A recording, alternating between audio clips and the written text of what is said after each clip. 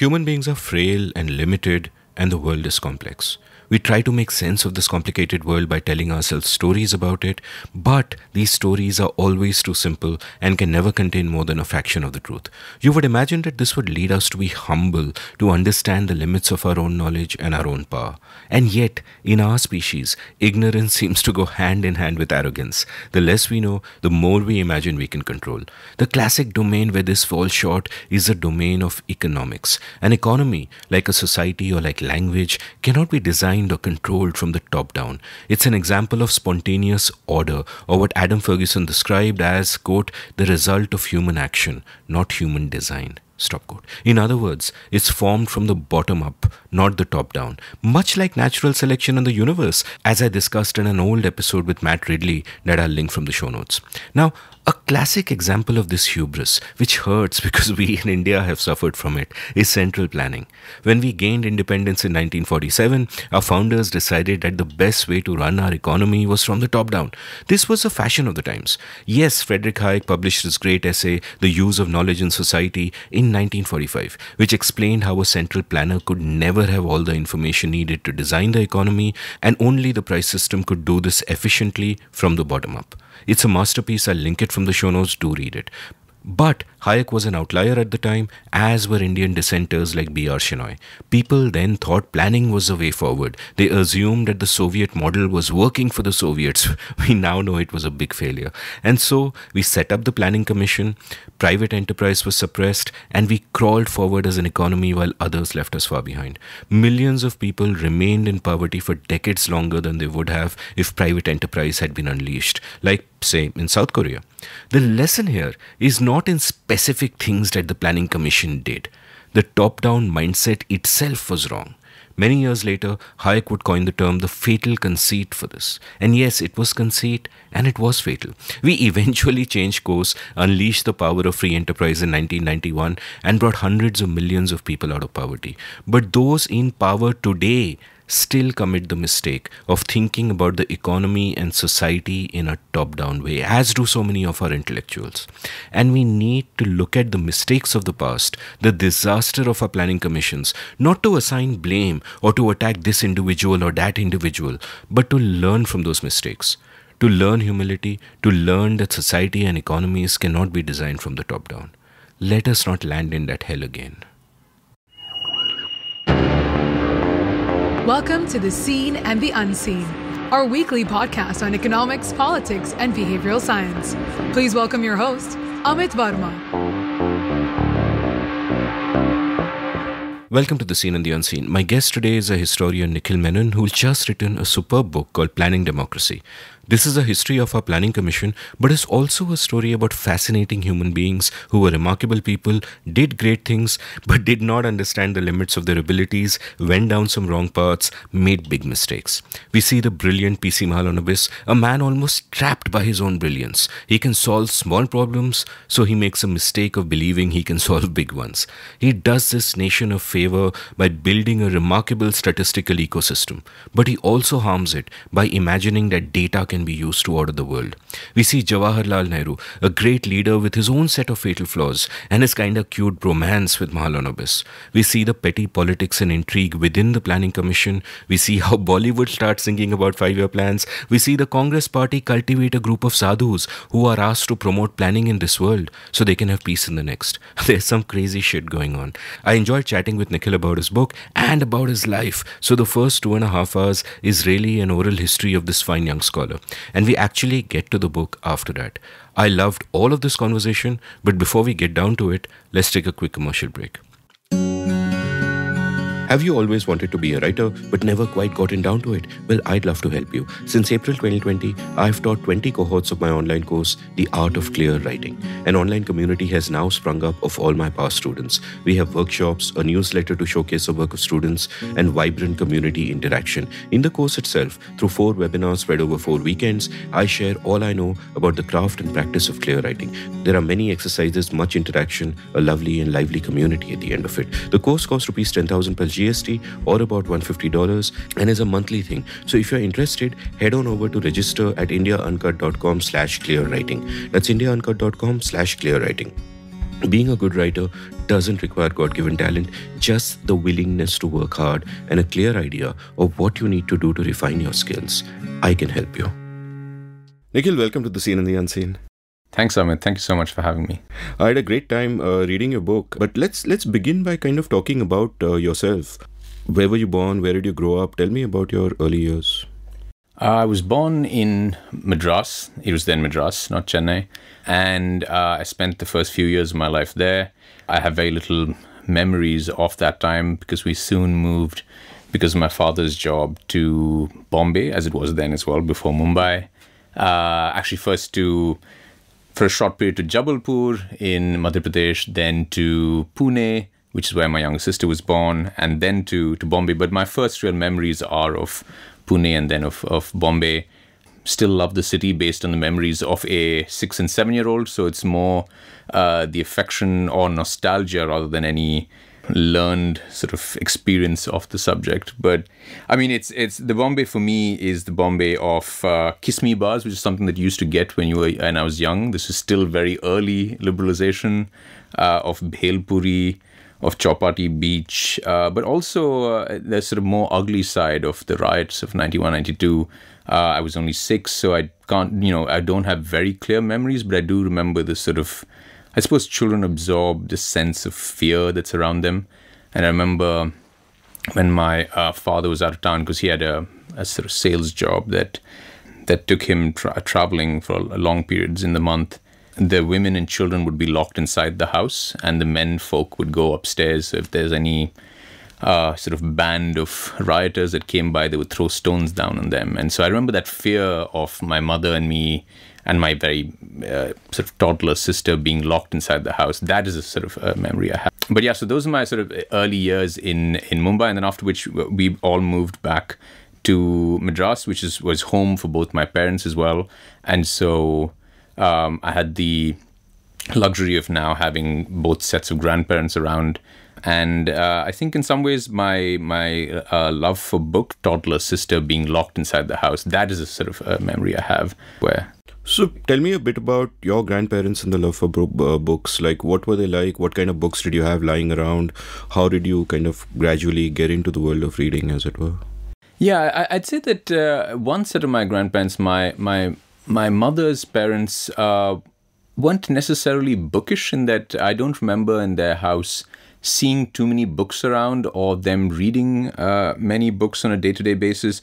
And that might be because my grandmother, who was the more bookish of the couple, she died when I was very young, and so I didn't get to interact with her. But I do know of stories from family members about her love for learning. She, because of her life circumstances, could not study perhaps as much as she wanted to, but her daughters certainly have, and her children have. But it was my other set of my paternal grandparents. My grandfather was a journalist, and he worked for a now defunct newspaper called the Madras Mail, and he worked for it before independence and then after as well. And he was the sort of person that you'd always find with a book. He would go anywhere. When he would take me for haircuts, he would carry a book along. When he was going on an auto rickshaw ride, he would carry a book. It was almost a sort of source of comfort, a crutch almost. But the books that he had around were the sort of books that I imbibed. And I think that after a point he was enormously fond of me and I of him. But I suppose after a point, you don't want to be just telling, children's stories. So he would just read out to me whatever he was reading. And so these would then be the unabridged Sherlock Holmes, all the entire series of the Sherlock Holmes stories. Then sometimes he would read the Ramayana, the Mahabharata, and explain those stories to me. That, of course, would be abridged many times over to make it intelligible to me. And so I remember that being associating books in some ways with him and his smell. He used to use snuff, and so I remember associating books with that smell and with him, and with his dog, who he saved from death at a dog pound by, the story goes, by while on there to do a story on dog pounds, he saw this one dog puppy, and who was so tiny that he couldn't bear the thought of it being killed, and so he literally put it in his shirt pocket and walked out. And so that dog, Sumi, would also be, apart from me, the other listener to these stories. And so I think I associate, in some ways, perhaps I associate reading books with those moments of being perfectly enraptured by my grandfather reading a story, those smells, being in my grandparents' house, and having a dog by the side. Wow, that's such a charming memory. And when you read those stories now, do you hear his voice? I do hear his voice. I hear his voice also when I often think of him. He also died when I was young, but I often think of him. Hear his voice when I'm not a religious person, but my parents are, and when we go to a temple or there's like a sort of puja or there's something now. It used to be done for my benefit, now for my very young daughter's benefit. I remember the prayers that he taught me, because those are the only prayers I know. Just the very standard Sri Ram Jayam, Om Namah Shivaya, and after the Ganpati prayer, sort of knocking my forehead. That's something that he used to do. So I associate those things with him, and I also, yes, I do see his books at my aunt's place. I made sure to have one copy of his books now sit with me in my bedroom along with some other books in the US. And so it is nice to know that those very same books that he used to read out to me from. I have to confess that I haven't gone back to reading all of Arthur Conan Doyle's oeuvre, but it is I suppose I appreciate those stories more for the memories that they spark rather than the stories themselves, which are wonderful. But so in your book you described C.D. Deshmukh, Chintaman Deshmukh, as a rooted cosmopolitan, which is a fascinating phrase. And the first time I heard it, it was used by one of my earlier guests, Sugata Srinivasa Raju, describing himself. And I thought to myself that, I am cosmopolitan, but I don't feel quite so rooted. But I admire those who are. It's something that I envy, because I think there is something in that. Like in Deshmukh's case, you wrote, quote, he was a rooted cosmopolitan, combining anglicized sophistication with Brahmanical learning, and so on. You go on to elaborate on that. And it strikes me that your grandfather then also was a little bit like that, in the sense that he's reading out these Arthur Conan Doyle stories, and at the same time he's taught you prayers and shlokas and all of that. So tell me a little bit about sort of was that rooted cosmopolitanism, as it were, these different worlds coexisting harmoniously, was that a part of your growing up, and did it shape you in any way? Would you say that that's what you are as well, or do you feel you're more, one or the other? I certainly would not describe myself as that. I don't think I'm nearly quite as rooted in terms of my intellectual traditions. I would like to think I'm cosmopolitan. The fact that I at least have family across different places means that in some definitional way I am. I would like to think that I aspire to intellectual cosmopolitanism as well. And so it is an aspiration. And I think that, yes, C.D. Deshmukh certainly was. And though I hadn't thought about it, my grandfather certainly fits the bill as well. Somebody who was very comfortable speaking in 3 languages, could read and write in 3 languages, Tamil, Malayalam, and English, of course, which was the mode in which he did his job as a journalist. But also someone who, as you say, apart from just linguistic ability, which I lack. I mean, I don't have the ability in quite the same way as him to reflexively think in different languages, right? I don't think in different languages. I can read and speak Hindi, and I can understand Malayalam and Tamil, but I don't, I'm not comfortable writing in those languages as my grandfather certainly was. And certainly, I would not put even my grandfather at the level of someone like C.D. Deshmukh, who really was a translator of Sanskrit texts into Marathi and into English as well. And so he really was a root cosmopolitan. But also from the face of it, he would just look extremely anglicized, right? This is a quite dapper-looking man who was trained in Bombay and then topped the ICS exams and then was trained at Cambridge as well. And so he would seem like the kind of person who you would think of as deracinated, but actually was very rooted. And I have an admiration for that. Not to fetishize being rooted, but it's just that the way I was brought up, unfortunately, was at a time in which the emphasis on English was so much that I think that my parents felt that that was the most important thing. And I understand those choices, absolutely. But I do wish, for example, that I had greater facility in my mother tongue, Malayalam, right? Which, as the years go by without any grandparent alive anymore, I can see the sort of inevitable almost erosion of that entire world. Luckily, I speak, my parents live in Tamil Nadu and in Chennai, and so there's a sort of cognate language that I'm familiar with. But it is, in a sense, I can see that in a decade or two, I wonder how many people I would ever be able to speak in Malayalam too.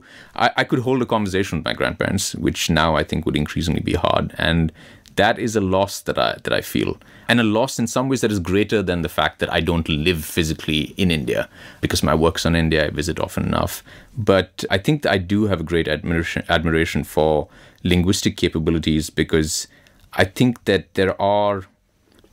I wonder often if there are things that are non-translatable and cultural textures that come from only inhabiting certain linguistic frames. And I wonder if the fact that I maybe can claim to possess that only in one language, what does that lead to? Even though, in Hindi I'm quite comfortable, I can read, right? I follow Hindi popular culture.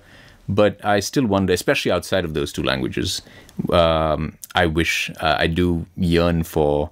I wish I was one of those people who could speak 6 languages from different continents. That is something that I admire. Yeah, and I often think about how those of us who are in India are so lucky to be here, in the sense that, one, there is no shortage of experiences and stories and textures all around you, and 2, there are so many languages, and all of these languages are windows into different kinds of worlds and experiences, right? And most Indians in some way or the other are multilingual. One thing I've noted is that most of the guests on the show, and it's a limitation, are English-speaking elites like myself. And for many of us, we've been brought up in this sort of English-speaking elite bubble where we have a view from within the bubble, and a lot of the mistaken notions about India that I had, that we are broadly liberal, that we are broadly tolerant, that we are broadly secular, were, I later realized with time, false.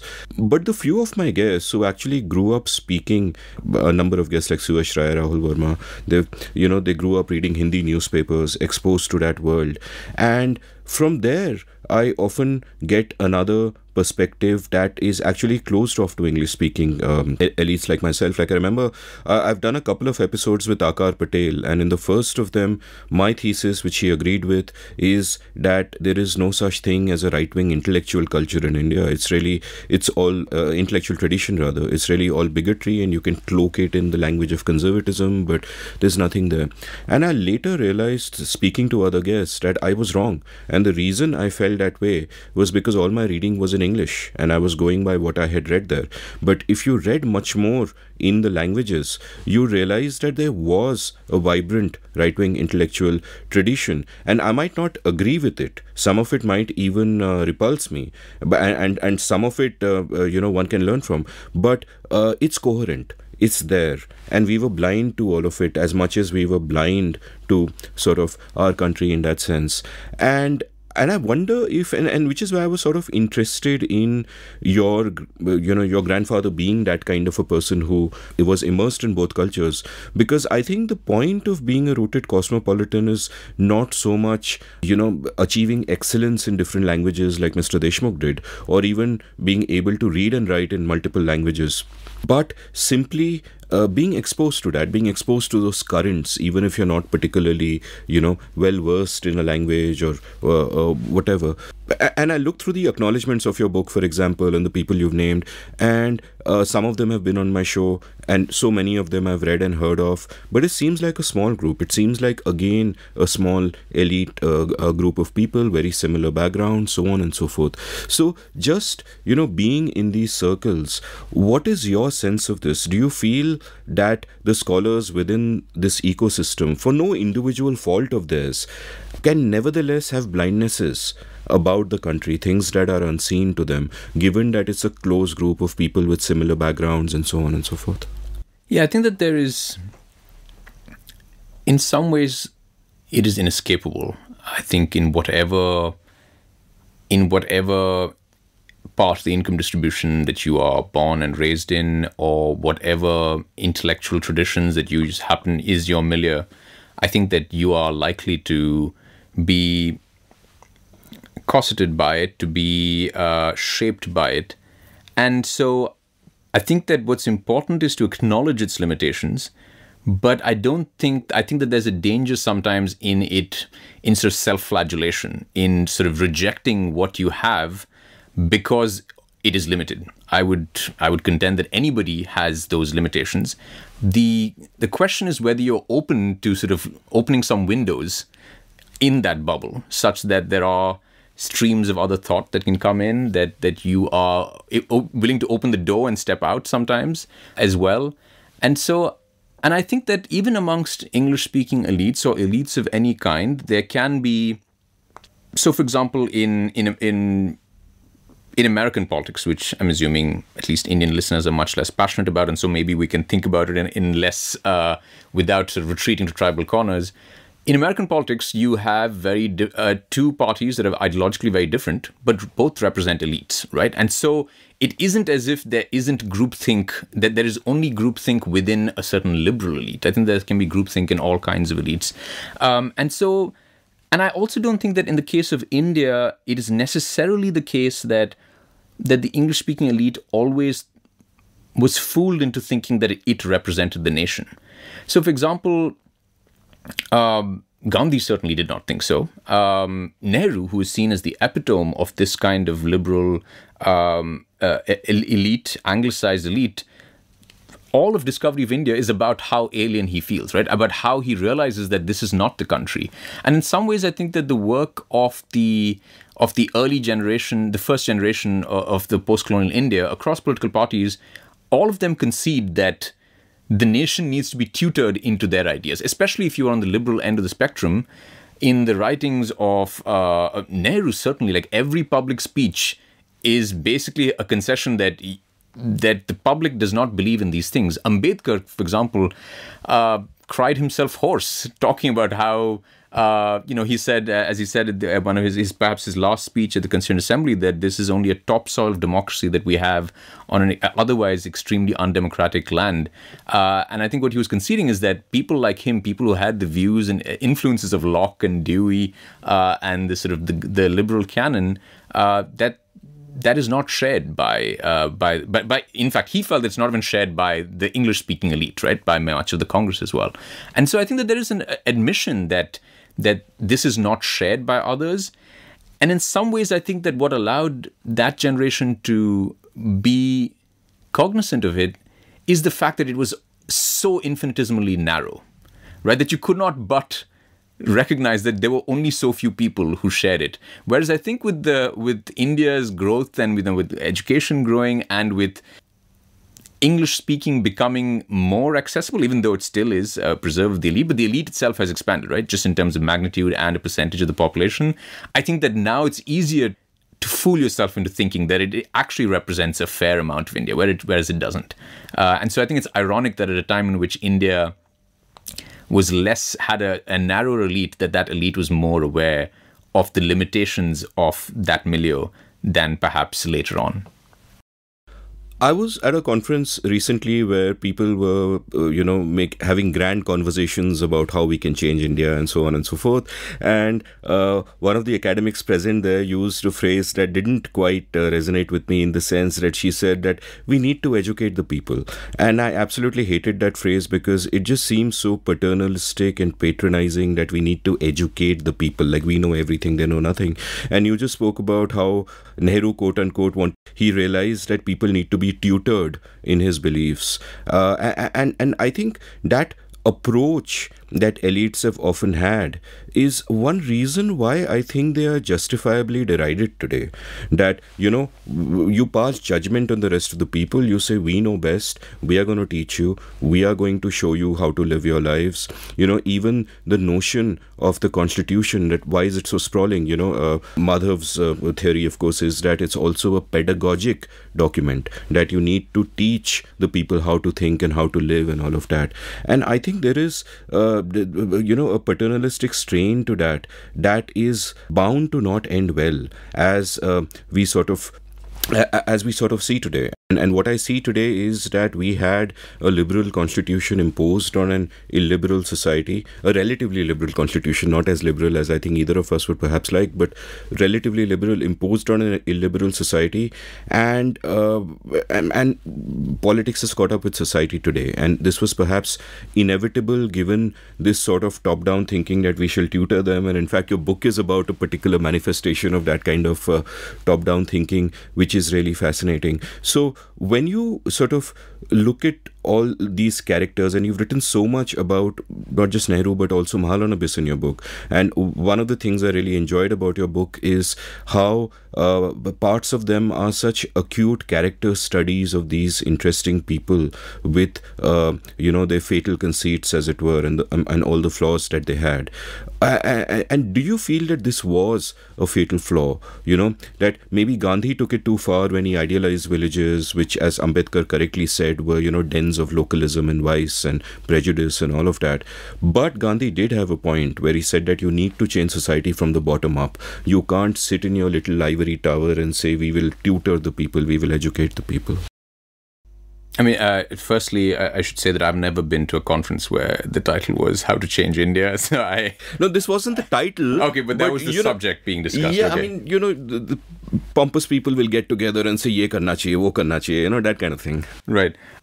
I'd say that paternalism, I'd agree with your characterization of what you say is in Madhav Khosla's book, that the Constitution is a pedagogic document. I'd say that in some ways the Nehruvian era is marked by that kind of pedagogic instinct. It's apparent in his speeches and in his writings and that reflected a view amongst the Congress at the time, that if you needed to have a liberal democracy with all of its limitations, that in a country that is actually deeply illiberal, that there was no way around it.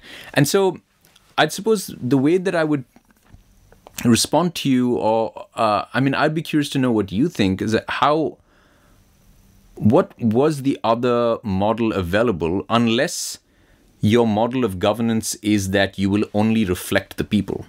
But for example, that is certainly not what the chief architect of the Constitution, Ambedkar, thought. I mean, he thought that it would be terrible if India the Constitution reflected the people, because he thought it was, as he referred to, villages as sort of dens of localism, ignorance, and vice.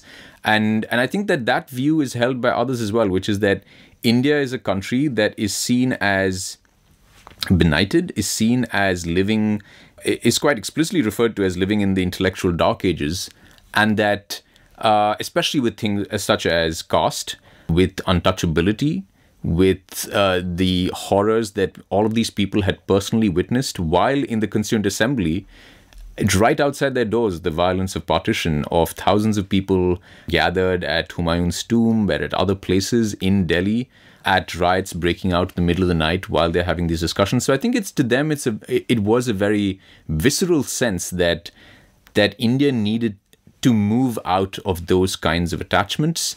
And does that lead to paternalism? Yes, but I wonder if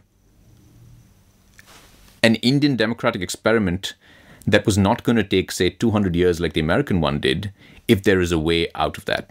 Because it seems to me that, even if you want to have an illiberal, perhaps if you want an illiberal democracy, then you wouldn't have to be so paternalistic, because in the view of many people at the time, India was illiberal on these counts. Even Gandhi believed that perhaps he wouldn't have used the language of liberalism, but he certainly disagreed fundamentally with the way in which India treated women, and we can debate whether Gandhi himself was above board on these matters.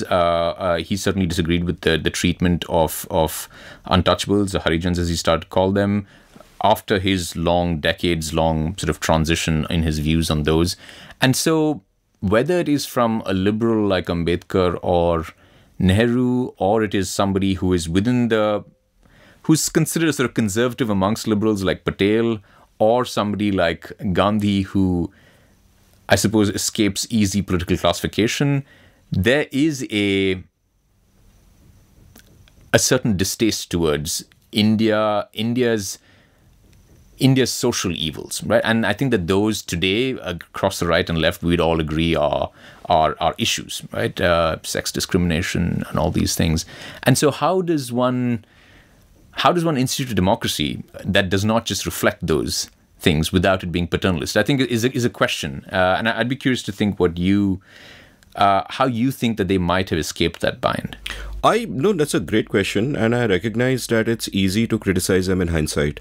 I think if I was there in the moment, it was perfectly natural for them to think the way they did. Ambedkar, of course, was right about society then, and what he said then holds true today. So that is a dilemma when Ambedkar talks about how the constitution is just a topsoil on democracy and all of that. It is such a profound lament. I think he himself knew in that moment that there are no easy answers, and given what the world thought at that time about what a state should be, what its relation to society should be, given our experiences with colonialism and so on and so forth, it's perfectly understandable for us to have gone down on all those directions then. I buy that. However, what we need to do today, I think, and enough people don't do with enough seriousness, is look back at that time and recognize in clear terms the mistakes that were made, because we do have the benefit of hindsight. What we see in modern times is, like I often say, that Narendra Modi, no matter how much he may rail against Nehru and Indira and all of that, is really their true successor in different ways. He thinks in a top-down way, just like Nehru did. He has the authoritarian instincts of Indira Gandhi. He has perhaps even the callousness and psychopathy of a Sanjay Gandhi, right? So it's almost as if we sort of learnt nothing from the past. We had this glorious golden moment between 91 and 2011, which lifted hundreds of millions of people out of poverty. And I have a number of episodes on that period, which I'll link from the show notes and why it ended.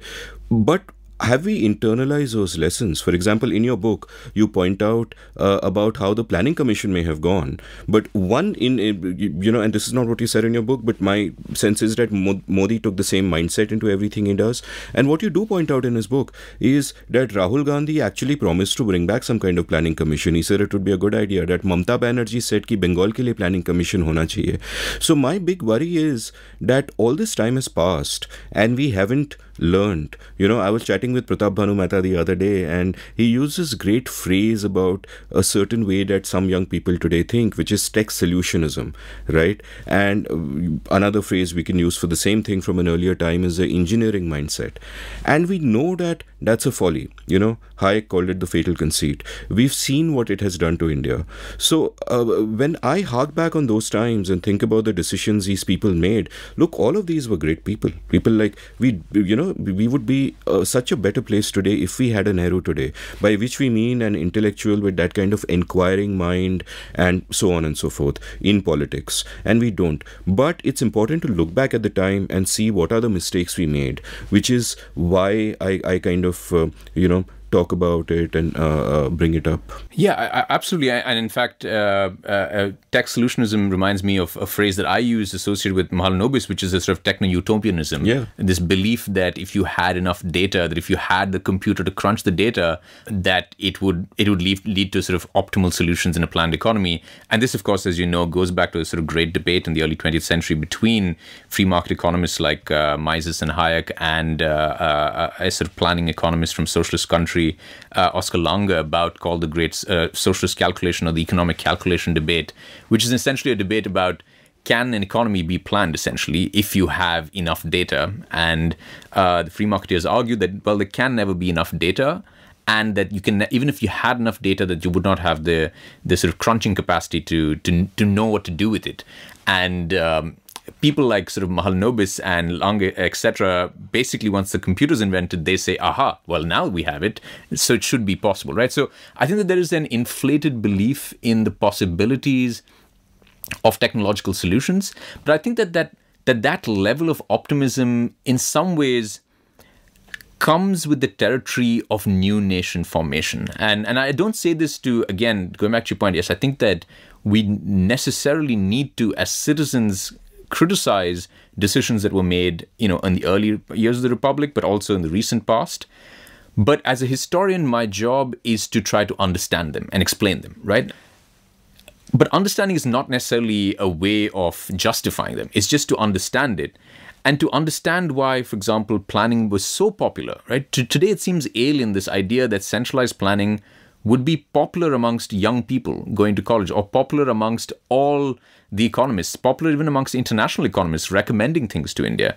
But I think that with this book and with whatever historians do, our job is to try to recreate that context. And I think that in recreating that context, I think that I realized how much technology mattered to this early generation, because it felt to this generation that technology was the way for India to leapfrog decades, if not centuries, of backwardness.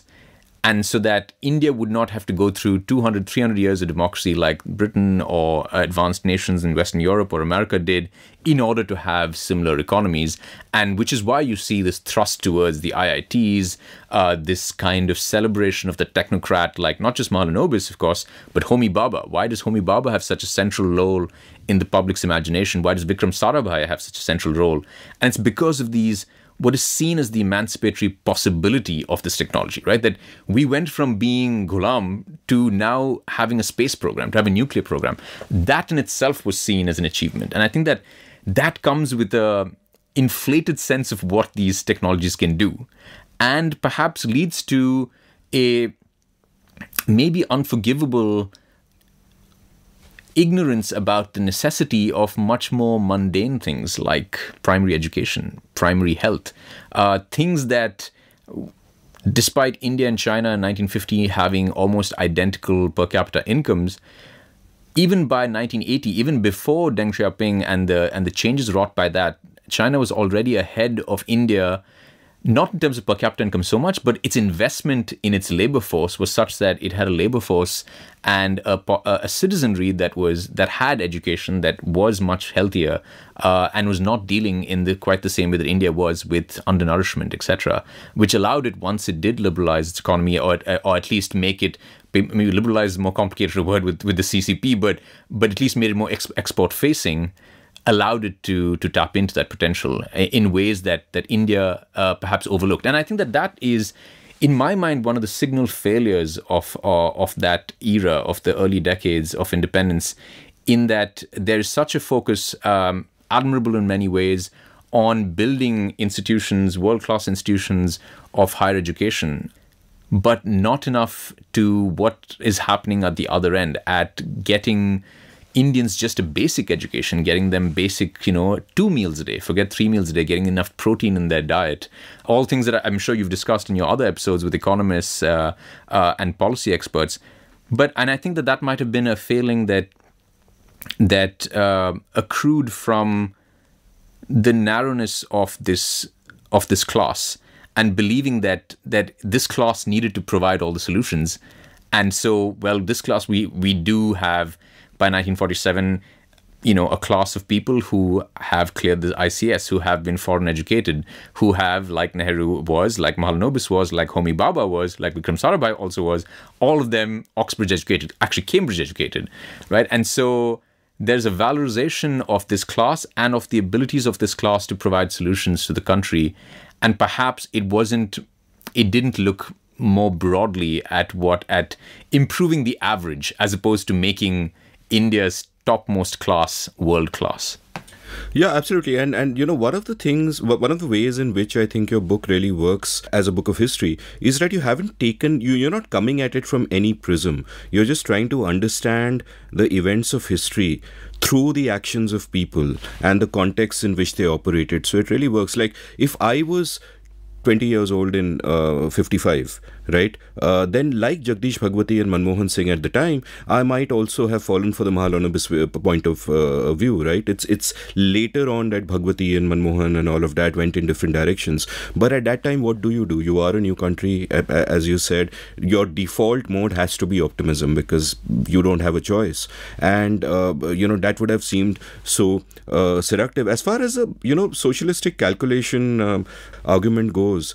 A couple of things. One, that I, of course, agree with, the Austrians and the free market economists on that you will never have enough data. That's point one, because, Borges has a story about how a good map of the world is as big as the world itself, right? And it's really a similar problem, except that a good map of the world, which is as big as the world itself, is immediately in the next instance a bad map of the world because the world has changed.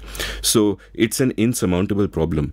Now, this led me to conceiving of a thought experiment which I posed to one of the libertarian guests on my show. I think it was David Bose. Was it Tyler Cowen or David Bose? I think it was David Bose. And the thought experiment was this, and it was sort of an anti-libertarian thought experiment.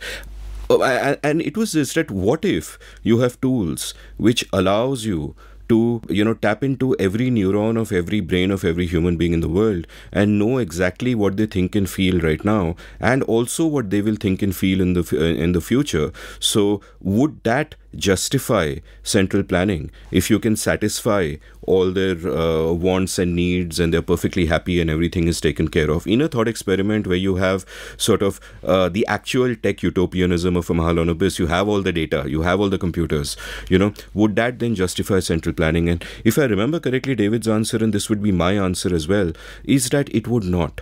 Even then it would not, because autonomy matters. You have to respect individual autonomy and individual agency and all of that, right? So just that fundamental way about the state directing the action of millions of people, even if you could do it to everyone's satisfaction, it still doesn't work for me. And I think that this was, a fundamental dilemma and an understandable dilemma at the start of the Republic, because of the scale of the task. How do we build this nation? How do we even bring it together? You are forced to think in terms of collectives and think of in terms of group identities and not individual identities. Thinking of individual rights at that moment is perhaps a luxury. I had a great episode on VP Menon with Narayani Basu, and VP Menon, of course, helped Patel in his project of, creating these lines on the map that we see today, the nation as we are. And I feel, at one level, an immense disquiet about that, because it seems to me like an act of fast-track colonization. What the British took 2-3 centuries to do, we are doing in a few months, with a combination of persuasion and coercion and promises that are later broken. And how moral is that? Now, on the other hand, I love this country as it is. It kind of worked out okay, but that would again be, justifying the means because of the end. But also, I get it. I get it that when you're in that moment where everything is falling apart, where it seems as if the center will not hold, I understand that centralizing impulse and to think of things like individual rights in that moment, no matter if you did pay lip service to them in the Constitution, but they're not protected adequately. I sort of get that. So, in that sense, I'm not going to fault our founders on anything that happened between independence and say till the mid-60s. I really get angry the mid-60s onwards, Indira Gandhi onwards, because I think, deliberate acts of vileness were carried out. I mean, a lot of Indira Gandhi's policies, economic and otherwise, were crimes on humanity. But until then, these were great men dealing with difficult and intractable problems. And thank God we don't, that phase is over. But we have more knowledge now, and we can look back and sort of, and even what you've done in your book, giving your readers the understanding of why these people, such as they were, with all their complexities, acted in the ways they did, I think is profoundly useful. It's profoundly useful because it goes past ideological dogmatism that centrists may feel today, or rather statists may feel today, and it gives that context that, okay, these are the decisions they make, like what do you do, right? What would you do in that place, but yeah, I mean, broadly, I think I spent a long time agreeing with you just now. No, I mean, thank you so much. I'm very glad to hear that you found that aspect useful. What you said about Borges, it sort of struck me as well, about this thirst for data and this belief, almost unfalsifiable belief that enough data will lead to a sort of omniscience and therefore lead to very good outcomes. And the irony about going back to the Borges story about trying to come up with a map for the world that is, if it has to be detailed enough, then just becomes a replication of the world. It's almost an irony that the person who seemingly has a view like that, P.C. Mahalanobis, is also the world's leading expert on sample surveying, whose logic is the absolute opposite, which is that you should not do enumeration of every single item, but instead take a representative sample and from that blow up to what it might represent, right? So that seems an ironic twist that the person who believes in this sort of centralized planning comes up with is one of the leaders in a very different kind of thought experiment. One that becomes so successful that is now that, as Angus Deaton, the Nobel Prize winner in economics, said, where Mahalanobis and India led, the rest of the world has followed, such that India's National Sample Survey has been used as inspiration for lots of the household surveys that are done by the World Bank and the United Nations today in more than 100 countries. So I found that contrast while you were talking very interesting. I also found it interesting because the thing about computers is that today we know that they cannot solve all of the world's problems. In fact, perhaps we might even blame them for a good deal of them. But again, as a historian, it took me by surprise how liberatory it was seen as being when it was first invented, when the first computers come, whether the Colossus in Britain, which is used for code breaking during the Second World War, or the ENIAC at the University of Pennsylvania's campus in Philadelphia. When Mahalanobis, we know from his diaries that I read while researching for this book, he has his diary in which he's traveling from Philadelphia to Princeton, meeting John von Neumann, meeting Albert Einstein, meeting these people, meeting Howard Aiken at Harvard. And he's talking about the computer, and he talks about it as solving all kinds of problems that we now know today that even the best supercomputer can't do. But at the time, again, it's the newness of it, and the absolute mind-boggling leap in human computational abilities with the first computers. The first computers, which, by the way, might have had some of the computing power that we might now carry around in our pockets, right? Much less than that. You would not be able to load Twitter on one of those. Exactly, yes. But it was seen as, and in fact was referred to in the American popular press as electronic brain, right? So it was seen as just being this, like a new kind of organism that could produce new kinds of results. But I think that related to this confidence in quantitative capacity leading to optimal outcomes is the fact that centralization of the economy or the state had got a good reputation amongst anti-colonial nationalists across the world from the late 19th century onwards. And the reason for that is that, for better or for worse, capitalism comes to be associated with colonialism, right? As the arch-colonial power in the world through the 19th and the 20th centuries, Britain is seen as, well, they had the Industrial Revolution. They are the primary capitalist nation in the world and the primary colonial nation in the world. And so you see this rhetoric being used by socialists and even non-socialist anti-colonialists across the world, in Africa, Asia, about capitalism being a form of colonialism. And so I think that once it is tarnished with that, it becomes very hard for anti-nationalists to think of themselves as capitalists in that manner, which is why when you look at the Constituent Assembly debates or parliamentary debates in the early 1950s, everyone refers to themselves as socialist.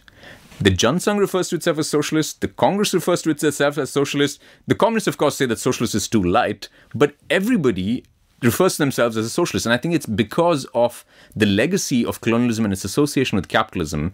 And then in the late 19th century, you have this epical event, which, at least to Indians at the time, which is the Meiji Restoration in 1868, in which you see this, what is seen as this kind of sleepy Asian nation that wouldn't allow, other countries to come visit or enter it, suddenly very rapidly modernizing and technologically advancing.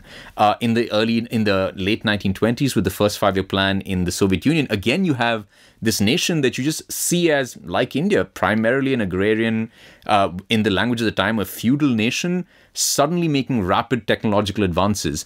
In the 1930s, it starts becoming clear that, well, you can have centralization even without adopting a communist system because, well, hey, America under FDR has, what people today might call forms of planning, right? The levels of public investment, the role of the state. And then by the 1940s, the very government that is colonizing you, in 1945, Winston Churchill is thrown out of power, Clement Attlee government comes into power. And the Labour manifesto, the Labour Party manifesto, refers to the Labour Party in England believing in a planned state. So now you have this as even at the very center of colonialism, them believing that the state should have a very central role. And the Second World War, of course, plays a very important aspect in this, because whichever side you are on, Allied or Axis, the state is playing the role of governing the economy. And I think that that gives a lot of belief to people in India, which is why by the 1940s, Indian industrialists are calling for planning. Gandhians, not Gandhi himself, but Gandhians are calling for planning. The Muslim League has its own plan. The Congress Party has many of its own plans as well. And so it becomes, in some ways, a part of the language of nationalism. And I think that is what, in the early part of the book at least, especially in the introduction, I try to recreate. Why is it that J.R.D. Tata is sitting in on National Planning Committee meetings in the 1940s? Why is it that people on the board of Tata and Sons or G.D. Birla or Lala Shriram are all on these planning committees? And I think it's that it's in some ways this sort of lost economic world in which the role of the state is just seen as non-negotiable in a way that today, of course, it's not.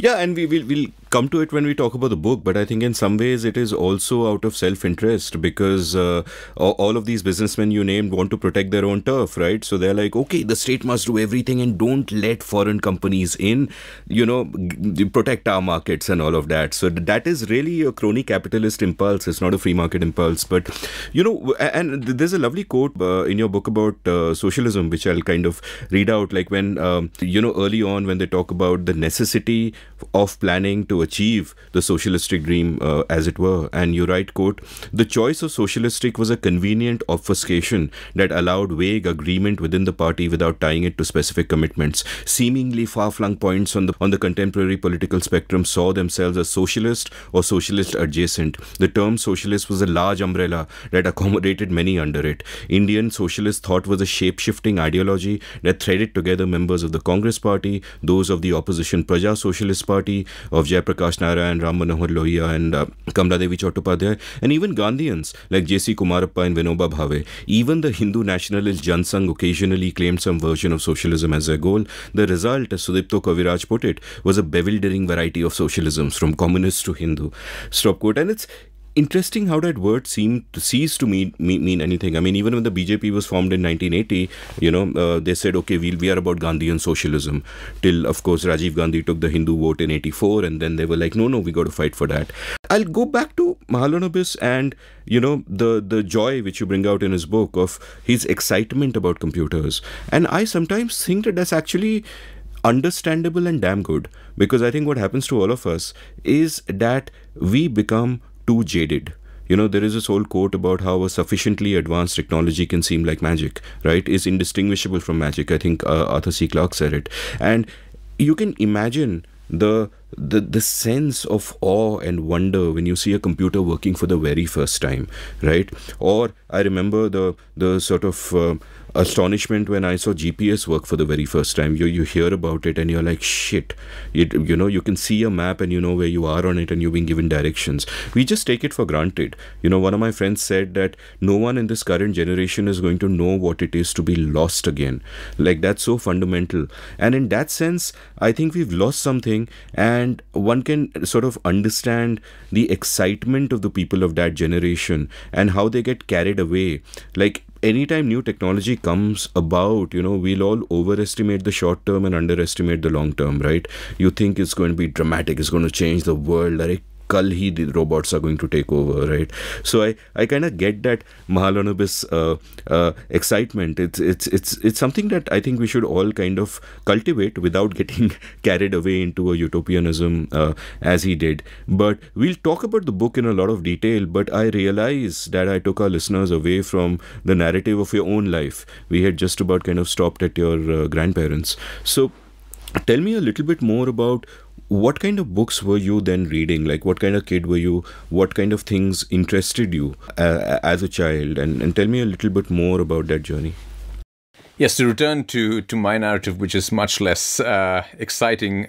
But as a child, I was interested in the things that I think many young children are, especially boys. I loved sports. I loved watching sports and playing sports. playing sports was a big part of my growing up, playing, on downstairs in the colony with the other kids, riding cycles, playing cricket with tennis ball or whatever, rubber ball or whatever we could find. Never a real cricket ball because that required too much investment and threatened too much bodily injury, which our techniques could not really handle, especially on the concrete surfaces that we played on.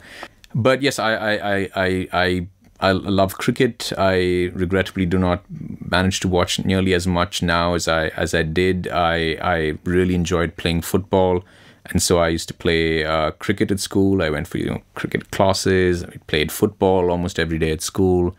Played later on in high school. Played badminton as well. And I remember cricket actually in my years in middle school and high school taking up a sort of disproportionate amount of mental space. The fortunes of the Indian cricket team and Sachin in particular kind of indexed my mood through days and months. And I think that is I think that is a very common case amongst people, perhaps especially gendered, perhaps especially young boys of my generation. And I think that now there's lots of interesting work that when I teach in the US to my students about the 90s and the early 2000s, when I teach liberalization and the changes it makes in Indian popular culture, I try to convey, perhaps unsuccessfully, how Sachin and cricket sort of transforms the lives and the popular culture and the kind of hoardings that you see around the city. So books were also a part of it. I would like to say that books were as important as sports, but they frankly weren't. But it was another aspect of my life. I enjoyed reading. I would get sometimes obsessed with certain books. I remember reading Les Miserables, the whole thing. I don't remember particularly enjoying it, but it almost became a sort of challenge that I need to, on my way to school and on my way back, and while I'm waiting, for my sister to finish her dance classes or her music classes. This is in Madras, where learning Carnatic music and Bharatanatyam are all sort of almost rites of passage that unfortunately or fortunately young girls go through. I myself went for some Carnatic classes as a very young child, and I think that the lack of talent was very, very quickly spotted. But I remember reading books like that big books that one felt that you had to read in order to be intelligent, but also books that I just enjoyed reading, in early middle school, your sort of Hardy Boys. But then after that, some books that were recommended to me or I saw, recommended in, I'm assuming in the pages of the Hindu, which is also a staple in Madras households. But I remember reading Gabriel Garcia Marquez, and that I remember not just feeling like this is part of what my literary diet should be, but actually enjoying it. Finding it difficult, but enjoying 100 Years of Solitude, especially perhaps, because one is a young teenager, especially Love in the Time of Cholera, though Love in the Time of Cholera is about extremely old people in love, but still finding that quite moving. So those are the books that come to mind. Who else? Marquez, certainly. I remember picking up Rushdie's Midnight's Children a couple of times and not making it past the first 50 pages, being arrested by the opening scene of this young Salim Sinai knocking his nose against the prayer mat and a ruby red drop of blood falling on it, but just finding it too difficult and all the sort of verbal acrobatics very impressive but hard to follow. And so I read quite widely. I read mostly fiction, a lot more fiction, and at a rate that I have never since matched. Regrettably, I wish I read. I'm trying now to start reading a lot more fiction again. But it was mostly books on fiction that I would find at my school library. My school was a big influence on me. I went to a school that is part of the Krishnamurti Foundation. It has the name that elicits always an interesting response. It was just called The School. And it's a school at which I joined when I was in the third grade, and I was there till I finished my schooling. My sister was there since her kindergarten, and my mother taught and teaches at that school. I found the experience of being at that school very different in a way that I could notice. It was appreciably different from the schooling and pedagogical experiences that I had before then. I was in a in a much more mainstream school in Pune and Mumbai, before that Bombay, where I remember having to Ratta Marufai, just memorize by rote multiplication tables, and if you got them wrong, you'd have to sort of stick out your knuckles, and you'd get rapped on the knuckles with a wooden ruler. I don't even remember if I ever got that on my knuckles, but I remember that being like a real fear that would happen, and it was also part of the sort of social humiliation of the fact that you had to go to the front of the class, and then you just extend your hands, and this teacher would do this. And so I went to school which not just didn't have any corporal punishment, but also had a much less hierarchical interaction between teachers and students. We'd call our teachers akkas and annas, which means elder sister and elder brother, which is not to say that there was no hierarchy. Of course there was, but that it didn't feel punitive in quite the same way. And I think it allowed me to feel much more comfortable. School began to feel, I was never one throughout school. I know there are many who end up in academia who just loved going to school every day because they just loved learning. That was not my experience. I would much rather have been at home every day playing cricket, playing football, but school was not something I feared necessarily because of the people at school. And I enjoyed my time there. I enjoyed the very small class sizes that we had. I remember in the 11th and 12th, I did history, and it was just two of us with my teacher for 2 years studying history, which is perhaps a sort of sad sign for history. But it was good in that at least we got to have wide-ranging discussions. Did the other kid become a historian as well? No, he did not. No, he did not. Perhaps for his to his eternal benefit, perhaps. He is quite happy in what he does.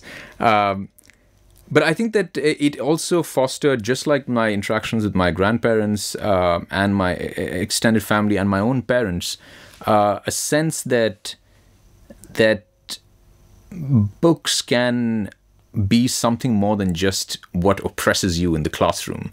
That they can be an escape, and they can be an escape not just when they're in fiction, but even in non-fiction, and that there is something. Yes, I might not, and I did not love classes in biology and chemistry, but that I felt that my school inculcated an appreciation for learning for its own sake, and that my job was in a sense to find what it was for me, not necessarily to become an academic, but find what is it for me that might give me a sense of that excitement and that about certain subjects. And so I really valued that. I found that, and I find this whole, the board exams and the stress that goes into it toxic. I was very much part of that, in that I was not able to shirk it. I could not play it cool. It just was miserable for me to go through. And I felt that I was very glad that those experiences of the 10th and 12th did not overshadow a different relationship that I had built with learning and the world of ideas, which I think is important regardless of whether you want to go into academia or not. I think that is a good thing. I mean, I know from my sister, for example, who also has this, who's not an academic at all, works for a media company, but I think that this was something that I shared. I know from friends of mine who are also not in academia but went through this school or similar schools, that they have this association with the liberal arts, with learning and with reading. And I, as years have passed on, I've come to appreciate that even more and more. And so, since you were asking about what my influences were at the time, I'd say that apart from specific books or authors, it was actually more this context, this milieu of going to a campus that was just so beautiful. It was referred to by, sometimes by bus conductors and auto drivers as the Kadu, which in Tamil means the forest, because it was really this lush campus on the Theosophical Society campus. It used to be in Adyar in Chennai, had this beautiful sprawling banyan tree at its sort of center, and it was a school where it might seem excessively hippie to some, but we didn't have uniforms. For many years in school, I just didn't wear footwear. We didn't have exams till the 8th grade, all of which I understand, many of your listeners might be parents and might balk at these ideas. But for me, it was, I think, a wonderful experience to have that. And there was an emphasis on environmentalism, which was, not common at all at that time amongst schools, certainly in Chennai. There was an emphasis on relating what you studied to social issues. And I think that is something that has stayed with me. We went on trips every year to a school farm, and this is not some kind of Enid Blyton farm. It was an actual functioning farm where they grew legumes and rice, etc. And we partook of farming activities, not in any coddled way. It's not like we were working like farmers, certainly not. We were not working from dawn to the middle of the day, but we would spend, a couple of hours working the farm. We would cook our own food. We would do the things that life there would entail. And I think that it gave me, again, it's not like privileged city-bred students can suddenly get a sense of what life is for others, but it certainly opens a window. And we would do that every year, from starting with 2 or 3 nights to, by the 11th and 12th grade, spending 3 weeks there. We would go on trips to study aspects of social concern. One that I have a sort of searing memory of is one in the 11th grade when we toured different districts in Tamil Nadu, studying caste and the presence still of untouchability, seeing things like the after effects of the 2-tumbler system, seeing things like people in a village coming and telling us, well, you're all upper caste, why are you going and staying in that part of the village, why are you eating there? Meeting a woman who, I remember this so clearly, who only had a stump of an arm, and it was because she refused to sleep with an upper caste man in her village, and her arm was cut off and thrown into the fire in front of her. And meeting her and her daughter. And so realizing that, perhaps it was also maybe too much. Maybe it was too much for somebody so young to be exposed to something like that. But I think on the whole, it was an experience that really did shape me, that it gives you a visceral sense of these are worlds and these are privileges that I have not thought about.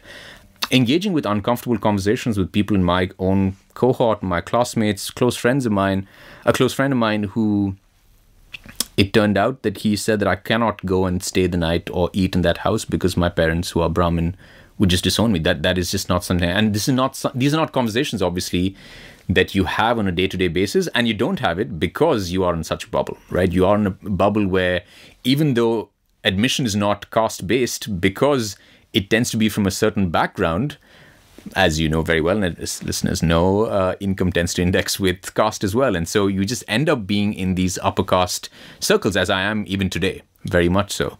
But having to confront this sort of thing really made me think about, I had to think about, well, what is my caste? How have I not been thinking about this so far?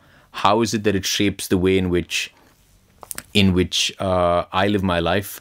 Why is it that when, so for example, if we have a domestic help at home, why is it that that she almost never sort of sits on the chairs, like when she's taking a rest? Why does she sort of sit on the floor?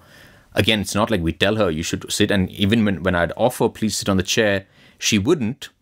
But that's obviously not just a personal preference of sitting on the floor. It's to do with years, maybe decades, maybe centuries of a system, not maybe centuries, certainly centuries, millennia perhaps, of a system that has ground people into believing certain things, or believing that shaking these boundaries might have bad consequences. And so in these ways, I found that this experience of school when I was very young was very helpful. And then when I went to college in Delhi, it was even more mind-expanding. Sorry, this is a long-winded explanation. No, it's lovely, and there's lots to think about. One of my friends who works in a very senior position in a big company had this lament to me once. He said that whenever I go out for lunch or dinner with my fellow CXO people, I will find that I have nothing to talk about with them, because they don't read books, they don't watch movies, they don't know the world outside their bubble, as it were. They don't seem to have an interior life, right? Or at least they don't seem to have a rich interior life. And that gets me to thinking, but there's a danger in thinking that some people don't have the facility for at interior life. I think that is very patronizing and very wrong.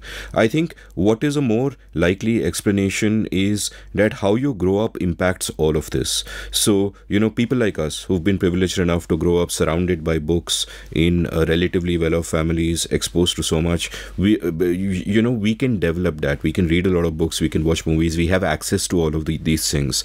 Most people don't. Now, just in the context of education, you speak about how your school gave all of you both the exposure by taking you to all these villages, by showing you a world outside the bubble, so you get that exposure, and also enabling you to read stuff, to discover joy in books that goes beyond, oh, I need to study this for my exam, right? Which I think is beautiful. And as you pointed out, it's like it's not just you. Even others who haven't gone in an academic direction still feel that books played an important role in their lives. And I'm just wondering whether what we think of as education itself is an artifact, whether it's deeply broken. Our concept of education, our education system really comes from the early 19th century, where you figured out a system to produce people to be workers in the Industrial Revolution, to be factory workers and so on and so forth. It is so regimented in terms of kids of the same age study together. There'll be the same bunch of subjects they will study. There are templates for everything. कि geography होगा, geography में ये syllabus होगा, इस class में ये syllabus होगा, उस class में. And beyond a certain point, is that really learning? Is that really education? So for people who don't have the kind of privileges we do to be able to go beyond this, I feel severely hobbled by that, right? So what are sort of your thoughts on it? I mean, you were lucky enough to go to a school that allowed you to get beyond this, and I guess people go to normal schools and obviously they get past all of it, and now you've escaped into a different world of higher education, which also I'll ask you about. But so I'm just thinking aloud here from your experiences, what are sort of your thoughts on that? Do we need to rethink all of this? Like typically when we talk about education, we'll talk in terms of not enough people are being able to go to school, which is a problem, yes. We'll talk about outcomes in education, but those outcomes in education will be framed within the system as it is now, which I would argue is ossified and outdated and all of that, and so on and so forth. But I'd argue that we need to fundamentally rethink it. Just the whole structure of that. So what are your thoughts?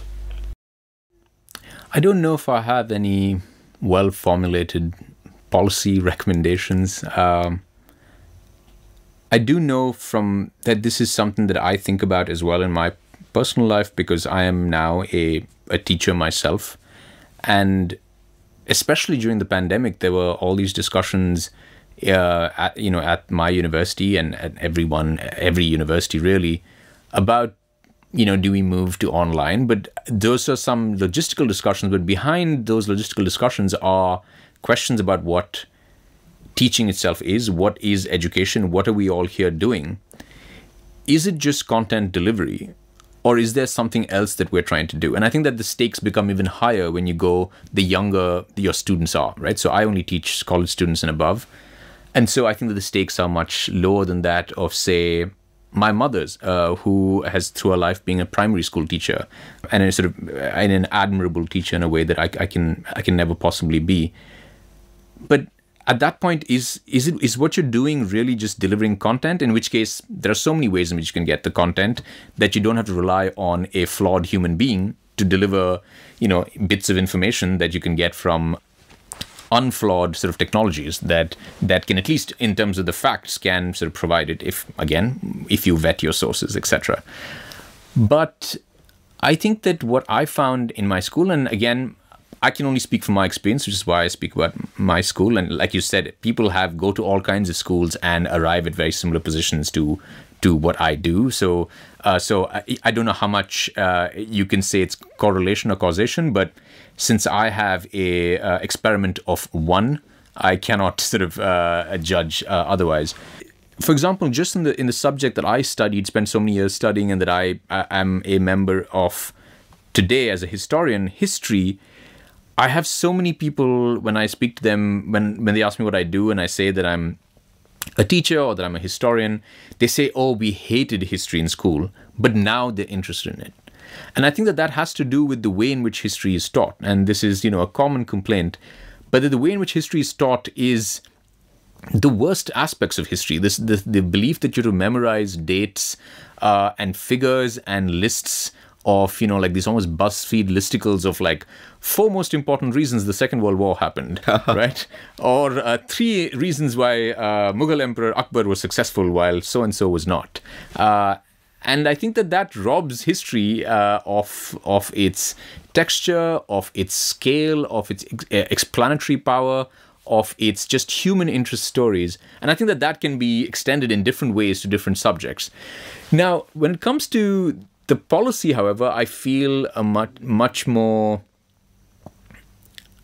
I don't feel quite as confident talking about what can be done to change the way in which education is done in general. I might have some thoughts about how history might be taught. But in other subjects, because I find myself pulled in different directions between thinking, should we just burn this to the ground and come up with a better system? Or, given that we're not even at educating every child in an adequate way, and that even the people that are on the books as educated or literate, studies have shown by economists who specialize in education that their level of literacy is not what, say, an 8th standard student should have. And at that point, then I wonder, are these quite literally first world problems? Should we be actually trying to just... whatever our definition of education and literacy is, should we be first attempting to have every child in India educated, say, to the 10th standard or the 12th standard, have that as a goal first, and have them, get midday meal schemes, get them, properly nourished, etc., and then look at... I wonder if, for example, if otherwise we risk making the same kinds of mistakes that you made in the Nehruvian era, where you try to think of, well, we need IIMs, we need IITs, but you forget the very basics and the nuts and bolts. And so that's why I'm a bit conflicted about wondering whether pedagogical methods and standards should change, or whether doing that might be putting the cart in front of the horse.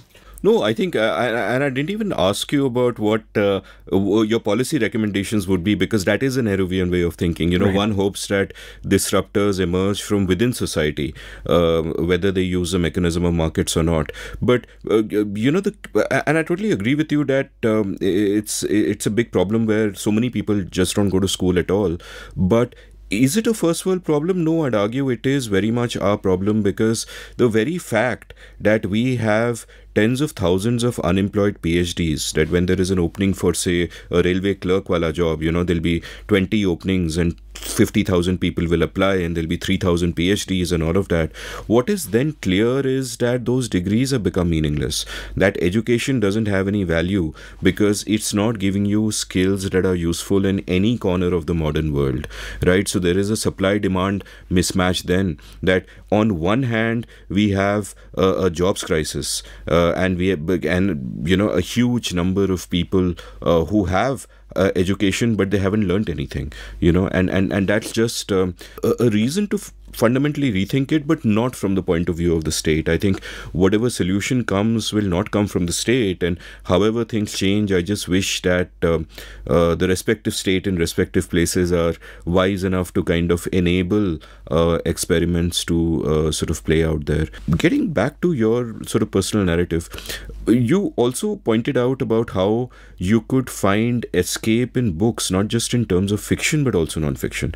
And that's fascinating, because for me, when I was a kid growing up, most of the escape that I found were really in fiction at that time, in my teenage years and all of that. Elaborate a bit on what you meant by finding escape in books of non-fiction, and how was your reading and how were your interests progressing through the reading that you did? Yeah, and to clarify, maybe I wasn't clear, much of my escape was also in fiction. There was some non-fiction, but I think that the non-fiction tended to be just books of history on, I remember reading some books on like Nazi Germany, finding, war, again, as, young boys are likely to do, finding that exciting and wanting to know more. Again, my grandfather was an influence on this. He liked reading books of history. I remember him talking about books, old Hollywood movies on wars, like The Guns of Navarone was like a movie that for some reason sticks in my mind as something that he would talk about. But also I think that the sort of blend of mythology and history really was something that I was interested in. I would read Amar Chitra Kathas and Twinkle comics, and I remember comics on the Ramayana and the Mahabharata, on Karna, on the sort of superpowers of these people. Because again, I think that it goes back to my bedside stories by my grandfather, and him explaining why Karna was really a hero and does not get his due, or why is it that Krishna does not reveal himself till the moment that he chooses. Why doesn't, if you're a god? Because my question was, I suppose, a rational one for a child, which is that if you're a god and you're omniscient and you're all powerful, then why don't you just end this? And so I think those are the sort of interests that continued in, that got funneled into other directions with interests in books on history, etc. But it was mostly the world of fiction that I was interested in, and the world of I also enjoyed watching, like I do today. I enjoyed following popular culture, watching Bollywood movies, Hollywood movies. I loved, as I said, sports. Consumed as much as I could of it. But I think that my reading diet and my forms of escapism, maybe not escapism, but my forms of reading changed quite fundamentally after I went to college, as it does for many people. And for me, the fact that it also was a change of location, was a time when I left home at 17 to live in a different city. I was living by myself. I mean, though I have an aunt who lives in Delhi, so I had, like what they call a local guardian who I'd visit every weekend. But living on my own, interacting with people who are very different, linguistically, of course, from different parts of the country, from very different economic brackets. And in some ways, I think that is one of the great privileges afforded by Delhi University for everyone, that you are, at least for me, it's the first time in my life, in a group or class of people, in a classroom filled with people from all over the country, in a way in which, I don't think really any school in any part of India really does. And in a classroom, this was at Ramjas College in Delhi University, in which not everybody, in fact, a very minority of my class in history, beginning, this was in 2004, spoke English in a way that in which they would be comfortable chatting in English outside of class, right? They all knew English, of course, and read and write and did their work in English. But and so for me, that meant that I had to shore up my skills in a different language. That I had to also, it had people from different income backgrounds, people from very different cultural backgrounds. It's not just income differences, but also cultural backgrounds. I lived off campus in paying guest accommodation, very, very small, very humble. I remember my rent was, I think, 1,750 for the first year, after which it was hiked. Which year was this? This was 2004. And I lived with in a sort of single room accommodation, which through staircases, I mean, these are all, of course, illegal buildings that were built for partition refugees. And so I must have been in what must have been a storeroom at some point, which just had enough space for a single bed, a single table, and a single chair. But there was a kitchen that people who lived in similar places like me, we shared. And they were friends of mine, Anand and Abhishek Bhatia, who were both from Bihar. And so who had very different, backgrounds and very different life experiences to me, and very different cultural references. Though, for example, they were of very similar, maybe, economic background, but they found the fact that I spoke primarily in English to be an oddity, right? And the fact that I was not as comfortable as them in Hindi was a strange thing, which is understandable. In Delhi, most people speak Hindi, and so I wasn't one of those. But you also encounter things that you just would never imagine that you would first. I mean, I remember at Delhi University, in one of my first days going to college, somebody said, "You are from Madras?" And I said, "You're Madrasi?" And I said, "Yes." And he said, "But you're not black." I mean, there's literally, and this is not a joke. And so you realize that there's all these sort of, I mean, it's telling about the sort of colorism that exists in our society, but also telling about how rarely this person had obviously encountered somebody from the South. And so I suppose there was a mutual incomprehension. Like I found many things strange, but I suppose many people found me strange as well. But I found the first year in Delhi quite difficult to get used to. To get used to this sort of different climate, not climate. I don't mean in terms of weather, but I meant sort of intellectual climate, cultural climate. To get used to a place that I don't know if you or your listeners would feel the same, but a place that is much more aggressive than Chennai is certainly. I remember very clearly being in a tutorial class that was being taken by Professor Hari Sen, who I heard is just very recently retired from the university, wonderful teacher. But being in a tutorial and seeing behind him in the window 4 men stomping on another man very, very violently, and sort of me trying to meekly say, sir, excuse me, and him saying, no, Nikhil, you need to wait your turn, and me trying to say that no, this is actually a matter of violence unfolding behind you. And this was the sort of thing that at the time, I think that Ramjas was going through a transition. I went there recently. It's a much more elite college now. But at the time was undergoing quite a transition, and there were these aspects of college life in Delhi, which again is not like, from what I've heard, what it was in the 90s and earlier, but violence was pretty common. I mean, this sort of thing could happen was very common.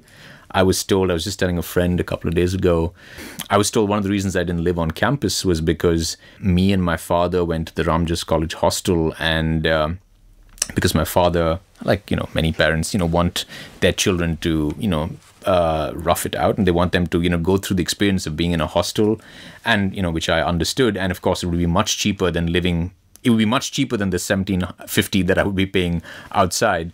But I remember somebody at the hostel telling my father, जी आपको तो मुश्किल होगा, ये तो ना तो बिहारी है, ना तो जाट है, ना तो नॉर्थ ईस्ट का है. And so basically when a fight broke out, he was saying that this person has no protection. And so I remember all of that being truly alarming to me. I knew about Delhi University and ragging. I hadn't confronted the thought of there will be gangs and that there will actually be violence between them, and that I needed to have a side, and that I need to pick a side and be under the chhatra chaya of one of these. So those are the sort of things that I found quite different and very new. And I think overall it was to my benefit that I had those experiences and that I learned from them.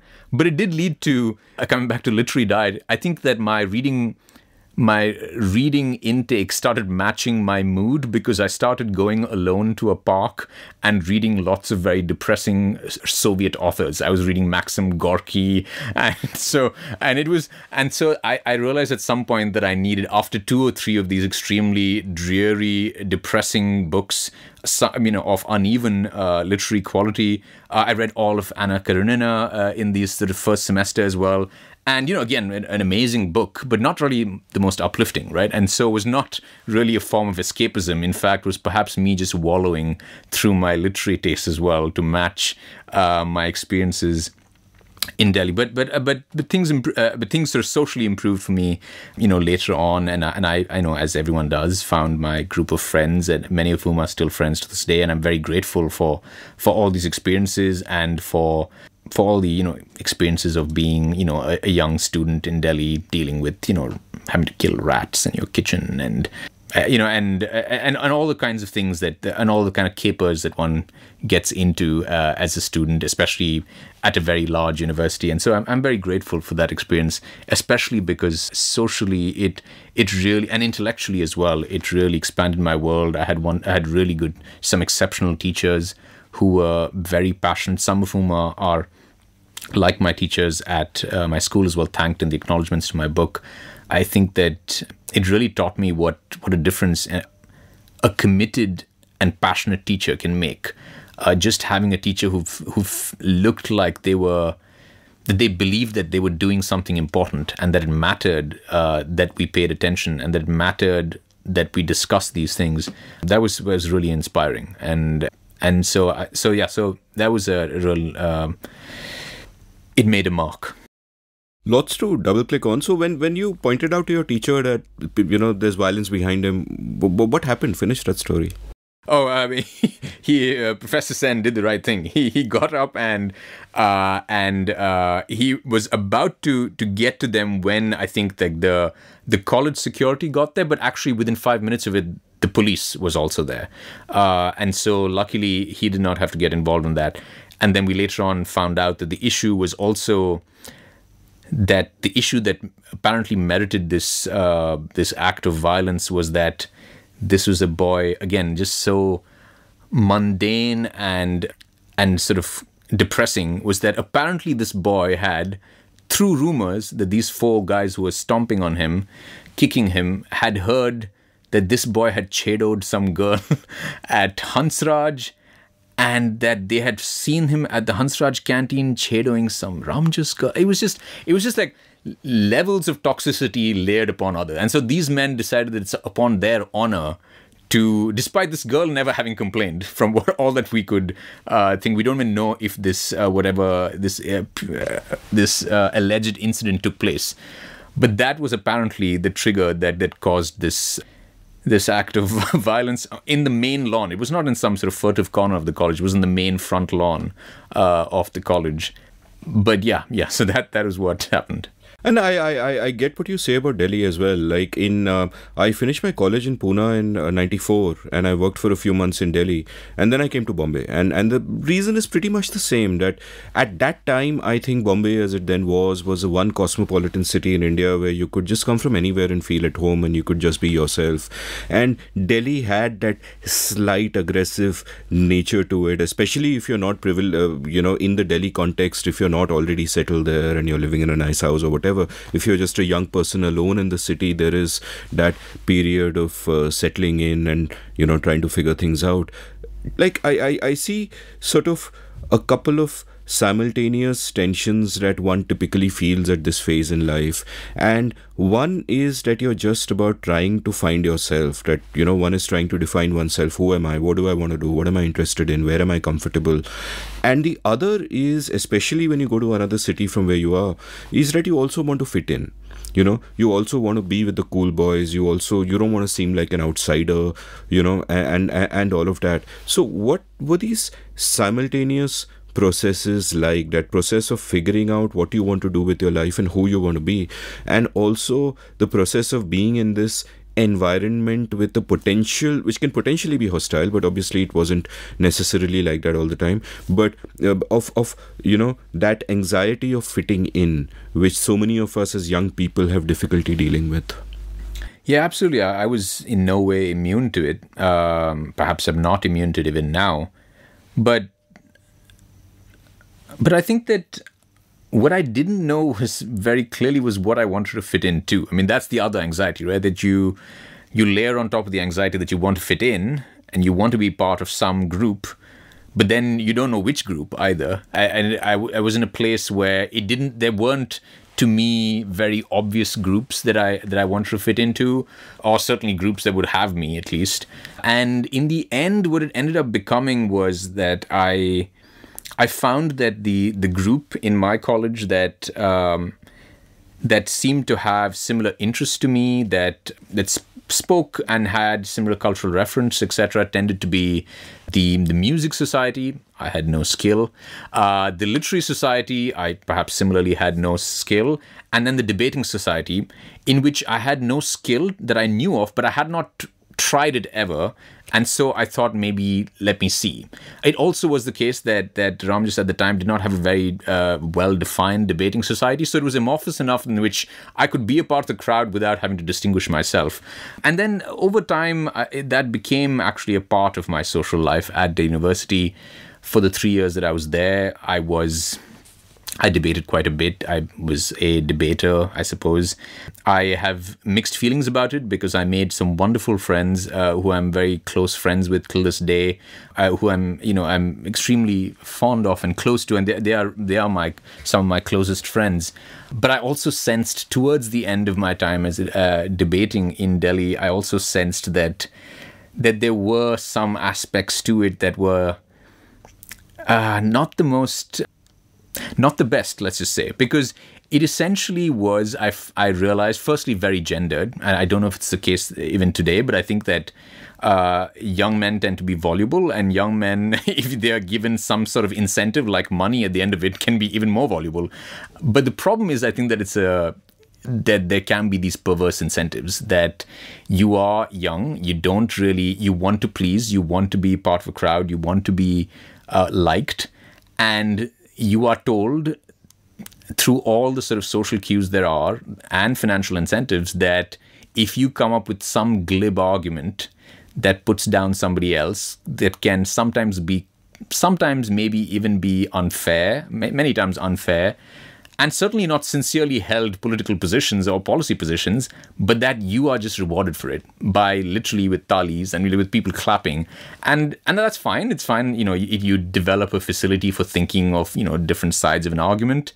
But I think that it can also lead to just being glib about many things, believing that, well, there are two sides to everything, and that there are many sides to everything, and therefore not really thinking about, well, what do I really believe in, and what are the actual political and social costs of these things, just because you are so attuned to thinking in this manner, which is actually kind of shallow.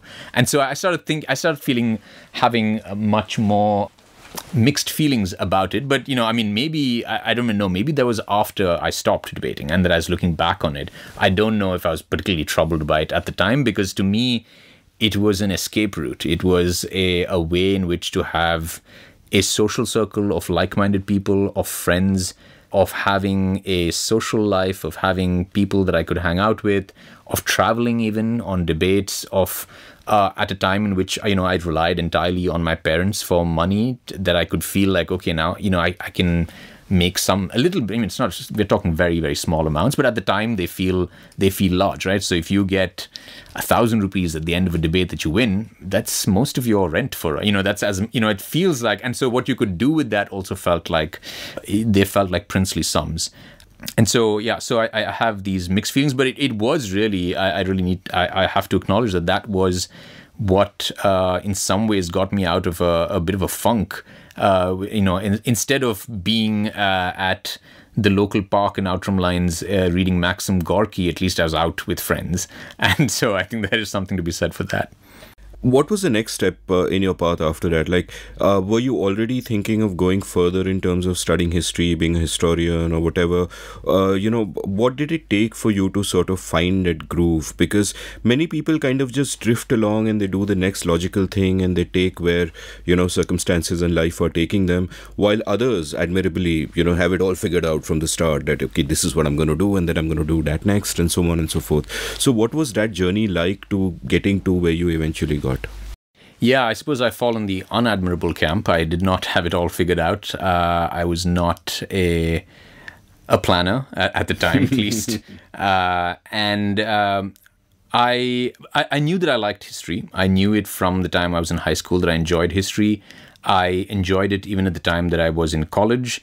I suppose I did, I was doing all right in it. So that was some sort of signal that, maybe it's not the worst decision to stick to something that you are all right at.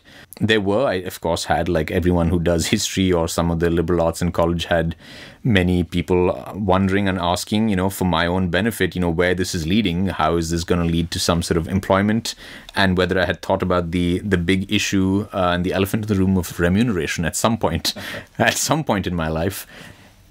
And I suppose choosing to ignore all these very concerned questions, I decided that I just needed to do a master's in history. And suppose I was just then being carried along by the current of, well, I like doing this. I'm not bad at it. I seem to be okay at it. People seem to think I'm good at it. And so I went to the university for my master's. I was at the university. I was sort of changed college affiliations, but I basically stayed in the International Students House, which, I'm not international, I'm an Indian citizen, but they had some kind of, quotas for people who did extracurriculars, and somehow, and the life there was definitely better than staying in my paying guest accommodations. And so, again, it was like now I was staying in this place with people from all over the world, many African nations, many Asian countries. And so that was a nice experience, and it it came with much more comfortable lodgings. I, for the first time, had, again, to younger listeners, this might sound strange, but it was only my master's when I was well into my, I was maybe 19 or 20 at the time that I got my first laptop, partly which I could pay for, partly through, the fact that I had, I could tell my parents that, I've saved some money from these debates. And so they were like, okay, so, you deserve a laptop at this point. And so, life sort of became much more comfortable on a day-to-day basis. But also I began to think about my future and sort of career prospects more seriously once I was in the master's, because of course then you're doing an advanced degree. And so I started looking at people and thinking, oh, is that a path I could follow? Can I see myself as a historian? It still seemed very far-fetched. Well, there are moments when even now it seems very far-fetched, but and certainly I don't compare myself to the people I had as my models at the time. I looked at the professors I had at the time, and these are some excellent teachers and scholars, right? We're talking Shahid Amin, Dilip Menon. These are some really Sunil Kumar. These are all, really, really scholars who had made a name for themselves in their scholarship alone, but also were very good teachers. It was also at a time in which there were debates. I mean, there have been debates about the politicization of history, since its independence, certainly so since the Babri Masjid came down in 92.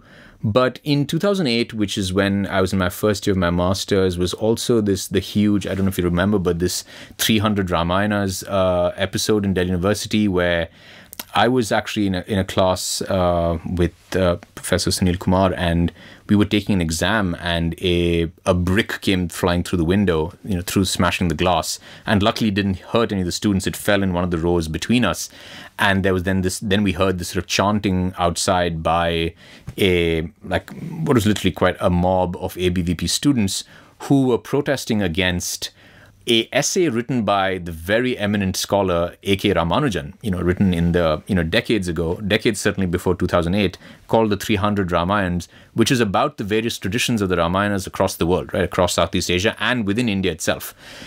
This was seen as some kind of some sort of apostasy by the ABVP, who said that there is only one Ramayan and there aren't these different Ramayans in which, as we know, like in the south and in Sri Lanka, where Ravan is seen as the real protagonist and the hero.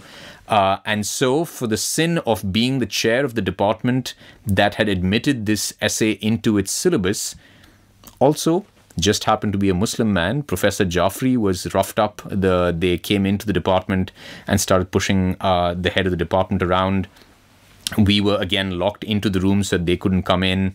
But that led to, afterwards, the entire student body of our class joining with other students across the campus in this kind of show of solidarity with Professor Jaffrey, and with the fact that you should be allowed to study whatever text you want, especially at the master's level. If it's been vetted by other academics, and even if not vetted by other academics, you should just be able to study whatever text you want. And this was didn't even seem like a controversial choice. This was a very eminent academic's essay on a subject that is universally acknowledged as existing, which led to almost, towards the late in the evening, a kind of showdown between us students and this ABVP. And the ABVP was obviously not interested in this necessarily for the intellectual reasons about the Ramayana, but it was also part of, DUSU politics, Delhi University Student Union politics and all of that. But there was this sort of police barricade between us and these students. And in some ways, history, which had always been alive in Delhi in these ways in which we had read about and talked about the ways in which history is politicized, it became much more real.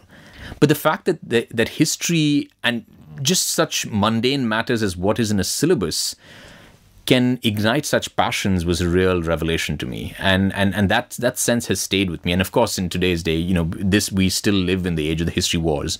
But that sense of aggrievement mapped onto the syllabus that some other student, it wasn't as if any of these students were being forced to study it. There might have been MA history students amongst them, but that was not there. It wasn't that we as students do not want to study this. It's that you as scholars or scholars in training should not be studying this because it offends our sentiments. And I think that that was very eye-opening to me. And it seems to me that two contradictory conclusions can be made about history here. And one is that history is therefore not some boring dead subject. It's more relevant than ever. Like you said, it's alive.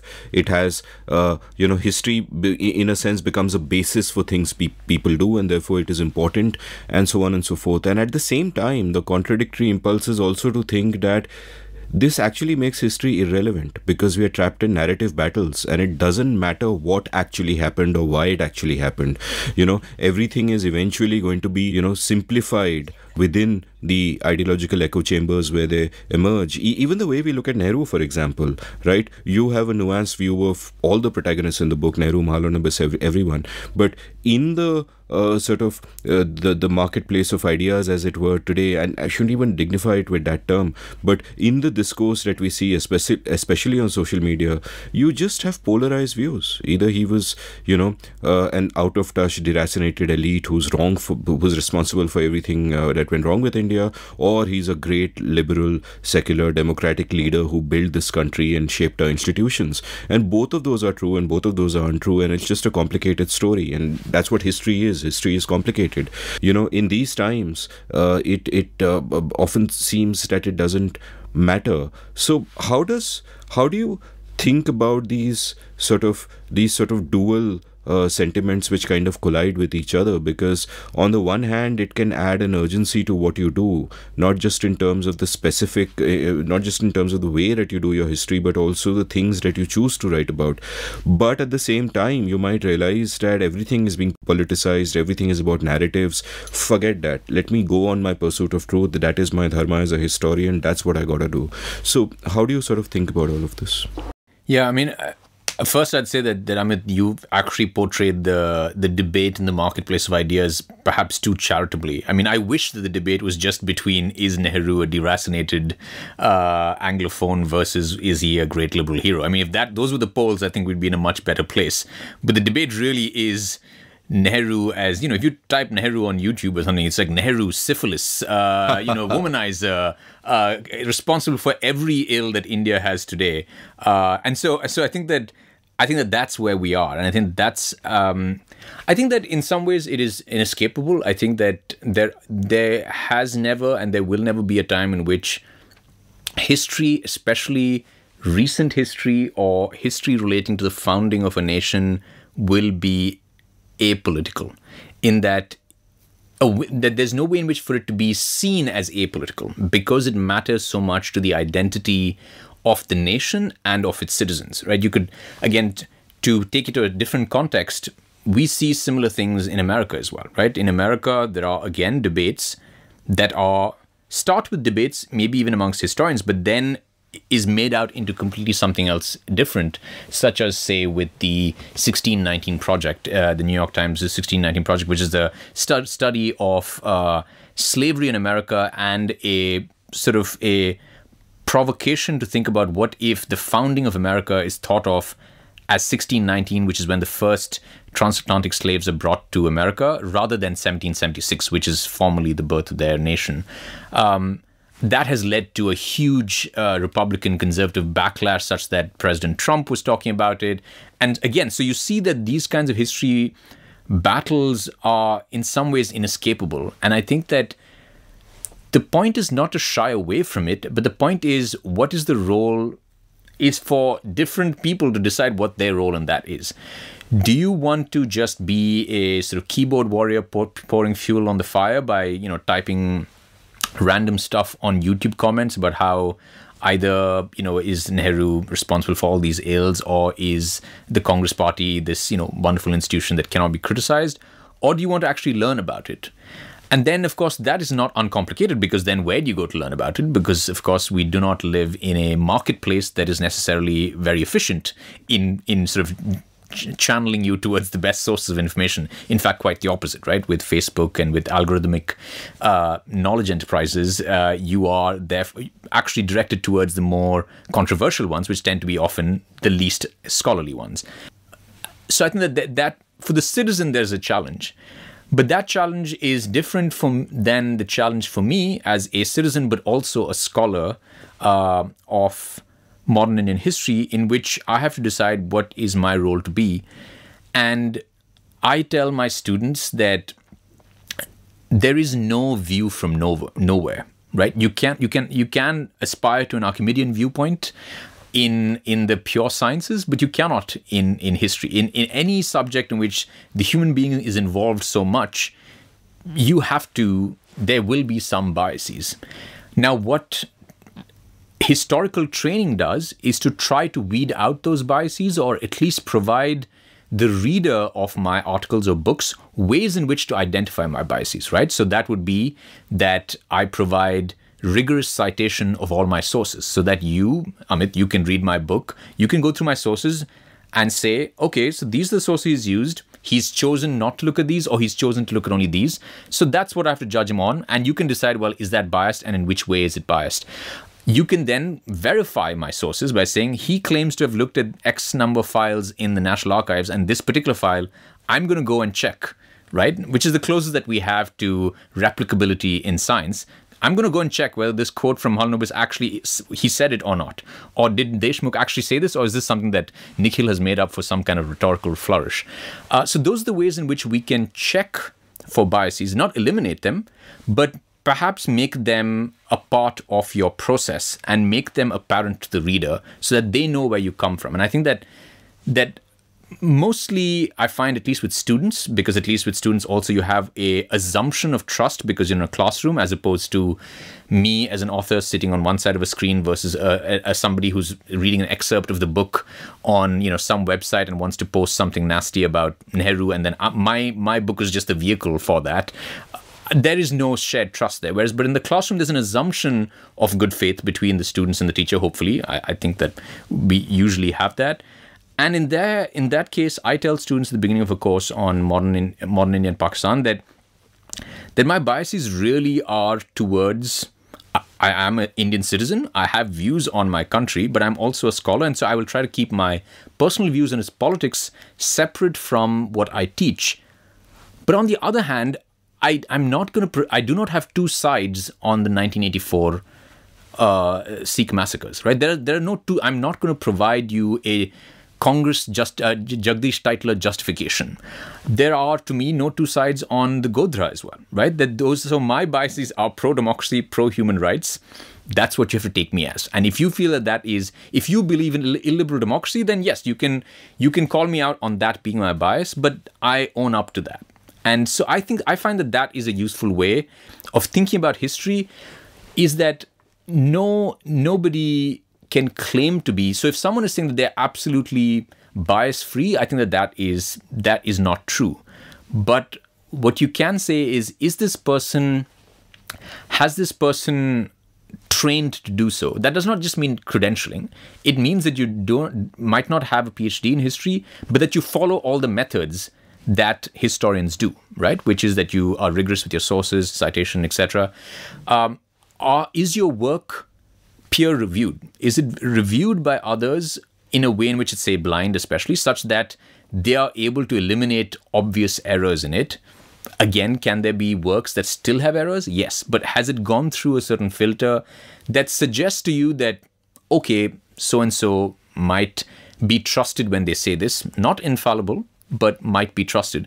But that's the same with scientists as well, right? Scientists also get certain things wrong, but we trust them overall because they've been through certain processes that suggest to us that they have become experts in that. And so I would think that that's the way I would like to think about my role, but also about how, if you're a citizen of India and you are interested in history and you want to know who to trust, this is, I would say, the way to do it, which is that and try to triangulate the motivations of the people, right? If it's a party spokesperson, maybe don't trust that person entirely on the history of their own party, which is not to say that party spokespersons cannot be scholars, but maybe that shouldn't be your only source for it, right? And if you're reading on the Nehru years, I would encourage people to read my book, but certainly read other books that have a different view as well, and see, which is more persuasive.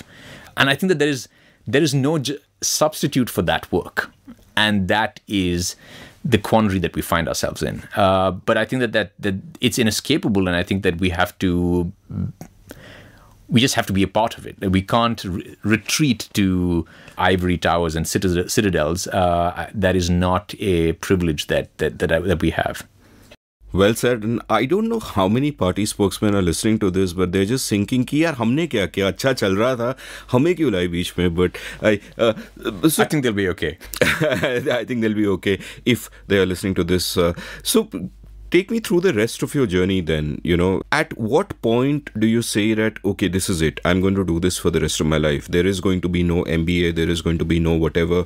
This is my path, I am going to do this. And when you think about it in that manner, is it just the subject that you're thinking about, that I love doing history, this is great fun and I can make a career out of this in academia and so I'll do this? Or have you also at this point in time formed specific domains where you say that, okay, I'm really interested in post-independent history, for example, or this kind of journey is a journey I want to take? And how influential were the teachers you had, or perhaps the writers you read or were influenced by at that time? How influential were other people in sort of helping you find this way?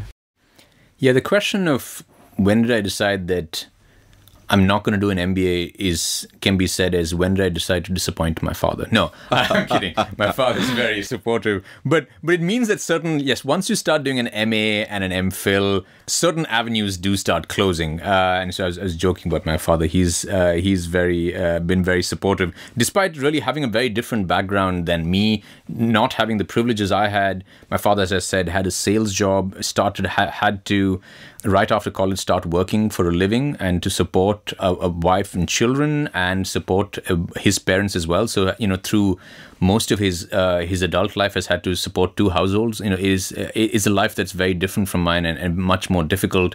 Went, house to house selling, say, shaving sticks. And so, of course, he was concerned, like many people were, what is this going to lead to? Like, what do people who do not just a BA in history, but then an MA in history, this looks dangerously like you want to try to become a historian. Or is it going to be civil services? Maybe, perhaps. No, I think even at the MA stage, I think that I kept career options open. I don't even know really what what I would parachute into. But I think I just thought that, maybe till the end of the MA, other things may be possible. Maybe journalism, maybe law, maybe the civil services even, though I just don't think the civil services was not something that I thought of very seriously. And I think part of it was because of my experience as an undergrad in Outram Lines in this paying guest accommodation. One of the people that lived with us, in this sort of in this warren of small little rooms, was somebody who was preparing for the civil services, and it seemed like just such a grind, such hard work, and that even after all that hard work, the chances of success were so slim, and seemed to hinge on some things that could seem just quite idiosyncratic, that it really kind of put me off the idea, and so that was not what I was. Did he make it? In the end, I think he decided to go a different direction. I think he decided to try to become a judge. I mean, that's the last I'd heard of him. So it was, he'd when I'd met him, it was already his second year trying, and he, I think, tried 2 or 3 years. And so that was sort of very dispiriting to see, every day to see the sort of stress and the toll that it took. And in some ways, just hitting pause on your life for 2-3 years, living away from family, just trying to crack this one exam. And because, as listeners will know, I mean, that's what it takes. I mean, you can't do other things on the side. It is all or nothing. And so that sort of put me off, and I don't think I really considered that very seriously. But by the end of my master's, I felt that I think I'd started thinking about doing a PhD, and I'd also started thinking that I might want to. I definitely wanted to go abroad, just as a life experience, because I'd spent by the end of my master's 5 years in Delhi. But I also felt that if I wanted to get into the kind of program that I wanted, that I needed to do some research. I also needed to get some sense of what research is like if I was going to embark on an entire PhD. And so I enrolled in a PhD at JNU, which is another wonderful experience. It is in some ways the most economically diverse group of students that I've been with, the most liberal in terms of the ethos amongst the students. The most safe, for example, that women on any campus I've been on in India have felt ever, and so the life of being at the dhaba late at night, discussing your readings, discussing ideas, that was very, very exciting and intellectually extremely stimulating. And of course, I had the great privilege of working with wonderful scholars and teachers again, who really are a model to me of what can be done if you really commit yourself to public education, to education which does not remunerate you very much, but you're still committed to it because you believe in the cause of education, of doing this as a service that to society, not just as career advancement, but as history and being a teacher as a calling. And it was when I was at JNU, and it's to me it's been a source of real dismay and anguish that JNU has come in the past few years to be associated with being anti-national, with being, I mean, the people at JNU were some of the most patriotic I've met, because they were anguished and angry about the state of India precisely because they cared so much. And it's been a real source of sadness that JNU has come to be in the public mind associated with this kind of thing. And of course also that students from JNU were just sort of arrested. Umar Khalid was in my MPhil cohort. He was in classes with me. And to think that somebody who's not a friend per se, I mean, we knew each other, but to think that somebody I was sitting in a classroom with has been in jail now for a year and a half, based on very flimsy evidence, and regardless of the merits of the case, being slandered on public television with accusations which are not even made by the government, accusations just made by television pundits about being like a Pakistani spy, or and not just allegations, doctored videos, right? And so to think that it's possible to just ruin the life of someone. And I'm not to say that his life is ruined. He has a long life ahead of him, and hopefully he is out of jail very soon. But to think that when the state turns on you, and when sections of the media can also turn on you in that way, the results can be so enormous on somebody whose life basically mirrored yours, right? He lived in a hostel on campus. I lived in a hostel on campus. He went to the hostel to eat his food. I went to think. We sat in the same classes, but that at that point he was doing an MPhil thesis. I was doing an MPhil thesis. Both of us were doing, going to the archives once in a while. The idea that an event like that can just suddenly change your life so much is quite astounding. Does it make you rethink what it feels like to be an Indian? Does it make you rethink the whole project? I mean, it's very clear that the one fundamental difference between you and Umar is that he's Muslim. Yes. And there's no putting a sheen on it. And Kashmiri. And there's no putting a sheen on it that there is so much anti-Muslim politics that is dominant today. I think that is a core problem with our politics today. And does it kind of make you wonder? I mean, this is a question I've also asked in other fora. For example, you know how libertarians feel about taxes, right? Now, the thing is, even accepting that, fine, that some amount of taxes are necessary, you need a state to protect our rights, blah, blah, blah, and then you argue on the margins about when is it justified, when is it not justified. But I've come to recently start thinking about that when your taxes are being used for bulldozers and the kind of things that are being done in your name, then is that even moral? What does citizenship mean? How do you look at your relationship with the state? And I must clarify for all the tax officers listening to this that they will find I am a law-abiding citizen and I pay all my taxes well. But just at that moral level of thinking of what does it mean to be an Indian, and also the incredible disquiet that it gives me to see this happening, because this is not anymore a fringe sentiment, right? This is our politics. In a sense, this is our democracy expressing itself. So, what do you feel?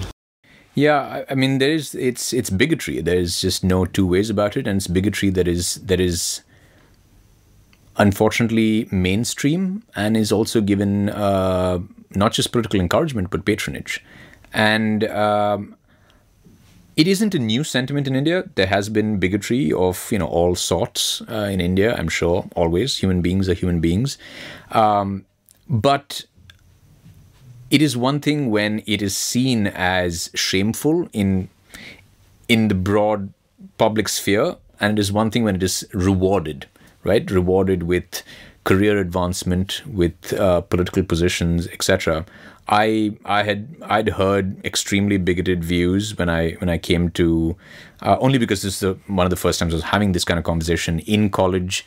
Again, in my paying guest accommodations, one of the people that lived with us would talk about, again, his views on history, which were completely unmoored by fact, but about how जब मुसलमान आए थे तो हिंदुओं की लाशें, I mean, that there was just like, mountains of these Hindu bodies that were always every day piling up. Again, not to say that, early modern India was some sort of paradisical place where there was no, intercommunal violence or conflict. Far from it. India has always been a casteist and been a religiously divided place.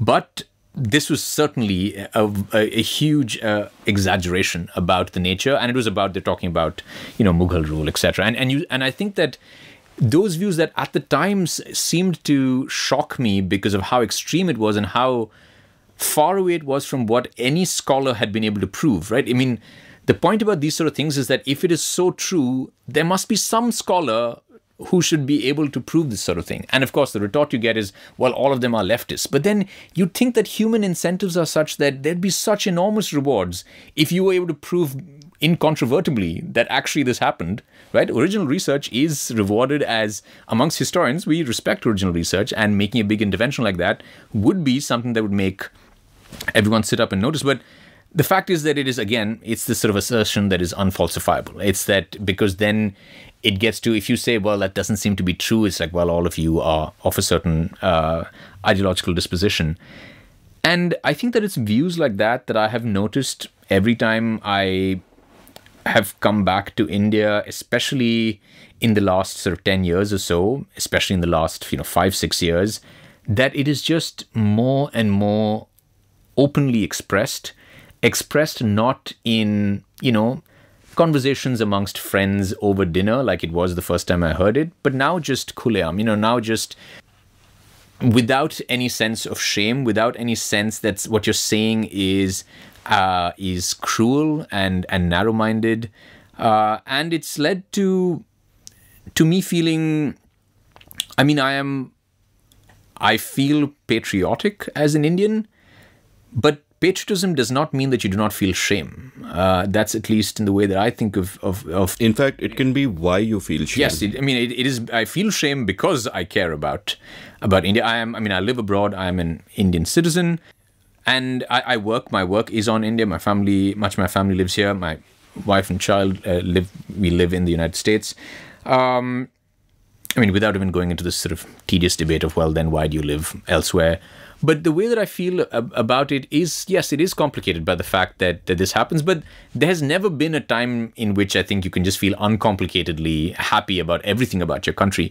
But this, I do feel this is particularly vicious, and there seems to only be getting worse, to the point where I have the privilege not of being Hindu, of being an upper caste Hindu man, and so it doesn't directly affect me. But I have close friends who are Muslim or are married to somebody who's Muslim. And to them, this is a real concern. To them, they are discussing whether to leave India. And if they live abroad but had plans to come back to India, to actually, something that 10 years ago I would not have thought was possible, but making actual life plans saying that we want to go back to India, but we don't think if we have a Muslim child, we don't think that this is actually a safe or the best decision. If we have other options, why would we choose this? And so I think that it's that, and it's when I have those conversations that it really it strikes me with the force really of a sledgehammer that this is a privilege. My privilege is that I only have to think about this when something in politics comes up, right?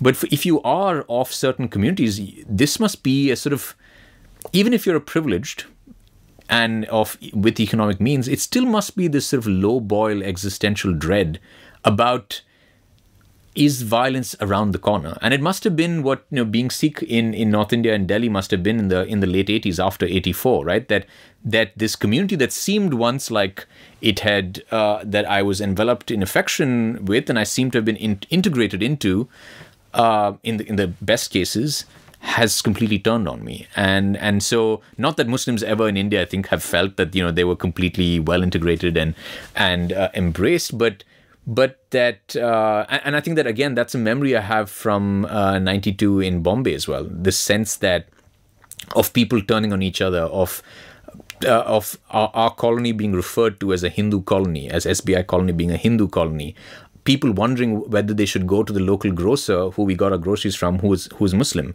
But remembering that my mother made it a point to tell me that, when there was this band, then nobody was setting out, but my mother had to set out because my father was out of town to get us some groceries, but that she got it from this Muslim grocer who had, of course, shut his shop because it was a Hindu colony. But that when she went there, a window opened, and from the side, little bag of groceries, without my mother choosing, because there's no time for it, this person just chose what was to be in there and just furtively gave it to my mother, who he knew was Hindu and in a Hindu colony. And in that little thing, this man who must have been dreading for his life, given his social circumstances and his economic circumstances, had the largeness of heart to slip into this bag the chocolate bar that I liked. Right. So I think, and that is the sort of thing that, those are the kinds of bonds that cannot last much longer if this kind of thing continues. And that is something that saddens me. And I see around me, and I realize that I can never really share that experience of others. And it really is a just unmitigated shame. What I agree with you on and what is sort of heartbreaking is that something is fundamentally changed. Like, yes, of course, Muslims were always, there was that tension. They were never quite treated as if they are part of this country. But there is a very moving story about Ehsan Jafri. That Jafri, who had suffered from previous riots, I think in the 60s or whatever, and had lost his home and all that, he chose not to go to a ghetto. He was asked once that, why are you staying where you are surrounded by Hindus? And he said that no. To go to a Muslim ghetto today, to withdraw into that, even if it's safer, would be to betray my idea of India, to betray what I believe in. I will not do that. I believe that we can coexist and stay. And we all know what happened to Ehsan Jafri, right? And that to me is, it's such a great betrayal. And I sort of see it playing out. Kapil Komireddy, in an episode he did with me, once pointed out that, the Hindus who stayed in India after partition, it's a default thing. This is where you are. But the Muslims who could have gone, but who chose to stay here, they chose something. They chose that same idea that Ehsan Jafri chose, right? And to now reward them in this way is utterly sort of heartbreaking for me. And you pointed out about, your lament about how, people in JNU are now treated as if they are anti-national. And there is this little bit in your book as well, where you quote P.R. Brahmanand, talking about how when B.R. Shenoy and C.N. Vakil and Mr. Brahmanand himself objected to the second 5-year plan, that they were, sidelined and left out of planning committee meetings and, branded anti-nationals and CIA agents, But there, it's that common thing of dissent causing you to be called anti-national. But today what we see is your identity, your location is enough for you to be called anti-national. So I do think that, I tend to be more pessimistic than others I meet, but I do think that something fundamental has shifted, and it's sad, and I don't know where we are going to go. So maybe like the rest of the country, and the country can't take a break, but we can take a break. So let's take a quick break and continue our conversation on the other side. Long before I was a podcaster, I was a writer. In fact, chances are that many of you first heard of me because of my blog India Uncut, which was active between 2003 and 2009 and became somewhat popular at the time. I loved the freedom the form gave me, and I feel I was shaped by it in many ways. I exercised my writing muscle every day and was forced to think about many different things because I wrote about many different things. Well, that phase in my life ended for various reasons, and now it is time to revive it. Only now I'm doing it through a newsletter. I have started the India Uncut newsletter at indiauncut.substack.com, where I will write regularly about whatever catches my fancy. I'll write about some of the themes I cover in this podcast and about much else. So please do head on over to indiauncut.substack.com and subscribe. It is free. Once you sign up, each new installment that I write will land up in your email inbox. You don't need to go anywhere. So subscribe now for free. The India Uncut newsletter at indiauncut.substack.com. Thank you. Welcome back to The Seen and the Unseen. I'm chatting with Nikhil Menon, and we are still discussing his fascinating journey. We'll get to the book eventually. So we've gotten you all the way to the point where you're sort of doing your PhD at JNU and you're thinking of taking it even further than that. Or you're doing your MPhil in JNU, rather. MPhil. You're doing your MPhil in JNU and you're thinking of going even further. So take me through sort of the rest of your journey from there until before the book. Yeah, maybe I should be more rapid because perhaps one of the reasons we've taken so long is that I'm being long-winded. No, you're being great. Please don't artificially hurry it up. We have time. Well, my PhD took the longest. It took 5 to 6 years, so we could be here forever.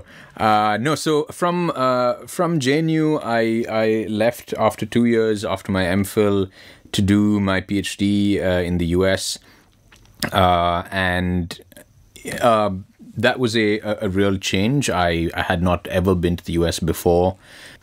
I hadn't been abroad actually very many times, maybe I think 2 or 3 times maybe before that. And so it was a culture shock in the way that, in a way like moving from Madras to Delhi was, but in a very different way in that it was different but comfortable. Not in a different but very intimidating. Part of it could be that I moved to a very small town. I was in Princeton, New Jersey, because I was at Princeton University. And it's like a small, quaint, picture postcard-like town, and very much non-threatening in the way that Delhi can be overwhelming and intimidating. So I also, there's also a function of the fact that I'm much older, and so you feel less insecure about yourself. You're less worried about who you are and where you fit in. I had really a wonderful time in my PhD. Of course, with all the anxiety that doing something as lonely as a PhD can produce. You are choosing one topic to burrow down on and deciding to become or hoping to become an expert on it and produce some original research on. And so sometimes it can feel like standing on the edge of a precipice and not knowing whether your bridge across will appear or whether you can build it or if you will just sort of take a step and sink.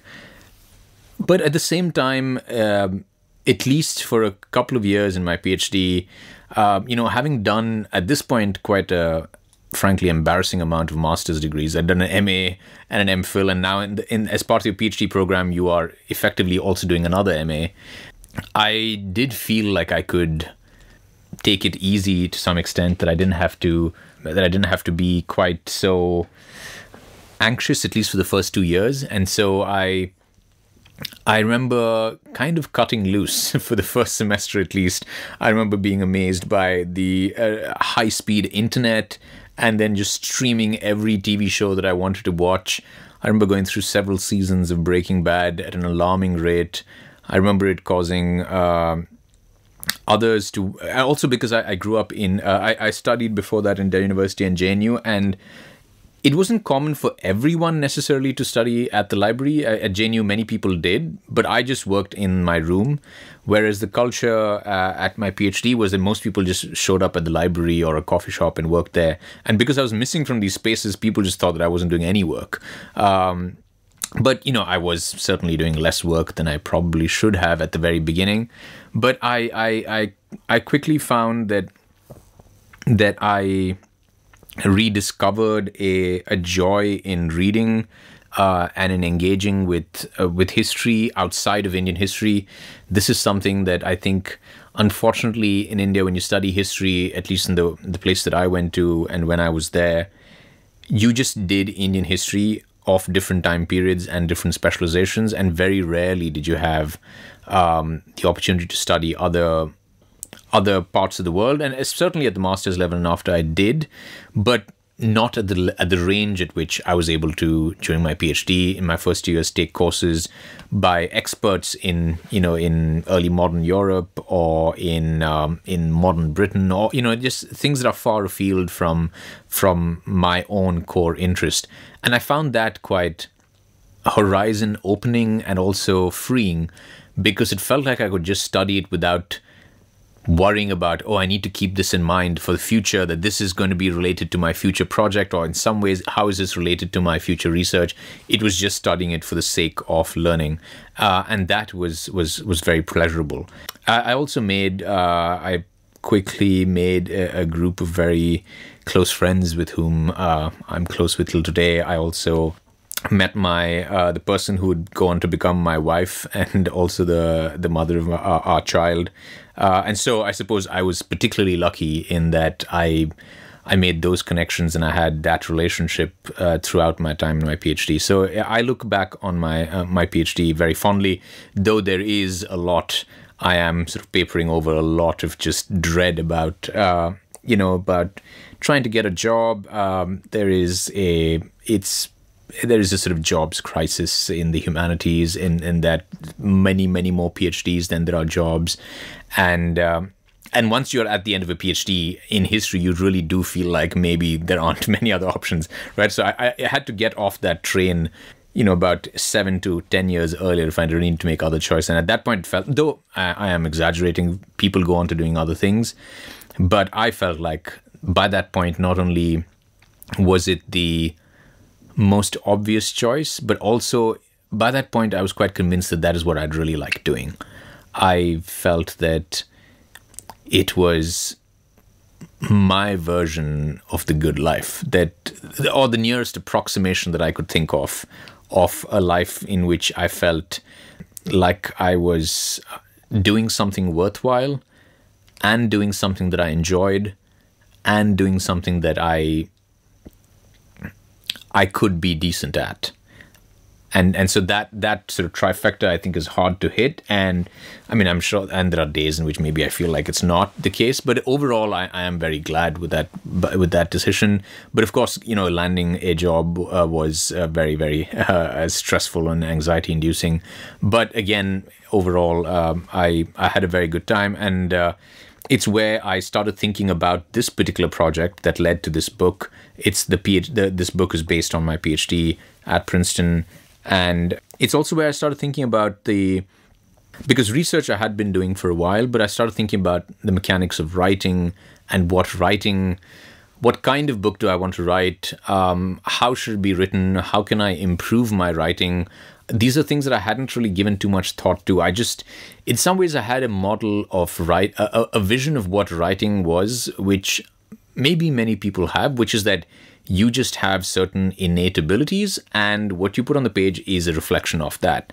And I suppose spurred by my disappointment at what my innate abilities seem to be, I felt that I needed to try to improve on it. And I luckily seem to find that actually good writers and people who even teach writing, like yourself, believe that writing is a skill that can be worked on and improved actually quite drastically. And so I just became much more, I mean, I didn't do any formal course on it or anything, but I just became much more conscious about writing and about my writing style and about how, whether, again, I leave it up to readers to think if it has had any effect, but I certainly think that I improved as a writer in that process. And I think that improving as a writer also improves your research and your ability to translate that research and to be much more specific about the claims that you're making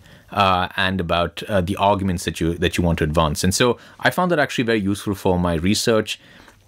And also I found it a way in which I could channel my energies towards, if I was not feeling like I was making any progress on the research, I felt like, okay, I have this piece of writing. How can I try to improve it?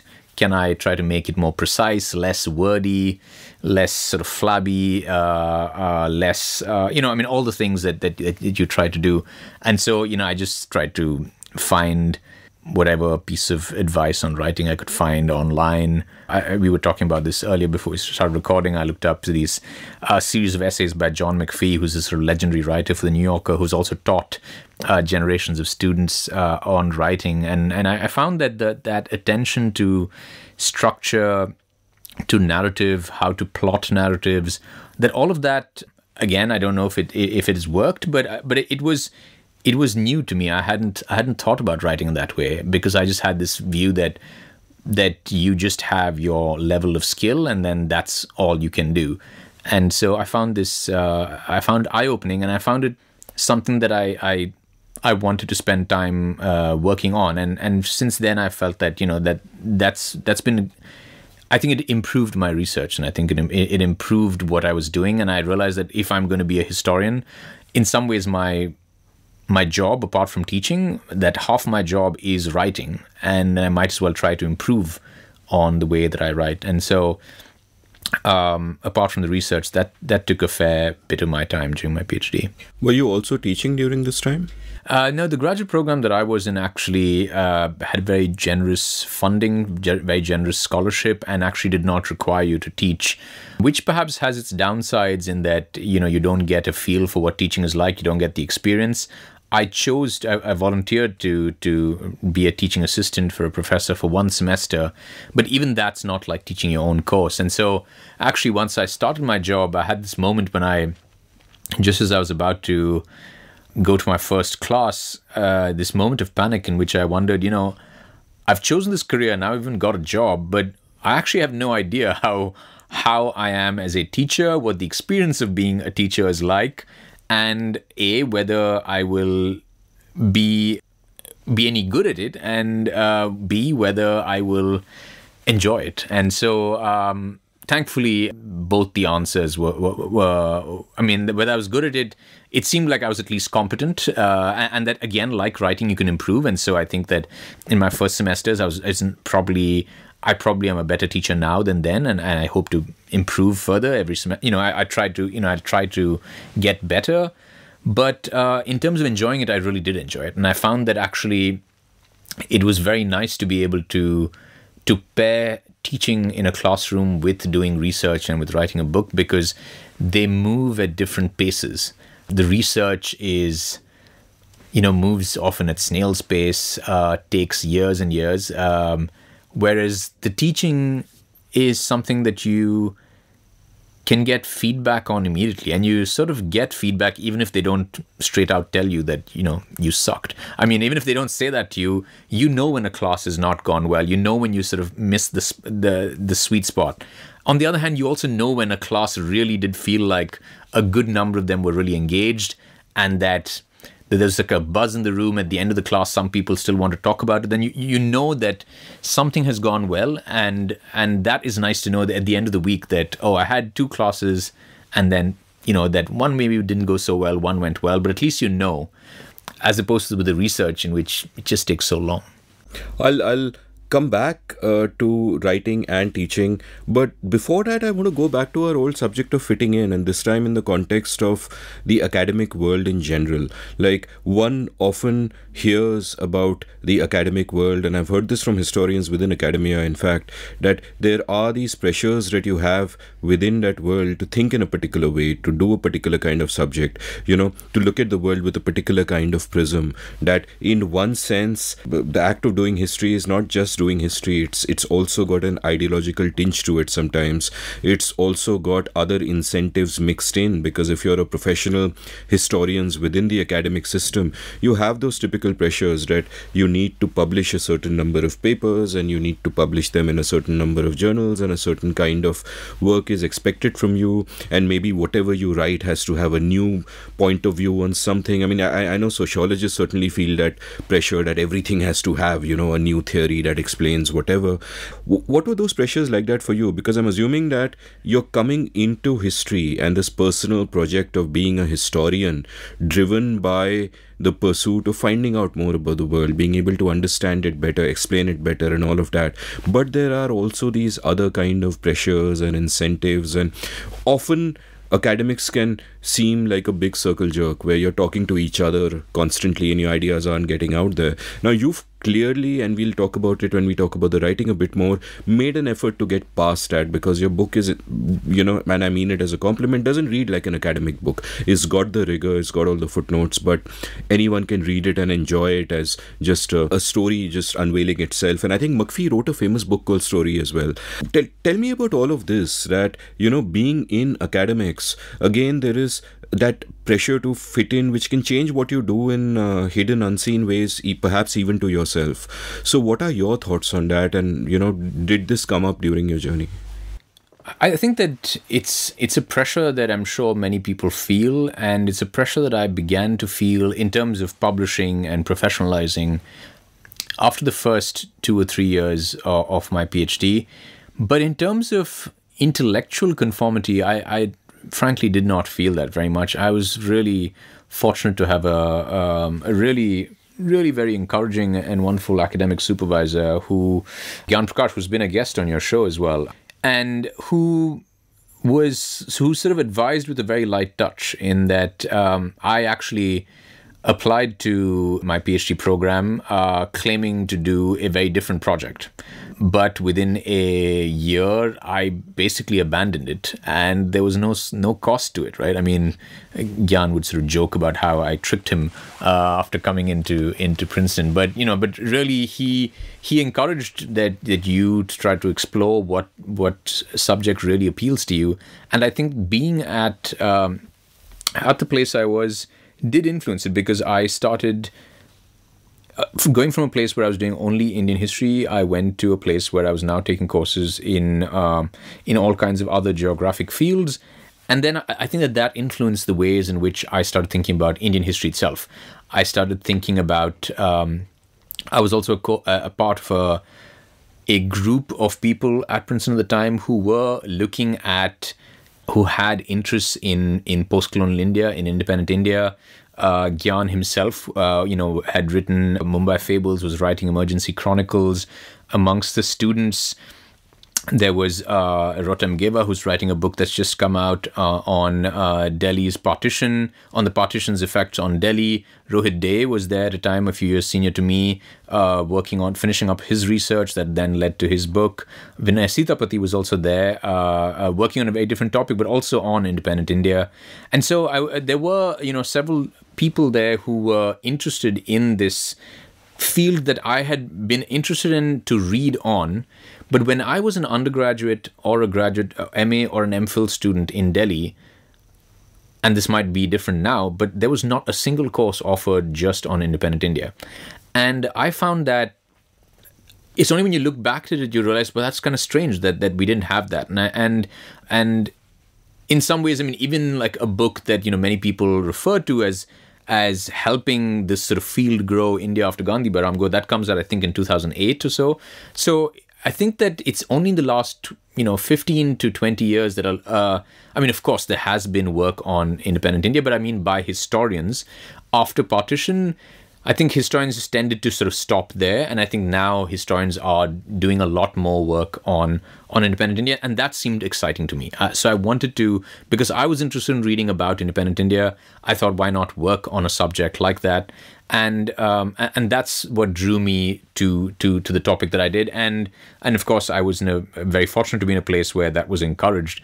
And as I said, my advisor, and I think that the reason I mentioned the advisor is that in your PhD, the relationship you have with your dissertation committee and your advisor can actually shape your experience a lot, both your social experience, definitely your intellectual experience, and it can determine whether the entire thing is a stressful period in your life, just overwhelmingly stressful period in your life, in which you're constantly worried about your professor's favor, whether they have time for you, time to read stuff, time to give you feedback, time to give, write letters of recommendation and all these things.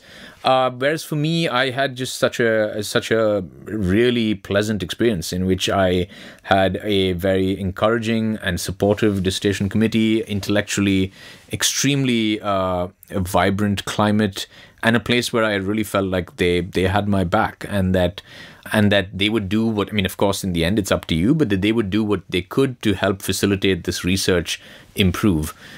And I recognize that that's not the case for everyone. And in the cases where it's not, it can be very unpleasant and can feel even more lonely, because now, and often then you're also in a foreign country, you just feel alone and you feel like nobody can help you out of the situation because you're in this power relationship and the supervisor has, in a sense, some power over you. So in many ways, I was fortunate for where I went. Yeah, Gyan has of course been on the show a few years ago to talk about the emergency, but I think that was less than an hour. So he'd listen to this and he'd be like, you spoke to me for less than an hour, बच्चे को क्यों तंग कर रहे हो, जाने दो इसको, 4 घंटे तो हो गए, 8 घंटे तो हो गए. So how did you get Or he might criticize me for being so long-winded. You're not being long-winded at all. This is every moment of this has been so fascinating for me, and I'm sure for the listeners. And if you were on Twitter, they'd let you know that, but sadly that can't be the case. But so tell me about how you arrived at this specific subject. I can understand Mahalanobis as a fascinating human being in itself. I can see the attraction there. But just this subject of planning and the role that it played in Indian public life, and the different alleys that you've gone down in this book, like what drew you to it and what eventually gave you the confidence that this is meaty enough to be a thesis and to be a book and so on and so forth? Yeah, I suffer a crisis of confidence even now about the book. So, but the way in which I arrived at the topic is that I knew that I wanted to work on independent India. I was thinking about what topics I could address that were. Another criterion I had is that I wanted to tell a national story. Again, because at the time that is what I was interested in. I wanted to read a story about. I was interested in stories about nation building, and I wanted to understand this particular period of the 1950s and 60s, to some extent the 70s, because I think that a nation's founding is a seminal moment, right? It is a unique moment, and that, yes, every decade is different, but the nation's founding is specific and will not be replicated in some ways, and always will have knock-on effects and ripples through history into the present. And so I was reading up on the period, and I remember coming across references to plans and the 5-year plans, and when you'd see documentaries about the time, there would be an obligatory reference to what is happening in the 5-year plan. And then I started thinking that, yes, even when I was in school, when I did economics, we did study, because, this is before the Planning Commission was abolished. We did study the 5-year plan. The second 5-year plan was especially mentioned as being really important, and there the name of Mahalanobis would come up. But I hadn't quite understood why it became so popular. And I felt that there wasn't really an explanation for why is it that planning became so central to the story of modern India, that it became popular not just amongst economists and politicians, but that in films they were talking about it. In Bollywood films and in songs they were referring to the Panchvarsha Yojana. In plays, this was a common theme that came up in the background. When you talk about, when there are interviews with young people from the time 1950s, 60s, they talk about the 5-year plan. And then when you referred to, for example, if you looked at international press about India, if you looked at, say, the Washington Post, the New York Times, or the Guardian or something, there would inevitably be some reference to the 5-year plan and to planning, and also planning and this democratic experiment with planning. So that is really what grabbed my attention. One, the fact that planning was just ubiquitous. In the language of planning was ubiquitous across political parties and it was just part of the ether and just part of the air that everybody breathed in the 1950s in India. But also, simultaneous to that, what hooked me was the references to this Indian experiment in which it was trying to combine liberal democracy with planning, and the alienness of it, in which I read about it, say, in the New York Times archival documents or in the Washington Post, or sometimes even in the Times of India. That really got to me. Because then I thought, oh, that's true that I hadn't thought about it that way, but that India was combining Soviet-inspired economic plans with liberal democratic political systems, and that for example, at least viewed from the West, this was seen as a great experiment and one that could determine the future of Asia because, of course, to the north of India is both China and the Soviet Union, both of which have command-style planned economies, but they're not democracies. And so whether this fusion could work to some was seen as determinative of whether democracy of a certain kind can work in recently decolonized poor nations across the world. And so then the stakes of that seemed really grabbed me. That this was not just important in India to India, but also it seemed important in global terms, and Indians were aware of it. It's why I think it's sometimes, fed into Nehru's sometimes overblown rhetoric about planning. This sense that India was perhaps shining a beacon for the rest of the third world, for the rest of the decolonizing world, because India, of course, was one of the earliest decolonizing nations. And that this was a path, especially during the Cold War, when Soviet or command-style economies were seen as authoritarian, as they were, politically, and that those were, in some ways, absolutely incompatible with liberal, capitalistic, or market-based economies and political structures, and that India was trying, in a sense, as I say in the book, it's sort of this arranged marriage between the two, and that really appealed to me. This sense of the stakes being pretty high.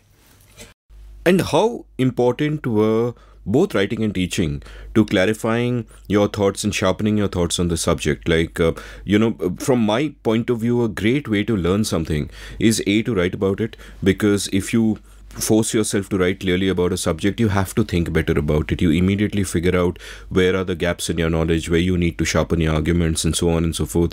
And equally, a great way to learn a subject is to actually prepare yourself to teach it, because then you have to, answer every basic question about it. You can't have any holes in your understanding of the subject, as it were. So how important were those, not just in the way that you approach this specific subject, but in sharpening your thinking, as it were? And earlier, before this, in a sense, one could say you went through a different kind of pedagogic exercise in thinking when you did all your debating, because there again you have to structure your thoughts and structure your arguments and so on and so forth. So how important were all of these in just a way that you think about something in forming habits of the mind, as it were? Like, what I find, for example, is that ever since I've, like, for note taking now, earlier when I would take notes while researching something, I'd have done pages and pages of Microsoft Word, and it would all be kind of linear and I can move things about, but it's one mess. Now I use Rome Research, which uses the old German system of Zettelkasten, where you have nested entries, and I just find that sometimes I'm thinking more clearly about something, because to put things into categories and subcategories and then to cross-link them, just becomes so much easier. So tell me a little bit about this, because whenever you start thinking about a subject, your head is a muddle of thoughts about it. There's a lot of information coming in, and how do you organize that? How do you break it up into bits, break it up into categories, start organizing it? And I guess all of this, from note-taking to writing to teaching, all of this is a way of sort of thinking, organizing it and thinking about it in a particular way. So what's your journey with that? I think that there are two aspects to it. One is the logistical challenges, and the second is just the intellectual challenge of producing a cogent argument. In terms of the logistics for historians, especially, I mean, for most historians, we go to archives, and the archives can be institutional archives. It could be finding the scripts of some of the plays that I talk about, or watching the movies from the 1950s that I analyze, watching documentaries from the Films Division of India that I analyze. But a lot of it was for me.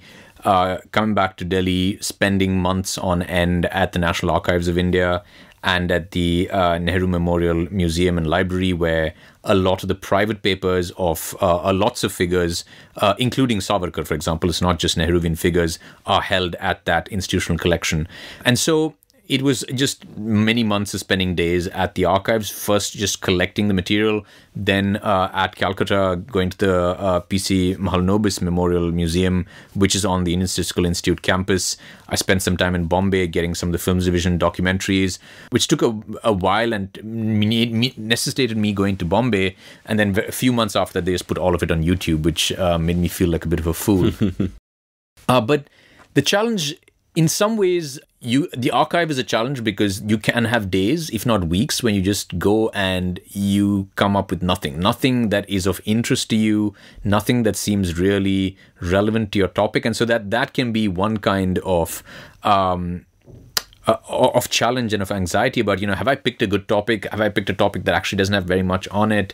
Then there's the fact that, as I write in the book, I discovered that the Planning Commission records seem to be kind of missing.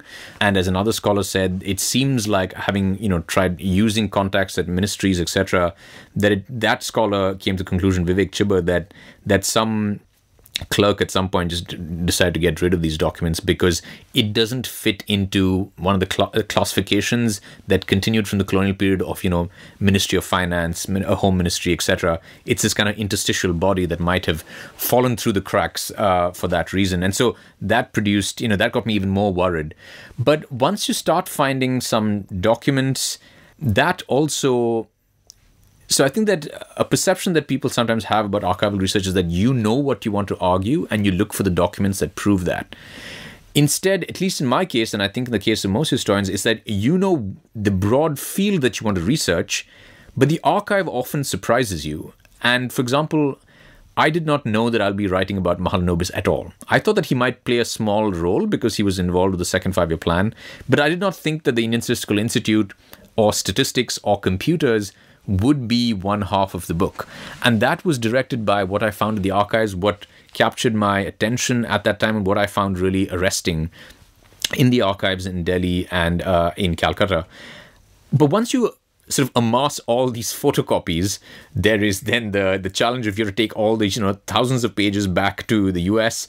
And then there's a worry about, you hear all these amongst historians, there's always somebody who's heard some horror story about somebody who spent months or a year collecting all the stuff, and then there was the monsoons and all of it just got soaked. Mm-hmm. Or it got lost somebody was traveling in an auto and they left it there and they lost their entire years of research. And it is true that once you lose it, there is no substitute for spending again another few months getting it, because the archives in India, I should say, don't allow you to take photographs. So you cannot take photographs of these documents. So you have to get the archive to photocopy it for you or to scan it for you. But you can take photographs of that. Yes, you can take. So at that time, also, I did not have a good enough camera phone, and it was so many documents that I just, went to Nehru Place and told them to scan the entire thing, so that I had a backup. So there are all these concerns about, because then you get so possessive about these documents, you carry it only on carry-on luggage, not in your check-in luggage, because I can lose all my clothes, but I cannot lose these documents, which is what I actually intend to do even when I go back to the US this time, which I'm already making plans for 2 months down the line about where I will carry these documents so they are never more than 5 feet away from me. But then the challenge when you come back is logistical about, like, what do you just do with thousands of pages, right? You have to have some method of going through it, of then categorizing these different thoughts. And unfortunately for me in my PhD, I'm not a very organized thinker, and I'm not a very organized person in general. But I can, with archival stuff, then that's perhaps the only thing going in my favor, is that I can get obsessive about these documents. And so I would just go on these stairs in which I would just be inhaling these documents over long periods, and then I would not be able to let the documents go. So if I was at the gym or walking, taking the half an hour walk home, I would be on my phone on a note app, writing down ideas as they came to me, right? I'd sometimes have like sentences that came to me, or like little garbled versions of arguments that I could make. And I'd just write them all down, because you don't know when they'll come to you. And like you said, it's only when you write them down, later on you look at it and you think, well, 80% of that is garbage. But at least the 20% there, that's actually I can work with. And so I'd have notes on my phone, on my laptop. But then you decide that, okay, I need to organize this vast amount of paper into bite-sized portions. So, for example, with me, the first chapter I wrote was about the computer, because there was an easy thing to identify in the archive. Almost all of it came from the Calcutta archive. So I knew that it's just a discrete set of papers. And I was like, okay, I can spend some time on this and maybe produce something on this, because if I just looked at all the documents all the time, I'll never get down to writing. It also helped that it had this I came across purely by chance, this online archive of this man called Morton Nadler that was then on the Virginia Tech server, which has since been taken down. So I think on the 1 year that was up, I managed to get access to it. And it was basically the memoirs of a man named Morton Nadler, who was this young Jewish kid in Brooklyn who was from very early on had become a communist, became a member of the Communist Party of the United States in the 1930s, had aroused the suspicion of the American Army, the FBI, and the CIA, was fired from a job in Chicago because of his communist sympathies, and then decided to lie to his parents and say that he's going to do a PhD at the Sorbonne in Paris. And then instead he took a ship to Paris and then took a flight to Prague in Czechoslovakia, because it was in the Soviet Union and he wanted to be part of building Soviet communism. And so when I'm reading this stuff, and then I saw some reference to Calcutta and the ISI, and I knew, okay, so there's something here that's really exciting. And the story happens that Nadler, once he's in Prague, starts working on sort of Soviet computers there, but then gets very disillusioned with the Soviet Union and communism, because he finds out that the American government revokes his citizenship because they think he's a deserter and it's treasonous. But the Czechoslovakian government also suspects that he might be a double agent who's been planted by the American government, and that this entire thing of the embassy cancelling his passport is just a ruse so that he can get embedded into the Soviet government. I mean, it's this real Cold War intrigue stuff, right? But then they decide, okay, maybe we can trust him. So they recruit him as a spy to spy on his family back in America. But because nobody really trusts people in these situations, they have their own spy tailed by another spy. And so they have his phone tapped. He suspects that one of his lovers, who's one of his many extramarital affairs, is also a planted Soviet spy. And then in the end, the reason that this story is relevant to me is because he decides he gets so paranoid about being in Prague and gets sick of this kind of this overbearing Soviet state, that he decides he needs to leave. But where does he go? He can't go back to America because they revoked his citizenship and he's seen as a communist. And then somebody tells him that you need to go to a non-aligned country. And it so happens that Mahalanobis, the professor, shows up in Prague around that time, and Morton Nadler makes contact with the third secretary of the Indian embassy there and gets in touch with Mahalanobis and says, I can come and work for a few years on India's first computers because I have all this technical knowledge. And in his mind, he's thinking doing that will be like a cooling off period such that eventually I can go back to America. And so once I found that story, and once I had this really exciting archival material about how Mahalanobis brings India its first computers, I knew that, maybe I have a chapter there, maybe I have an article there. So, as you can probably gather, it's quite all over the place and it's not very organized, but that's how it came together for me. The Morton Nadler story is great, and you threw in a little bit about how he named his daughter Maya after Mao. Yeah, which is a little bizarre. Why didn't he just call her Mao? And also that bit about how you had spies who were being spied upon by other spies, because it's so just a fascinating story of the guy. So how did you do knowledge management, in the sense you've got all these papers, you've had them scanned at Nehru Place. Yes. So now you have the scans, but you don't have the actual text. So how do you? No, I had both. I took both. Oh, you took both. Yes. You had the text as well. Like when they scanned it, they had a software that turned it into text? No. So I had the photocopies from the National Archive, which I got scanned. And so I have these photocopies, which I got spiral bound because I was like, I also needed to be, easily go through it. Yeah. And I don't want like loose papers flying around. So yes, I had 2 copies of almost all the documents from the National But what I Archives. mean by text is, you can't copy paste onto the Yes. document that you're writing. You have to actually type stuff out yourself Yeah. and all of that. So how did it start taking concrete shape in terms of, do you use specific softwares for knowledge management, or how do you No, manage? I don't. I know many people who do. I don't. I am, I suppose, quite Neanderthal in these things. I just had these documents, and I would just spend a lot of time going through all the documents and trying to organize them in my head and organize them by themes. And yeah, you can't cut and paste. There's no OCR either.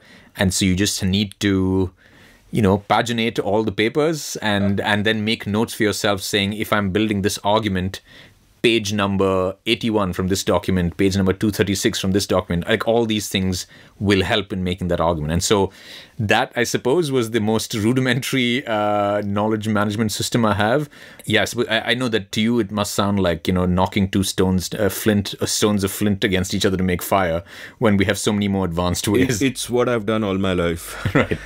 And not managed to make much fire.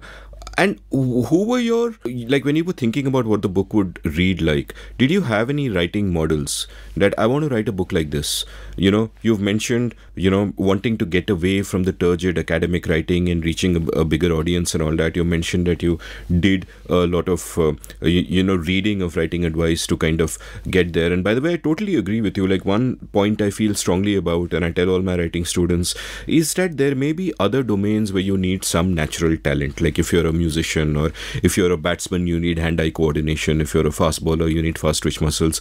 You do not need inherent talent for writing. Anyone can learn to write well, right? And I'm at pains to emphasize this, because people will often come in saying that I find writing so hard and maybe it's just not in me. And the point is, everyone finds writing hard, right? You just have to work at it and you kind of get better. But that aside, were there any historians or historical books that you then looked at and said, my God, this person does it really well, I want to write like her? And, and how how aware did you then become of matters of the craft? How mindfully did you read for that as well when you were reading?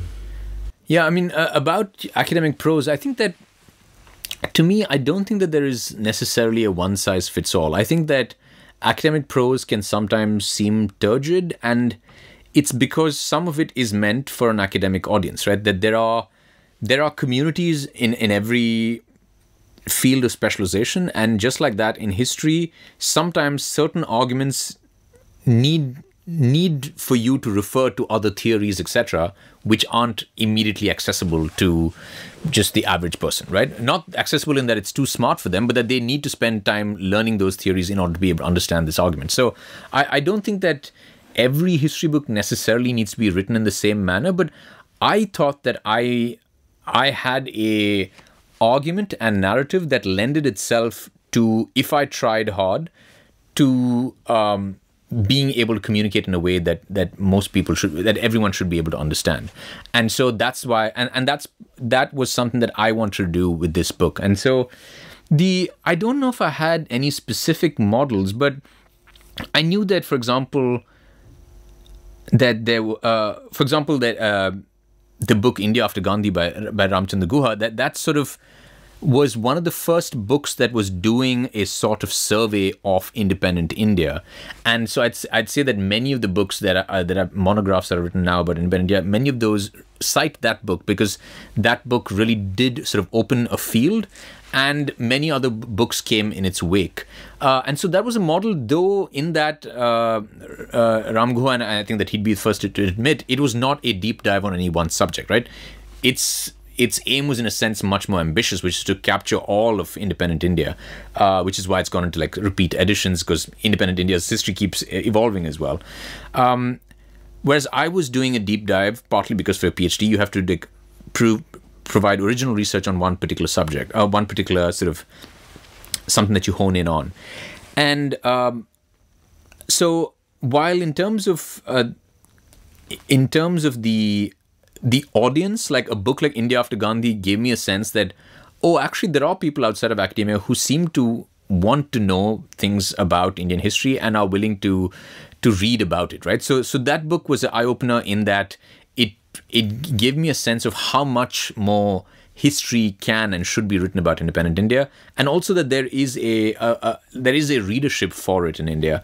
In terms of writing style itself, I admire the work of Gyan Prakash, who does academic history, but that his writing styles are supple in that he's able to move between writing for an academic audience and writing for an audience that is academic and non-academic as well. And so I think that his earliest book was much more academic, and his first two books were much more academic than his latter two books, such as Emergency Chronicles and such as Mumbai Fables and Emergency Chronicles.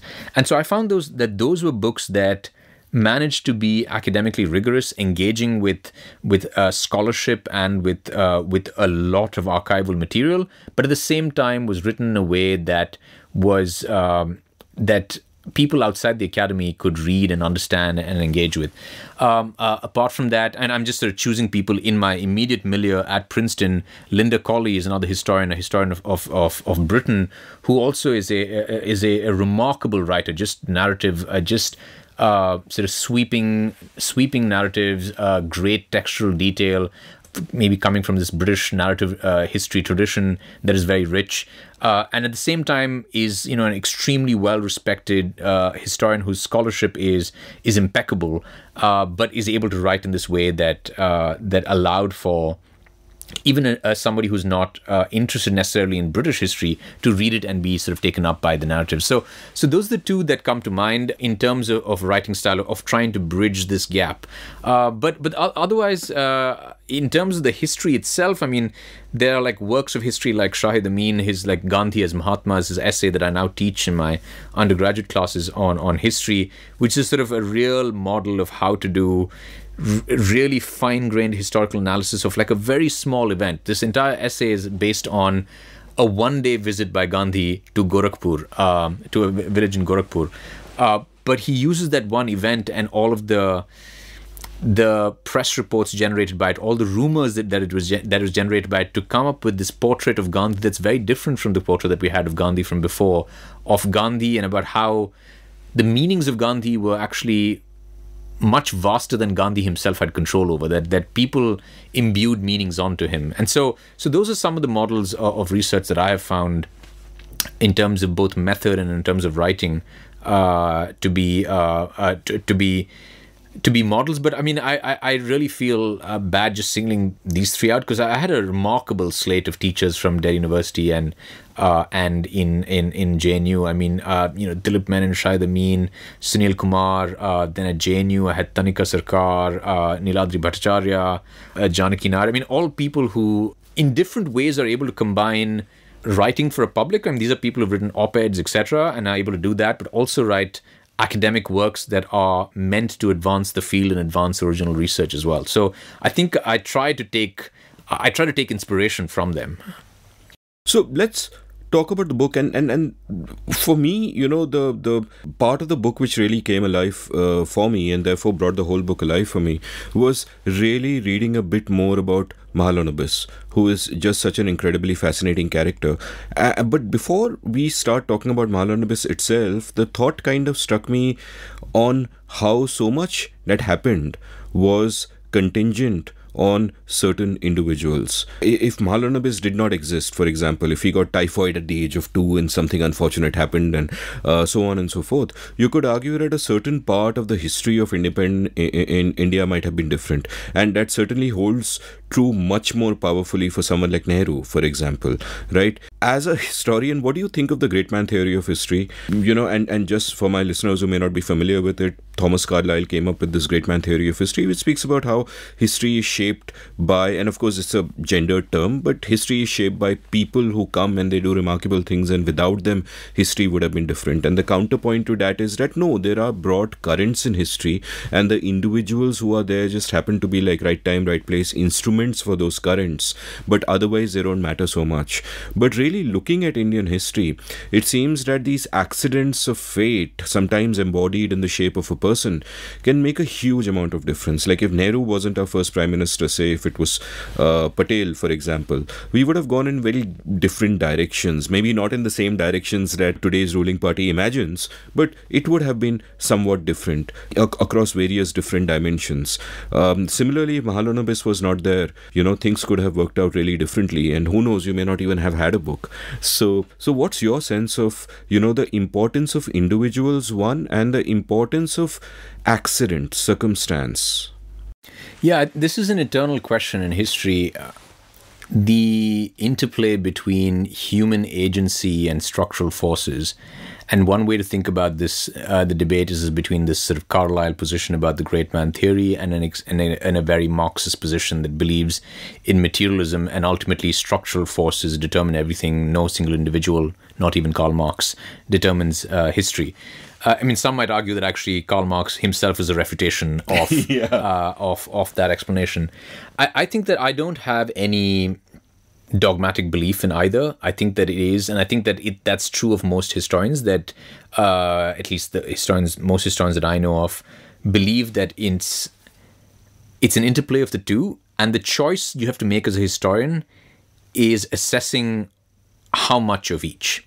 And so in the first half of my book as well, I hope it comes across, but I'm also trying to walk this fine line between saying that yes, Mahalanobis was an extremely influential individual by the force of his personality, by the influence he had, by this way he almost sort of single-handedly is the person associated with national statistics in India and the Indian Statistical Institute.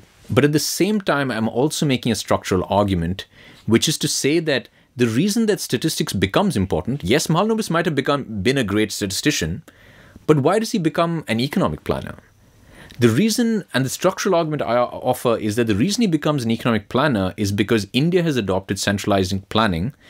Centralized planning requires these masses of data. And it's in that context that somebody so intimately involved with national statistics comes to be seen as maybe a suitable person to pick as a planner. Because otherwise it's not natural for a professor of physics who's turned a statistician to become the most influential policymaker in the country in economics. And so what I'm trying to do is to tie together both the structural argument, saying that it is this structural force about the rise of planning states, such as in India and the Soviet Union and China, that opens up a field under this Nehruvian government for technocrats like Mahalanobis to strut on the stage, right? For them to have this overweening influence is possible because of the structure. Now, once you have this broad structure and the stage set, then yes, the individual there determines what path it might take. And so yes, there is individual agency, and that matters a hell of a lot. But I do think that individuals all of us operate within certain structures, right? And no individual entirely overcomes a structure, right? So even with Nehru, like, he is a part of a Congress elite that is overwhelmingly, a lot of them are foreign educated, a lot of them are educated at Cambridge, a lot of them are lawyers. Nehru's own father is a lawyer and a member of the Congress party. And so you think, well, it's not then so atypical that Nehru becomes a leader of this party, right? In some ways, maybe Gandhi is more atypical, even though he is also a foreign educated lawyer as well. And so I think that when you start looking into any individual deep enough, you start seeing patterns. And so I think that belies sometimes Carlyle's reification of the great man. And I think that it's important to give individuals their agency, because otherwise you have these sort of stultifying narratives in which it seems like almost, well, if you just figured out all the structures, you could just predict the future as well. So I think it's a balance between identifying the structural forces, but within that seeing where and how contingency plays a role, right? That if, for example, so-and-so was born later or had died earlier, what would have happened? So if the counterfactual, though historians don't like doing counterfactuals, and that's why we do not do counterfactuals, because we do not have any evidence to predict. But the structural forces argument would suggest that even if Nehru, died of typhoid when he was very young, statistics would have still played a very important role if India had chosen centralized planning. Now, India might not have chosen the route of sample surveying. India might not have had a statistician who became the economic planner, but statistics would have remained important because, as I try to show through the book, it's not just Mahalanobis who's talking about statistics. Lots of people recognize the importance of statistics. So somebody else might have played not the same role that Mahalanobis did, but a different role. But statistics would have been important regardless, I think. I think along with these two forces of human agency and structural forces, I think there, a third force that I might posit is just happenstance, just accident, If Nehru's mom gets a headache 9 months before Nehru is born, the course of history could be very different. We might not even have centralized planning. And or when Nehru and Mahalanobis meet for the first time, for example, possibly in Tagore's house, or possibly when Tagore was staying with Mahalanobis, as you point out, and they don't get along well for some reason. Mahalanobis has missed his breakfast and he's rude to Nehru. Little things can just turn history around. But I buy your point that it's a complex interplay of all of these things, and it really doesn't matter what you want to, necessarily privilege over the other. All of these sort of matter. Now, I love your little pen portraits of all the people here that you've kind of created. And about Mahalanobis, I'll read this bit out. For example, quote, you write, "Tall, prominently nosed, stern of gaze, vast of brow, with hair severely parted and slicked flat by coconut oil, Mahalanobis looked the part of a serious man. He was born into a family that belonged to Bengal's landed elite, and his early milieu was that of intellectual enquiry and religious reform in turn-of-the-century Calcutta. He grew up to be a prim workaholic, seemingly immune to frivolity, and usually found day and night stooping over his calculations. As a friend of nearly half a century corroborated, he had no time for small talk and little capacity to compromise with unreason. Even his smile, tight-lipped and partial to the right cheek, could seem a grudging concession. Mahalanobis appeared to make a virtue of withholding expressions of affection, believing it his duty to conceal it, except to pets, which included dogs, cats and cows." Stop quote. Now, I imagine that in the process of, delving into the life of a person like this, there is that moment where the figure just becomes three-dimensional, where you get that inside view of not just all the biographical details and the descriptive details about the person, but about their motivations, about their insecurities, about their vulnerabilities, so on and so forth. So tell me about that. Was there a similar process that played out with Mahalanobis? I think you said you had access to his papers or his letters or whatever. What did those reveal to you about him, and how is it then, how does it play out in that process that at first you are looking into historical events, but then as you go deeper and deeper into a person, at some level there is a greater connection. There might even be an emotional involvement. Maybe you start rooting for the guy. Maybe the more vulnerable you find him, the more flawed you find him, perhaps the closer you feel to him. So what is that process like of writing something like this, actually reading personal letters written to and by him? What was all of that like? I think that is part of the role of a historian, which is to judge and to recognize these different scales at which you're operating, right? You're operating at, so in my book, I'm operating at the level of the national, sometimes even the international, and then within the national to some important individuals, then say at the Planning Commission, and then you get down to the nitty-gritty and the texture of just one person's letters to, say, his wife, or maybe to the Prime Minister, or to the Finance Minister. And you're right that there is a way in which, unless the person is just absolutely repulsive and reveals themselves to be an awful human being, but that when you're reading personal correspondence, you have an emotional response, right? You're a human being, you're reading the writings of somebody else, and in which they're writing it not knowing that, 70 years later, somebody else is going to read it and be analyzing it. So it has, details about, today my stomach was not good, how your children, there are all these sort of small details that, I know about the hair slicked flat by coconut oil, because not in the letter in which I was reading about the rest of his personality traits, but in some other letter, I saw a letter from him from abroad to Pitambar Pant saying, when you come, can you please bring a coconut oil for me, right? So you get these little details that humanize the individual. But I think the risk is also that you might start rooting for them, as you said. You might start being seduced by the personality.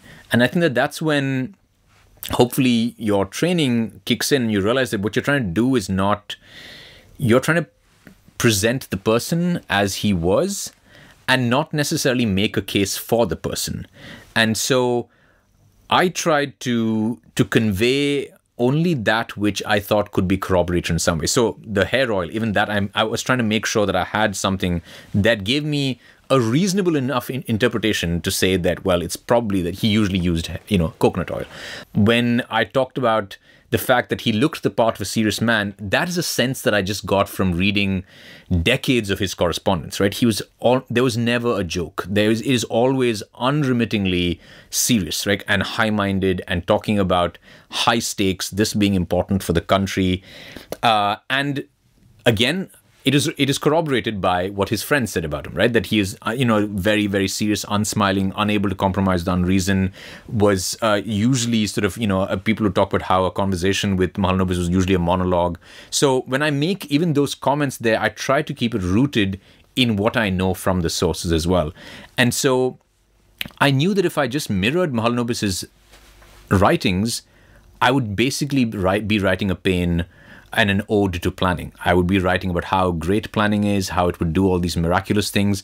But that's not what I want to do. I mean, not do I want to knock planning necessarily. I just want to understand why planning became so central to India. And so using Mahalanobis as the vehicle for that allowed me to show an aspect of planning that's not about, whether the growth rates were missed or not, but instead about the growth of India's data infrastructure, about its data capacities through somebody like Mahalanobis and the Indian Statistical Institute, both of whom actually have a huge influence even today, through the sample surveys, through the National Sample Survey, all of which India uses still today.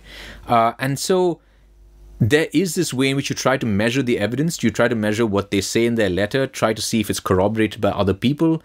And if you are using something that is affective or emotive from the letters, you make it clear to the reader that you're quoting them, that this is not your view, but you are quoting how Mahalanobis felt at that moment, and that this is not me, who the author, who's conveying it. So I think that you have to exercise judgment, and I think that that's the only way to go about it. I think that any biographer also has to do it, but I think that the best histories manage to do that well, which is to convey a sense of empathy, but not necessarily sympathy with the subject.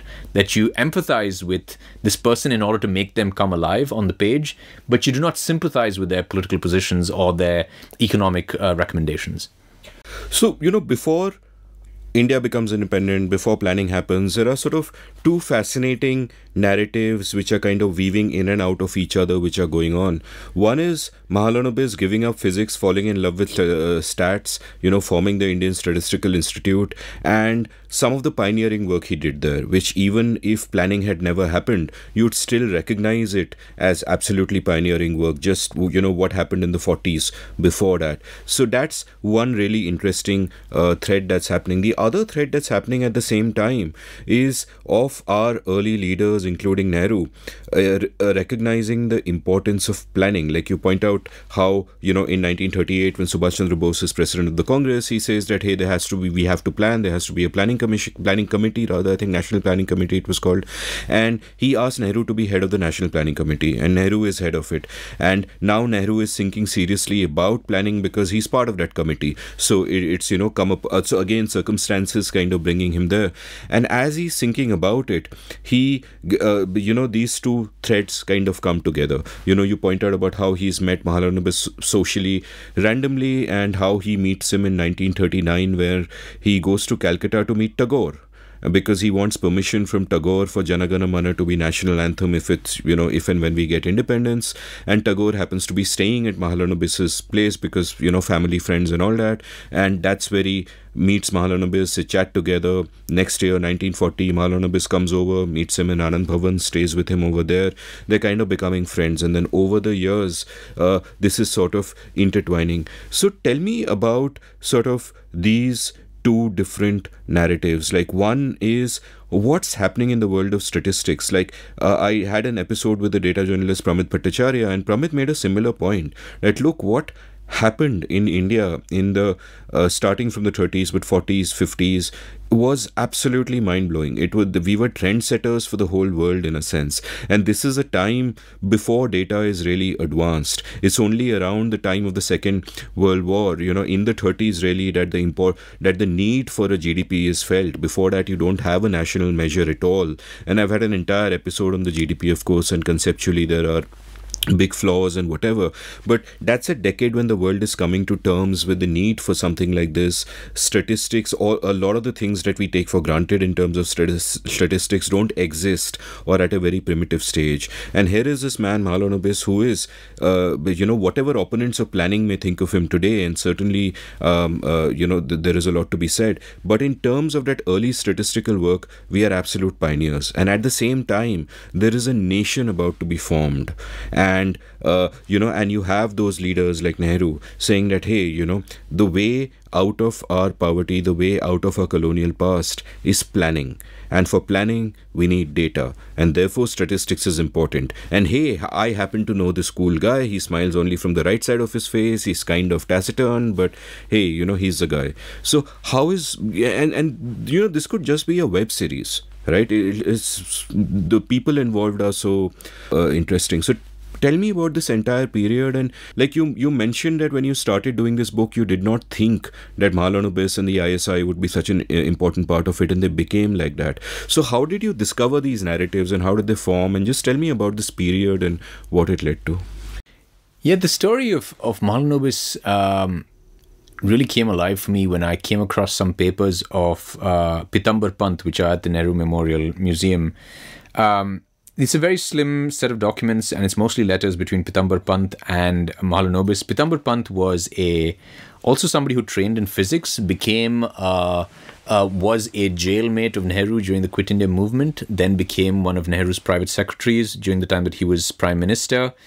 And on one of these visits in the late 1940s to the Indian Statistical Institute in Calcutta, Mahalanobis says, ask Nehru, can you depute 2 or 3 people to come help with the work of the Indian Statistical Institute? Because I think that apart from doing our research, we can help with national development as well. Nehru is not able to send 2 or 3 people, but he sends Pitambar Pant. And then Pitambar Pant over the next 2 decades becomes this kind of bridge between Calcutta and Delhi. He rises to some prominence at the Indian Statistical Institute as, I think, the secretary of the institute there. But at the same time, he's also heads the manpower planning division at Yojana Bhavan in Delhi. And because he has the ear of Mahalanobis and Nehru, he's able to sort of play this role as a bridge. And so in his letters, in his documents at Teen Murti at the Nehru Memorial Library, I found these letters between him and Mahalanobis exchanged in 1954, while Pitambar Pant is in Calcutta and Mahalanobis is just jet-setting across the world. He's in Prague one day, he's in London the other, in Washington the other, in Moscow another, and he's writing these letters back to Pitambar Pant. And it's during a time that Mahalanobis is discovering that he can play a role outside of statistics as perhaps a planner as well. And that really brought alive this moment of transition from a physicist to a statistician to economic policy. And so I thought that, and in those letters, he's talking about both the importance of statistics for planning and about the importance of computers for planning. And so I thought that this is something worth pursuing further. And so that's really how those stories first appealed to me. And I started exploring whether they can become chapters in my book. About the broader context, I think that you put it very well, that there are these two parallel stories that I'm trying to tell. And I'm trying to talk about them in parallel, but also about how they don't remain parallel at all points. At some points, they do have sort of offshoots that intersect. And the intersections are usually institutionally through the Indian Statistical Institute, individually through Mahalanobis or C.D. Deshmukh or Pitambar Pant or Nehru. And these 2 stories are, one is that, as you said, of a nation that is in the throes of an anti-colonial movement, one that we know today, but they did not know now, was soon to win freedom for India, and that the people involved are a cast of characters that are sort of household names in India. Subhash Chandra Bose, Nehru, Gandhi, Rabindranath Tagore, G.D. Birla, J.R.D. Tata. All of these people are discussing planning. And so to me, that is very fascinating. Why is it that on the eve of independence, planning is such an important thing that they're all discussing and debating. Gandhi doesn't quite understand why it's important. Tagore, in fact, thinks it's very important, doesn't understand why Gandhi does not think it's important. And so supporting Bose and Nehru, saying that, I think that you're the only two modernists in the Congress party and that you should push for this planning.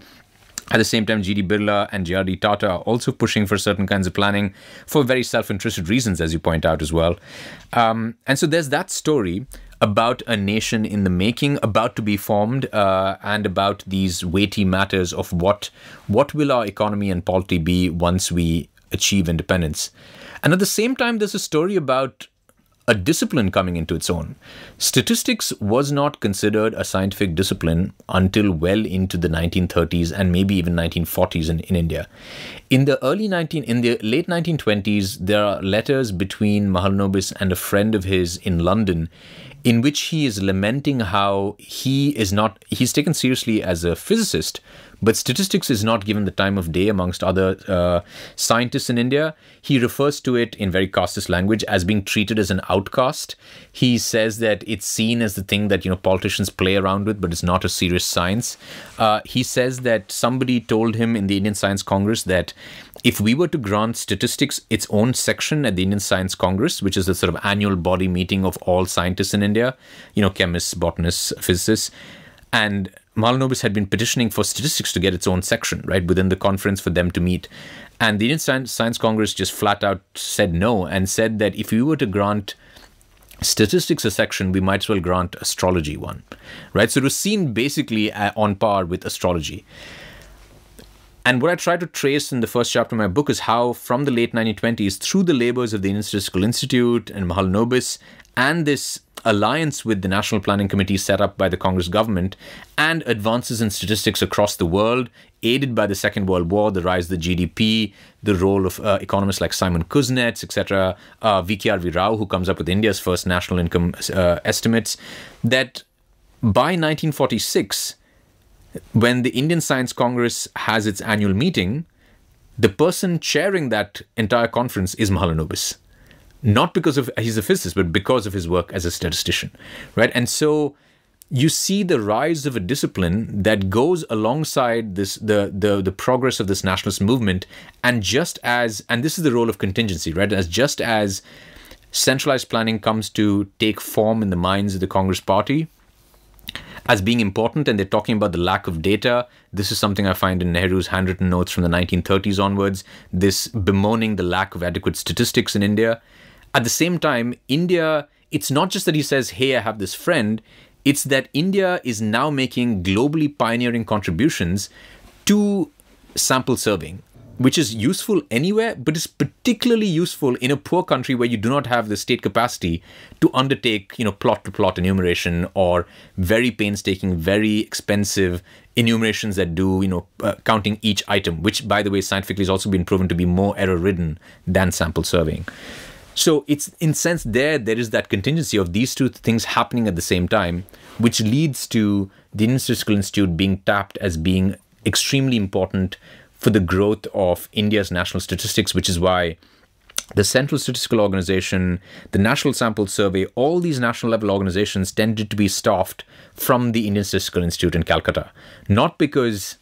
I would argue not because of a favoritism, but because really it was almost the only game in town. It was an internationally recognized center of excellence in the very thing that the Planning Commission was looking for, which is why actually the Planning Commission was jealous sometimes of the Indian Statistical Institute, because they would have liked to have done it themselves, but they did not have the expertise either. And that's why, in some ways, Indian statistical policy and then economic policy kind of gets farmed out from Delhi to Calcutta for a decade at least. You've written about how early on in the statistical field, Mahalanobis time and again is almost proven right. For example, there was this competition in Bengal where there were arguments about random sample surveys. Do they even work? Are they accurate? And so on and so forth.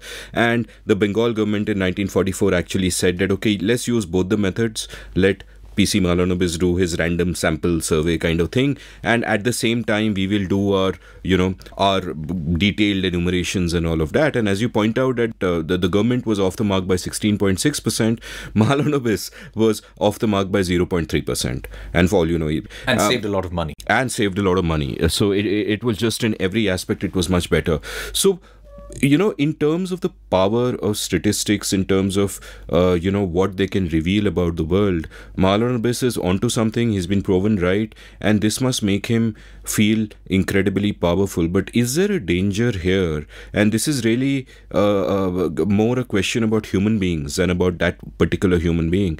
That is there a danger here that this can lead to a kind of hubris, where you have this incredibly powerful tool, and you have actually been so successful with that tool in whatever you have done so far, and you imagine therefore that you can use that tool to reshape the world. And we see signs of this hubris in a lot of the things that he does through the 50s, for example, where he'll be going to foreign countries and he'll be doing the things diplomats should be doing, right? And he of course looks down on diplomats and considers them incompetent and whatever, but he's talking directly to other governments, and Nehru is kind of not approving, but at the same time not messing with him too much. And in other descriptions you've described him as a benevolent autocrat, as it were, where he is like a little dictator in the ISI and he's kind of doing his thing. So he's become this figure who in his own head is he's got it figured out, and his only frustration is, why don't more people listen to me,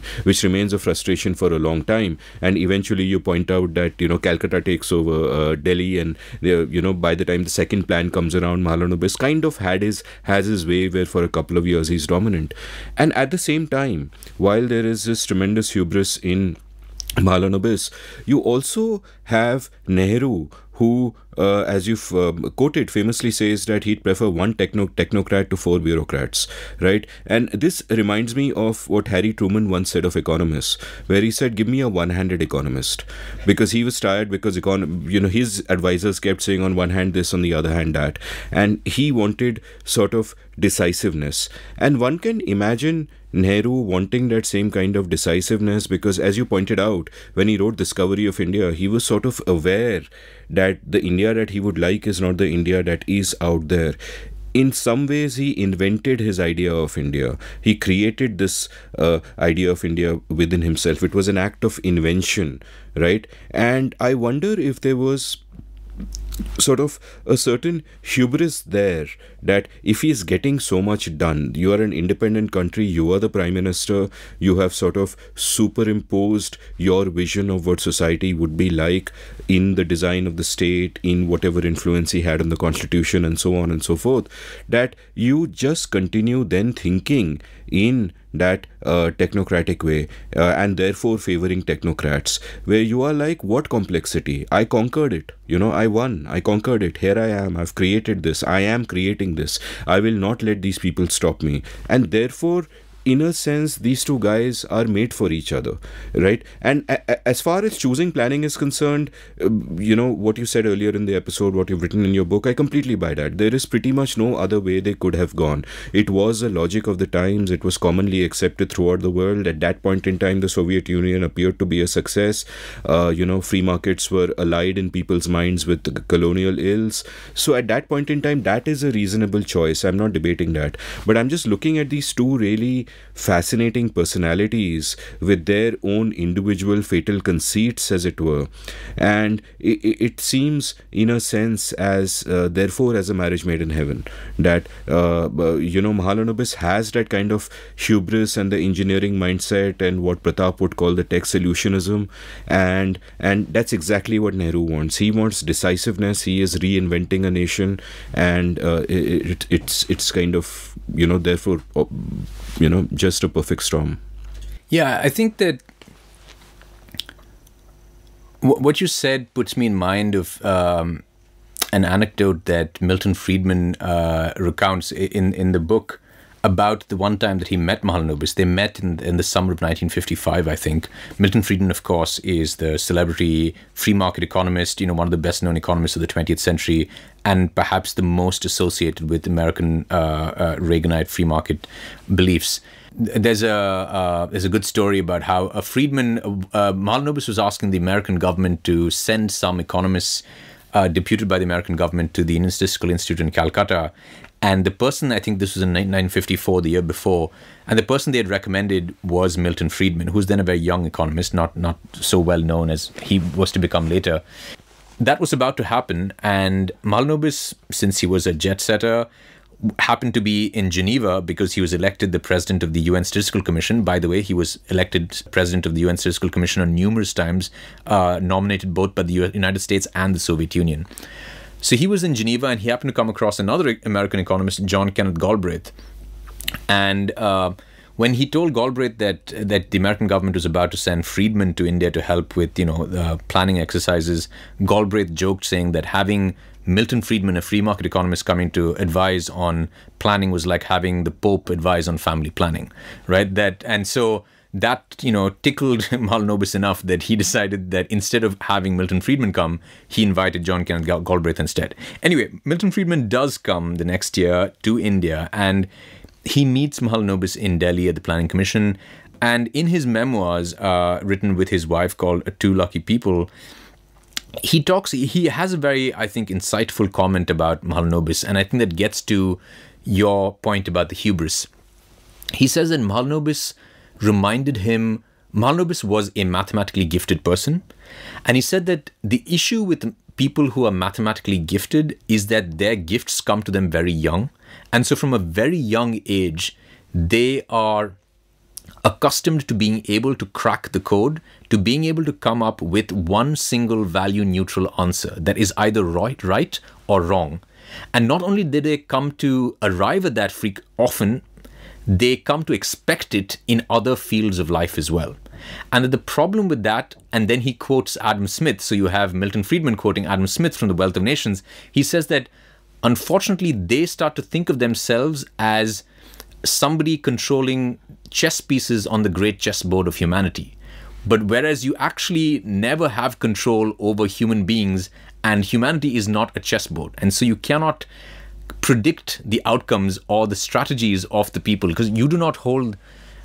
Human beings and Indian citizens are not like the knight that you hold in your hand that you can, take across the chessboard.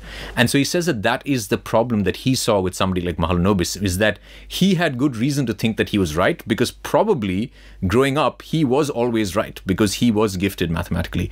And he said that this is a problem with mathematicians becoming economists and turning economists, which is that they start to expect this kind of response. It is an irony of history that it is the kind of economics that Milton Friedman would espouse that would become perhaps the most quantitative in the present day as well. So I wonder what he'd think about that were he around today. But I think that it does lead to a hubris that at a very young age, he's very accomplished.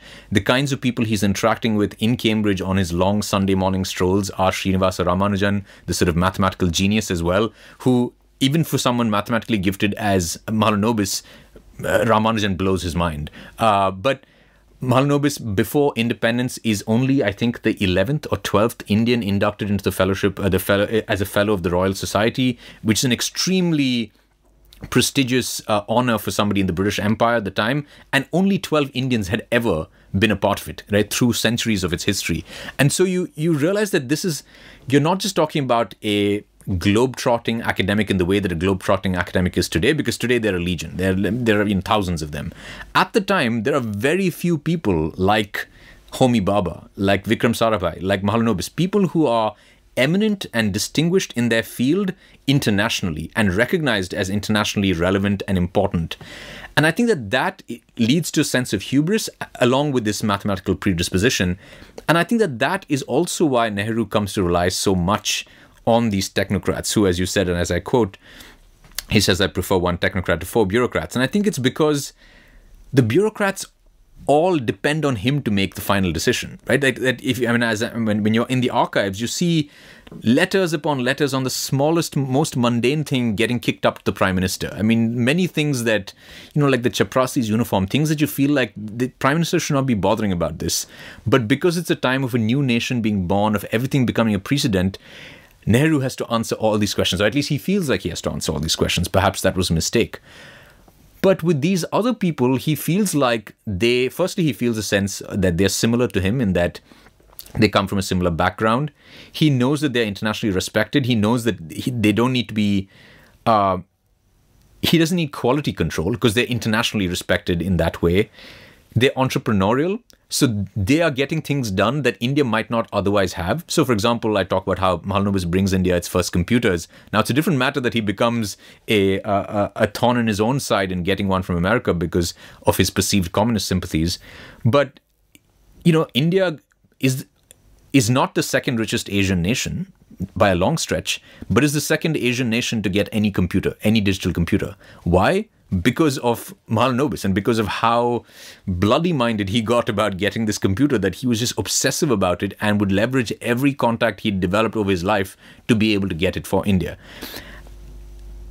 Another part is that unlike these bureaucrats who are constantly need to be in this kind of like an email chain from hell, but except it's a letter chain from hell because it just never ends with the Prime Minister, these technocrats get stuff done and many times don't cost the government a single rupee because they're paid for by their institutions, which are often private as well. They have foreign grants as well. So Mahalanobis is in Sweden, not paid for by the government of India. He's paid for by the UN Statistical Commission.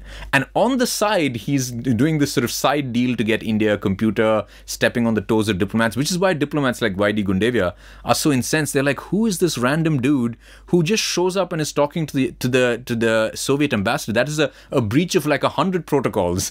But he's talking to them, then he's drinking with them, then he's getting a deal, and then he's promising, saying that I will try to get X amount of dollars, for the UN to say that they will commission that for you to send a computer to India. No, don't send it to the ISI because it should not be the property of the ISI. It should be the property of the government of India. So now I will now loop the government of India into this chain.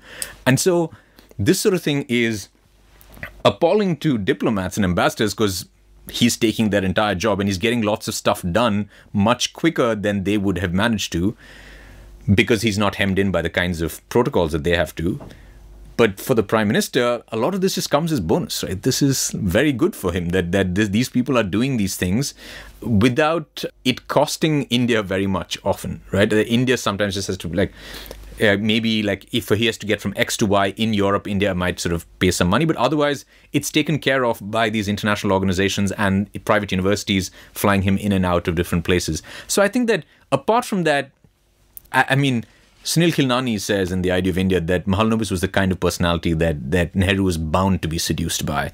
I understand where he comes from, but I do think that the structural aspect of the importance of statistics and about how integral and critical data became to centralized planning cannot be overlooked. So yes, Homi Bhabha, yes, Vikram Sarabhai, yes, Mahalanobis, but again, if those things weren't important to nation building at the time, I don't think that those people would be as significant, right? So whatever the personality of Mahalanobis was, if he did not occupy that position, right? What if he was just a physicist? He would not have been as important because he didn't work on the kinds of physics that was as important for nation building, right? It's because he turned from a physicist to a statistician with interests in economics that he came to play this role. So I think that structural aspect, while keeping in mind the personality traits of hubris, while keeping in mind the traits of Nehru's preference for technocracy and for expertise and top-down management, I think that this institutional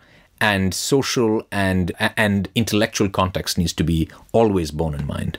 I love what Friedman said about Mahalanobis, which of course you've reproduced in your book, and Adam Smith's great essay, of course, is I think called The Man of System, which is basically about, the man of system looks at the whole world as a chessboard, and I'll move this piece there, I'll move that piece there, mate in three. But the point is the pieces are individual actors of their own, and there aren't 32 of them, there are millions and millions, and you can't quite go there. Regarding, apparent irony of, maths being important later for free market economists and all that, I think Friedman's central point here was was that, being that good in math gives you a kind of hubris where you think you can order society. And it's important to have the humility to recognize that no one can possibly do that, and therefore to respect human agency and trust that, free markets and the price system and spontaneous order and so on and so forth will, that everything will work out that way. And I think that is a position he would have taken, and it's completely orthogonal that math just became generally important in all kinds of economics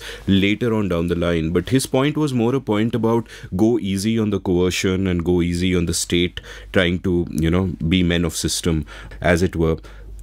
So one of the sort of impressions I had before I read your book is that planning was all Mahalanobis, and he dominated the entire period of planning and so on and so forth. But reading your book, I realized that there's a different dramatic arc to the whole thing. That of course he's important, but when the first 5-year plan is being done and all that, he is kind of still a figure on the side. He's not the head of the planning commission, but he's in charge of ISI and statistics and data and all that. He's playing a key role. But then what happens is that between that and the second 5-year plan, he maneuvers his way to a position of dominance, and then the second 5-year plan is all Mahalanobis. And it's a very interesting dramatic arc, because there is that story of how he's maneuvering his way to get to that position of preeminence, helped along of course by Nehru's fondness for him and a person like him, and at the same time that there is a lot of internal opposition which is playing out in interesting ways, and eventually he manages to get the second 5-year plan through, but eventually that also kind of begins to go to pieces. So those 6 or 7 years are really fascinating. So take me through that period. In some ways, I'd say, Amit, that in the mind of Mahalanobis, the battles begin even earlier. Like I said, to him, he's fighting a battle from the 1930s onwards to try to prove that statistics is a science, should be taken seriously as a science in India. And in some ways, the apex of that is when he wins out by 1946, where he is the sort of big dada at the Indian Science Congress himself. But then in his mind, the battle moves to a different level. The battle moves to Delhi, where the structural factors that I've talked about, the contextual factors, ensure that statistics is going to be essential for nation building and is going to be important for nation building. And as Mahalanobis always says, to him, statistics must have a purpose. It can't just be a science just for pure science purposes, but it needs to serve a social function. And he sees that through the vehicle of planning. He sees planning as the way for that to be done. But he finds himself on the outside of the Planning Commission. He's not a member of the Planning Commission. He has absolutely no training in economics at all. This is something to remember, which is why it is dramatic that this person with no training in economics writes the single most influential economics document in the history of independent India till 1991. Right? The second 5-year plan is the blueprint for India's economy till liberalization, and was done by a man who had no training in economics. And this comes through in those letters that I talked to you about with Pitambar Pant, when he talks about especially this. He writes to Pitambar Pant, I forget from where, I think from Europe, but he's going through Europe, America, and then eventually ends up in the Soviet Union. And on these travels, he writes to this very revealing letter to Pitambar Pant saying that, the reason that I travel abroad is because I want to make contacts with these foreign economists, because as you know, I have no training in economics and I have an insecurity about that. It's very rare for a man like Mahalanobis to actually say that he's insecure about anything. I mean, and the man is someone who has like great achievements in one field, but was trained in an entirely separate field. Now he's taking on a third field, so perhaps he had reason to feel insecure. And he says that because I'm insecure about this and because Indian economists don't take me seriously, actually meeting with and seeing that some of these foreign economists agree with me gives me, sort of strengthens his spine, straightens his spine, and makes him feel like he can have a policy role. And seeing that their views in some ways echo his, or maybe, some of it also might have just been, as I say in the book, selection bias as well, that he just chose people who might have agreed with him, made him feel like that he was going abroad in order to be relevant in India, right? He left India in order to be relevant in India. He went abroad to get ammunition against domestic detractors, against domestic critics. And so in his mind, he sees his enemies in the Planning Commission as V.T. Krishnamachari and Tarlok Singh. Again, people that Nehru favors, right? So it isn't as if Nehru is protecting him against other people, because the other people that are fighting with Mahalanobis are also people that are under sort of Nehru's patronage, right? Nehru has picked V.T. Krishnamachari to be the deputy chairman of the Planning Commission, which is the single most important position in the Planning Commission, and Tarlok Singh to be the secretary of the Planning Commission, so much so that the Planning Commission comes to be referred to as the Tarlok Sabha, right? The Tarlok Singh's Sabha. The people there don't like Mahalanobis and Mahalanobis' growing influence in the corridors of the Yojana Bhavan, because they see him as someone who has not been an administrator like V.T. Krishnamachari has, having to deal with real administrative situations, not trained in economics like Tarlok Singh has been, or someone who's been like the governor of a central bank like even C.D. Deshmukh has been. So to them, Mahalanobis is just this rank outsider who is also just sort of infiltrating on their territory. And, there's also this sort of territorial politics. And what Mahalanobis manages to do is to put together the reflected influence of foreign academics and the influence he gains from inviting many of these foreign academics to his own institute in Baranagar in Calcutta at the Indian Statistical Institute, such that the Indian Statistical Institute becomes really a hub of economists traveling from abroad to India. And whenever they'd come to India, apart from being in Delhi, they'd go to Calcutta because they'd been invited by the Indian Statistical Institute. And so the fact that he was rubbing shoulders with these very famous economists, and these weren't, some of them were not so very well-known economists, but they did include some who went on to win Nobel Prize, like Richard Stone, Gunnar Myrdal, other well-known economists like John Kenneth Galbraith. So all of these people are coming to the ISI. They all know Mahalanobis, and they all agree with different parts of his ideas. And as my book discusses, the Mahalanobis model, one thing that I really think people have sort of forgotten about the Mahalanobis model is that this was genuinely a mainstream view at the time, right? That in some ways, Mahalanobis is almost given too much credit for his originality, because actually this is what many economists, development economists across the world were recommending, which is why I think it's a mistake to think of the second five-year plan as some sort of Nehruvian idiosyncrasy. It's not idiosyncratic for Nehru to have chosen this. In fact, if he'd chosen a free market model, that would have seemed idiosyncratic at the time, because that was not the median position. The median position was for state-sponsored industrial growth. The debates then were between export-led or import substitution, and India chose import substitution, perhaps to its detriment compared to the East Asian economies. And so you have these letters that go back and forth between Mahalanobis and C.D. Deshmukh, who'd sort of formed an alliance because Deshmukh had known Mahalanobis from before. They became friends when C.D. Deshmukh was the governor of the RBI, and the RBI used to spend the summer months in Calcutta. During that time in Calcutta, C.D. Deshmukh would land up at Amrapali, which is the Mahalanobis' house name, for these long, lazy Sunday lunches. And then they became friends. C.D. Deshmukh even became the president of the Indian Statistical Institute.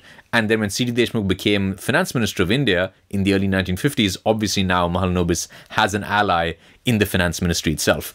But at the Planning Commission, they don't take too kindly to this presumption by Mahalanobis interfering in their matters. And in fact, in the letters, I found that Mahalanobis and C.D. Deshmukh even come up with this resignation pact saying that, if Tarlok Singh and V.T. Krishnamachari keep whispering these things behind our back, they won't even say it to our faces, but behind our back, they keep bad-mouthing us and the second five-year plan ideas that we have. If this continues, then we'll just have to tender our resignation to the Prime Minister. This cannot continue. But eventually, they do win out. And the fact that he has the finance minister on his side, the Prime Minister also believes in these views. Panel of economists that they put together, 19 out of the 20 economists, except for B.R. Shenoy, of course, all agree with the plan broadly.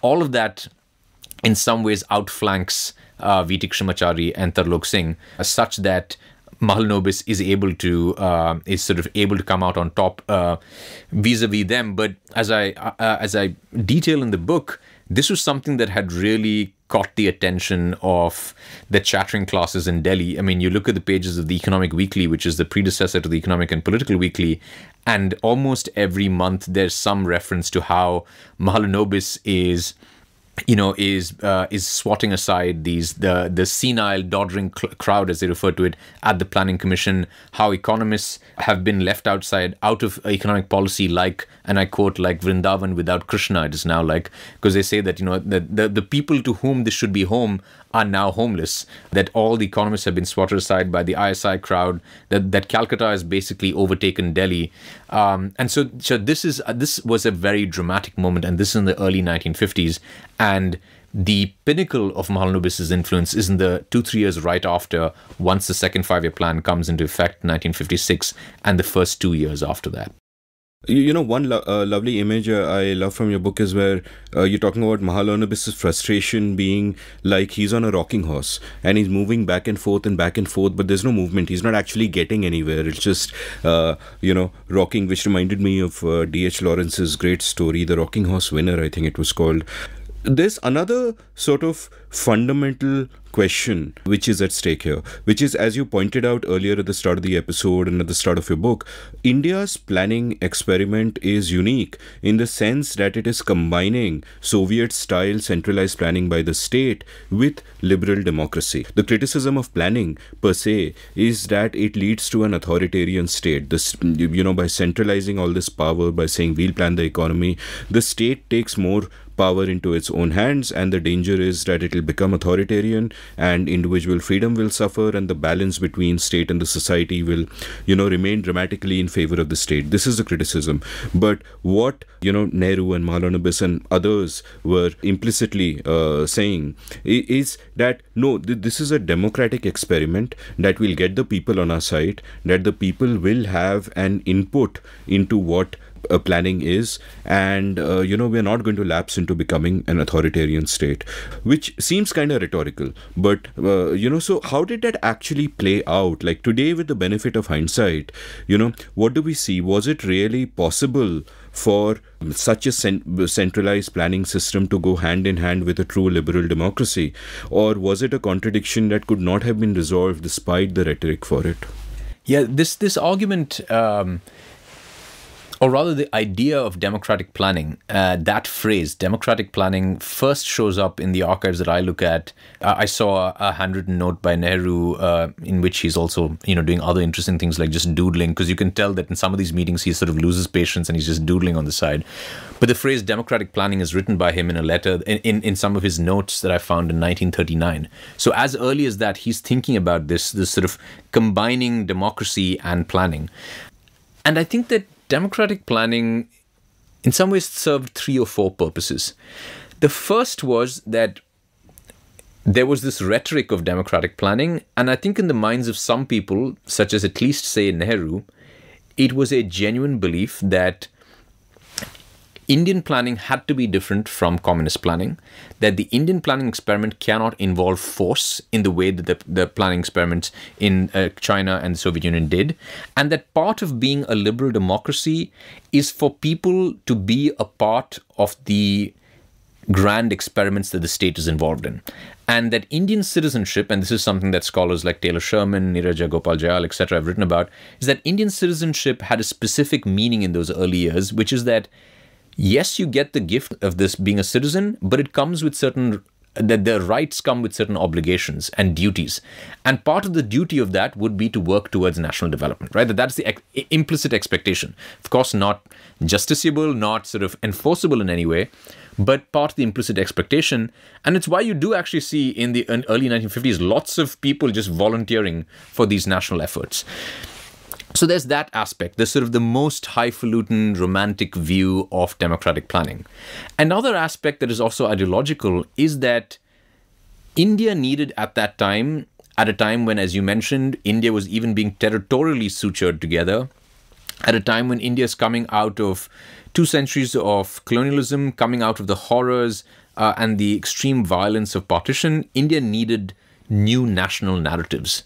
And development was meant to be one of the primary master narratives of this. And how is development to be had? Through planning. And so planning became this kind of, that's why in speeches, in movies, in songs, it's why It's why, for example, I found a song, which is actually now you can find on YouTube, sung by Lata Mangeshkar and Mohammed Rafi, in which the chorus is कह दो ये गांव के जाट को और शहर के gentleman को कामयाब हम करके रहेंगे 5 साल के प्लान को. I mean, that's an absurd lyric unless you understand this context, right? Of a nation in which everybody, including the movie industry, this is not like patronized, this is not a movie that is funded by the government of India. It is a private movie that is playing to its audience, and its audience, it realizes, keeps hearing about these Panchvarsha Yojanas. And so part of the theme of this movie was nation building. And which is why you have, Lata Mangeshkar singing "Ha 5 saal ke plan ko." That's the sort of refrain in the song. And in that time, you needed unifying national messages, and planning became one of those. So those are two of the ideological reasons that I think democratic planning became the sort of flip side of international non-alignment, right? So you have non-alignment in foreign policy, which is that we will not ally with either of the superpowers, the United States or the Soviet Union. Domestically, what that means is that we're not going to follow either of these options fully either. We're going to have this sort of mixed economy, this mixture between what is the sort of seen as on both sides the Iron Curtain. But I mean, in practice, of course, they weren't non-aligned for too long. So. Right, yeah. But I think there is a more realpolitik part of what democratic planning was. The most important part of which is that India and India's elite realized very quickly that India just simply did not have the state capacity to make these plans successful.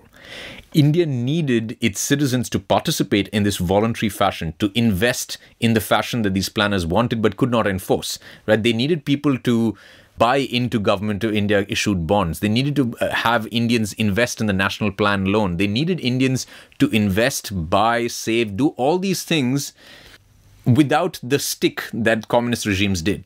Right? They wanted the same things, but they did not have the stick, and nor did they in this thing, because it's not a market economy, have the sort of the carrot enough for them to do it. And so they needed these kind of contributions that are unremunerated by the citizens to participate in large public undertakings like the Kosi Dam project, like building dispensaries and schools in villages and in these and gram panchayats. They needed citizens to participate in the narrative of national development in a way that did not require the state to always pay them, and that this idea of democratic planning is the way in which it could be justified, right? That this is what we're giving you. We're giving you a shot at development without taking away, well, at least most of your basic liberal rights. You have the option every 5 years of voting us out of power. And I think the final reason that I think that democratic planning was important to the Nehruvian state for its own sake is that the idea of democratic planning legitimized the state in the eyes of the people. Right, that this was the way in which the state, when it, for example, and the government, when it went to the polls, was saying, this is what we're doing for you. We're giving you have the right to vote, you have all these liberal freedoms, and we're giving you development, and we are inviting you to participate in it with us. And so I think those are the cluster of reasons because of which democratic planning became, at least for the first 20 years after independence, this sort of reigning ideology. And India would sometimes make these very tall claims internationally about how India is providing a new path to the rest of the developing world, to the rest of the decolonizing world, to the rest of the non-aligned world, about how you can put together these seemingly fundamentally contradictory ideas during the Cold War. So Heinz Arndt, the Australian economist, you've quoted him of talking about Mahalanobis and saying, quote, he must be nearly 70, immensely vigorous, alert and intelligent, but also domineering, vain and bigoted, a Bengali aristocrat who, in moving towards a Stalinist-type authoritarianism, has completely bypassed democratic liberal notions, never in any doubt who would plan and who would be planned for or against. Stop quote. And everything that you just said explains very well why the rhetoric of democratic planning is both powerful and appealing to the common person. But my question is that can we now look back and say that, as many of his critics alleged it would be, that it is also incoherent, that it simply was never possible because it involved either state coercion or relying on the voluntary actions of people? And you've pointed out how, in your book, you've pointed out how a tourist went to the Taj Mahal. He'd wanted to visit it all his life, and he thought he'll be awed by it. But after visiting he said, what I was really awed by is that an entire village on their own, without being paid, went and did some voluntary work for some project or whatever, which is fine, but it's an outlier. People are not going to do that beyond a point in time. It is not sustainable to ask people voluntarily to do that. And then not only is there an issue of state coercion, but there is also the issue of autonomy being denied. That when you have this mindset that the state will control the economy from the commanding heights, you are also, getting in the way of the private enterprise of people, their ingenuity, and just stopping all of that, putting an end to all the myriad voluntary actions through which a society raises itself. And we saw the power of some of that after 1991, for example. So the fascinating part of your book also is the second section. Your first section is data, where we talk about planning and statistics coming together and, all of that. Your second section is called democracy, and you have a couple of chapters in it. And the first of those chapters deals with how there was a concentrated effort by the government in making planning popular among the common people. One, because they wanted it to have democratic legitimacy in terms of the people supporting it, and two, because they felt that the people have to pitch in as well, right? So tell me sort of a little bit about this. Like you quote a piece from the Economic Weekly in 1956 as saying that planning has a touch of magic about it and an element of weird ritual too, and what can appeal more to the average Indian mind than magic and ritual, stop quote. And there are so many films that you point out that are later made, Naya Daur, and songs like Chhoro Kal Ki Baatein from Hum Hindustani, which kind of clearly struck a chord with the popular imagination. At the same time, you have the lovely cartoon you refer to by R.K. Lakshman, where he's comparing, where I'll just quote your words, in fact, where you say, quote, another cartoon years later and in a different publication compared the plans to a donkey.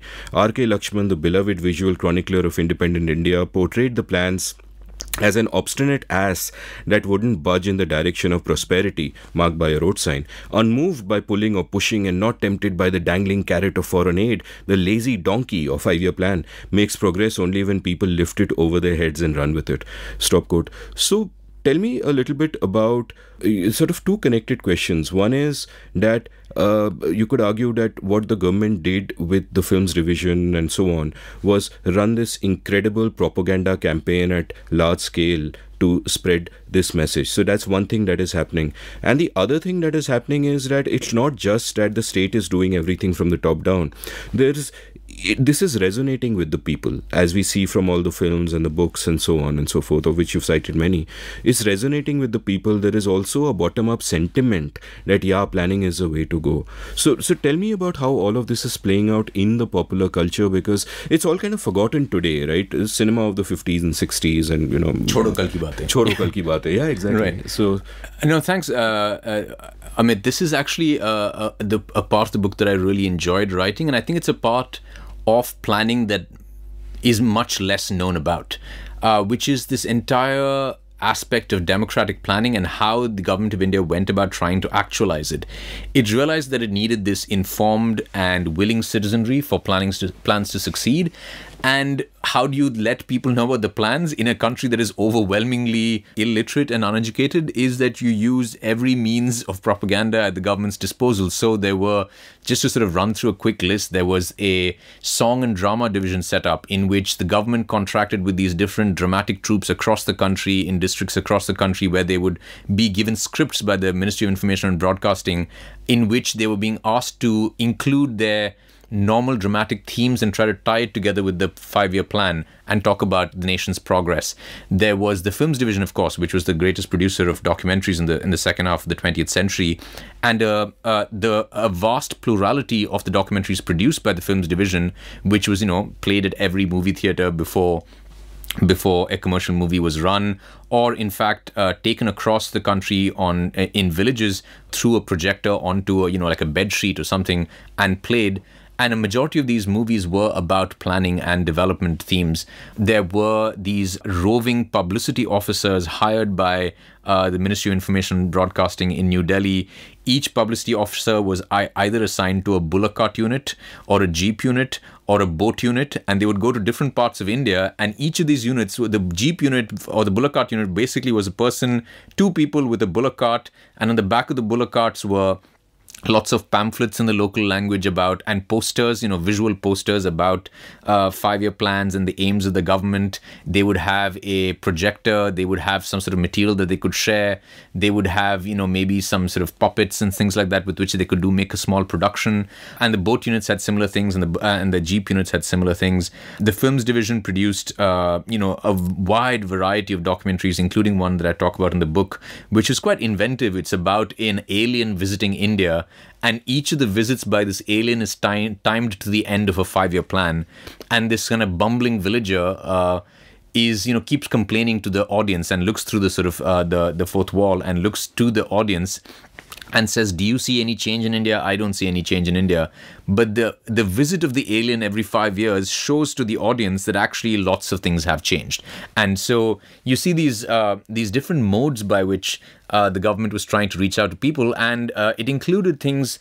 And the fact, as you said, that there is some sort of way in which the public resonates with this. We can tell that the public resonates with this propaganda because even private industry, sort of private popular culture, reflects it. Like I talk about this play that was very popular and was performed by a dramatic troupe in Delhi, 3 Arts Club across the country called Hamara Gaon, which is about a village boy going to the village, finding that the village is very dirty and people aren't adopting the ideals of the second 5-year plan, of the 5-year plan, and about how over his time in the village, he tells them about what the government is doing for them, the 5-year plans, etc. And basically, the village's name is Barakpur, but this young city slicker says it's become mostly like Narakpur, which is a play on hell in Hindi. And by the end of it, Barakpur has sort of regained its name as Barakpur because it's improved. One of the sort of great novels of this era by Yashpal, which is Jhuta Sach, again has, it tells you something that one of the great literary novels of the period has one of the main characters as somebody who works in the planning commission. And this person is one of the few good characters in the novel, somebody who comes to the aid of a partition sexual assault survivor, Tara, who's the real sort of heroine of the novel. And in the end, their marriage is the only sort of happy ending in the novel. And so I think that, and apart from that, there are these movies, as you mentioned, Naya Daur, Char Dil Char Rahein, Naya Daur, which has Shami Kapoor and Raj Kapoor in it, and Meena Kumari, Char Dil Char Rahein, which has Dilip Kumar in it. And these films in the 1950s, again, give you a sense that planning had just become a part of what everyone assumed to be natural about India and its future. And I think that is what in this chapter I'm trying to convey, that we've lost the sense about, yes, it is top down. Yes, it is very state-centric. Yes, it is centralized, but it has become a part of the popular culture and not necessarily forced into the popular culture. Though, that's debatable. I like to think that if it was such a part of the popular culture, the films division you point out was the largest producer of documentary films in the world, and they produce more than 8,000 short films, documentaries, and newsreels. And it strikes me that there's a tremendous opportunity cost to that for such a poor country. Instead of spreading propaganda about planning, just spend that money on the people. And I love these ironic words by you towards the end of the chapter when you write, quote, "After more than a decade of planned publicity, the government of India decided that it was time to assess the levels of planned consciousness in the nation." And you give some details of that, and then at the end you write, "Ultimately, and unmindful of the irony, the study team concluded that the signal flaw in the government's planned publicity efforts was inadequate planning." Stop quote. So it's almost like a satirical kind of novel. The reason planning did not work was we did not plan. Your last chapter is the most fascinating, and I didn't know a bit of it, and that is about the interplay of religion and this effort to make planning popular, where essentially the government decided that sadhus are the best messengers, that we need religious symbolism to explain scientific planning to people, and so on and so forth. So, sort of tell me a little bit about all of that. I mean, which leads to something called the Bharat Sadhu Samaj, and it's just like an incredible story. Thanks. Yeah, so in 1956, the government of India and many members of the Congress government, including the then Minister of Planning, Gulzar Lal Nanda, who would go on to become India's Home Minister, go on to become an interim Prime Minister as well twice. Gulzar Lal Nanda and several members from the Congress party meet with 50 sadhus at Birla Mandir in Delhi. And this meeting is about how sadhus can help propagate the ideas of the 5-year plan.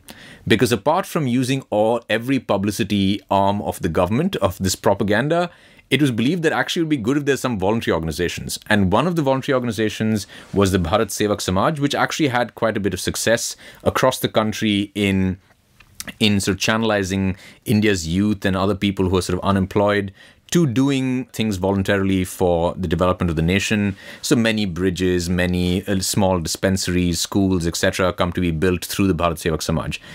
The Bharat Sadhu Samaj is a sort of eccentric sort of offshoot of the Bharat Sevak Samaj. And the idea is that these sadhus can, because India is an overwhelmingly religious country, and that religion has a hold on the people, we will try to use these sadhus to propagate the message of the planning this, which is seen as so technocratic and irreligious, but we will try to somehow bring these two together in order that the sadhus, when they are talking to the people in their sermons and they're doing their lectures, that they will in some ways bring the Ramayana into conversation with the Dvitiya Panchvarshya Yojana. I mean, it really seems harebrained, but this was an experiment that the government spent years on. And its major patrons were Gulzar Lal Nanda and Rajendra Prasad, who was the president of India at the time. I uncovered some letters, as I write in the book, that give you a sense of how religious Gulzar Lal Nanda was. He was this very stern, honest Gandhian who would, the story goes, sort of, scold his grandson for using official Government of India stationery, because how can you use, Government of India stationery, because it's a waste in this poor nation. He would talk about how his father would attend these would have conversations with visiting or itinerant sadhus when they came through his village. So somebody who really had an admiration for sadhus, but also somebody who had some views that were quite out there. I found letters that Gulzar Lal Nanda has with somebody who claims to be in conversation or in touch with Gulzar Lal Nanda's dead father through a medium in an ashram in Ranchi, who refers to himself as Gurudev, and he says that, and keeps writing letters to the then planning minister of India saying that, your father said this, your father said that. And then when Nehru dies, he writes saying that, the medium could not get in touch with your dead father, otherwise we could have avoided Nehru's death. So this is a man who is in charge of an institute of psychic research, constantly converses with his astrologer Haveli Ram. So is somebody who really does believe in in spirituality, in the power of Hindu religious symbols and of sadhus. And the position of Nehru is really interesting on this. He has a very low opinion of many sadhus. He thinks that many of them are fakes, that many of them are just people trying to shirk getting a job, that they're just pretending to be sadhus, that they engage in all kinds of illicit activities. And this is actually borne out by newspaper reports from the time. Many sadhus were accused at the time of kidnapping children, of engaging in with prostitutes, with actually setting up their own forts and fighting with the government. And so the opinion of Nehru is pretty low of these sadhus, but Gulzar Lal Nanda is committed to this, sets up this Bharat Sadhu Samaj, which basically is a government-funded organization for sadhus to use religious symbols to propagate 5-year plans, which again seems like such a strange idea. And their main outreach is during the Kumbh Mela, when, of course, lakhs and lakhs of Hindu devotees are there. And then basically there would be a pandal set up using Government of India money, in which the Bharat Sadhu Samaj would set up this pandal, where I found the the daily sort of schedule of one of these, the routine, and it was like 4 a.m. I mean, it's really punishing. Wake up at 4 a.m., then snan, then shlokas, then lectures on the holy motherland in the Vedic age, then about something and about how the ideals of Ram can be made consistent with that of the Panchvarsha Yojana. So really strange stuff that is going on at this time. But the government of India is paying for it. And one of the ways in which it is short-sighted is, and of course, Nehru's interactions with them is always entertaining, because he goes from thinking, okay, maybe it's a good idea, maybe we need to do this, to then when they finally come to his office, which seems like a coup because he's not very fond of them, he scolds them saying that, why do you have so many fakes amidst you? Why can't you deal with these fake sadhus? Then when he goes and gives a lecture to them on their home turf, again, he scolds them saying, okay, all this is well and good that you're trying to help with development, but, we need to move forward. We need to industrialize. We need to set aside superstition. But the biggest flaw that the Congress should have seen away from a mile, but maybe we can see it because we have the benefit of hindsight, is that these sadhus had their own agenda. They were much more concerned with getting rid of cow slaughter, with all of these, what we would call today, Hindutva causes, than they were about planning and about any economic policy. So, for example, in 1966, this anti-cow slaughter rally gets out of hand, and these sadhus who are leading it with trishuls and swords and knives, they start attacking the police. The police have to tear gas them. Several people die in Delhi. Ministers in the Congress government, their houses are attacked. Central Delhi is vandalized by these sadhus. And of course, at the end of the day, when dozens of people dead, more than 100 are injured, somebody has to take the fall for it. And who happens to be the Home Minister of India at the time? Gulzar Lal Nanda. And so Gulzar Lal Nanda's political career in effect comes to an end because of this one organization that he had been the most consistent patron of. And then I write about going forward, the Bharat Sadhu Samaj, it would not only blow up in the face of the Congress, and this time in 1966, but in the future, the president of the Bharat Sadhu Samaj, one Sant Tukdoji Maharaj, would become one of the vice presidents of the VHP. In 1989, the VHP Pandal and the Bharat Sadhu Samaj Pandal at the Kumbh Mela basically became identical. And from 1989 onwards, the Bharat Sadhu Samaj is basically endorsing Ram Janmabhoomi and that Babri Masjid should fall. So in a sense, you have this creation of the Congress, so much so that its critics at the time were referring to the Bharat Sadhu Samaj as Congress sadhus, that these Congress sadhus become sort of shock troops in the army of the BJP. It's a fabulously entertaining story. Both Gulzari Lal Nanda and the Congress kind of hoist by their own petard. And if I remember, in that 1966 march, they did Karpatri Maharaj, one of their leaders, also got injured in the eye or something, if I remember correctly. And Karpatri Maharaj, as my regular listeners might have heard in my episode with Akshay Mukul on the Gita Press, Karpatri also wrote this book called book comparing Marxism and the Gita, and criticizing Marxism on the grounds of how it went against Hindu religion. And one of those criticisms was, and this is hilarious, one of those criticisms was that because communism abolishes private property, his argument was that every woman will become like a bucket from which any man can drink. So this is one of the iconic Hindutva leaders of the time, but he was, and he got injured during this. So, when you talk about the schedule of the sadhus in the Kumbh Mela, it's a crazy schedule. And it makes it even funnier that Nehru actually referred to them as lazy rascals, because, they seem misguided to me, certainly, but they don't seem all that lazy.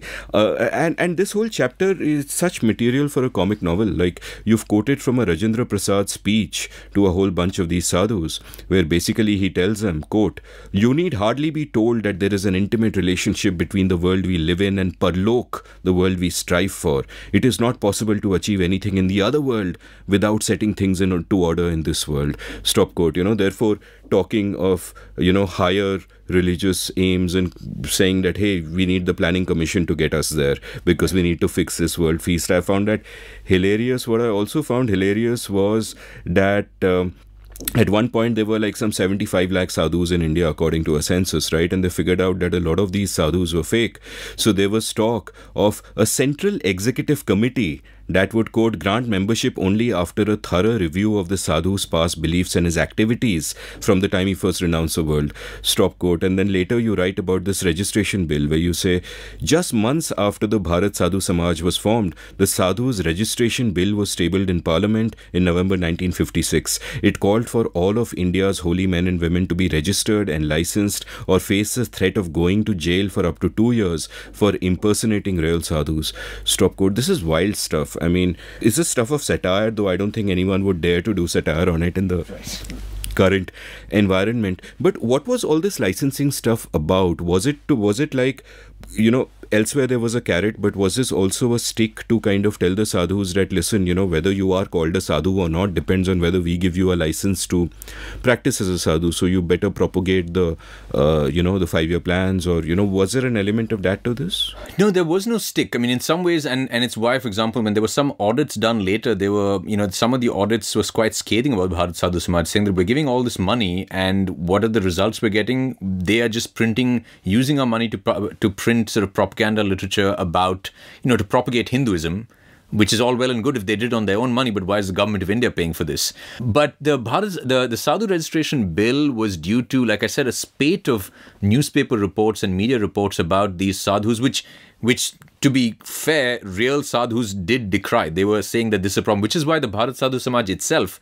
without prompting, but out of fear of this Bharat Sadhu registration bill, said that actually, yes, if we're going to get money from the government and we want the government to support us and we don't want people to think that we're a bunch of quacks and, child kidnappers and all this sort of thing, we need to give identity cards. And that's what I found hilarious. The idea that this man has decided to renounce all life and, maybe move to the Himalayas and to live this life till he dies without any worldly attachment, but has to carry an identity card, right? But the idea was that without this identity card, and this identity card will only be given after vetting by the Bharat Sadhu Samaj, which consists of other sadhus, of if you're a real sadhu or not.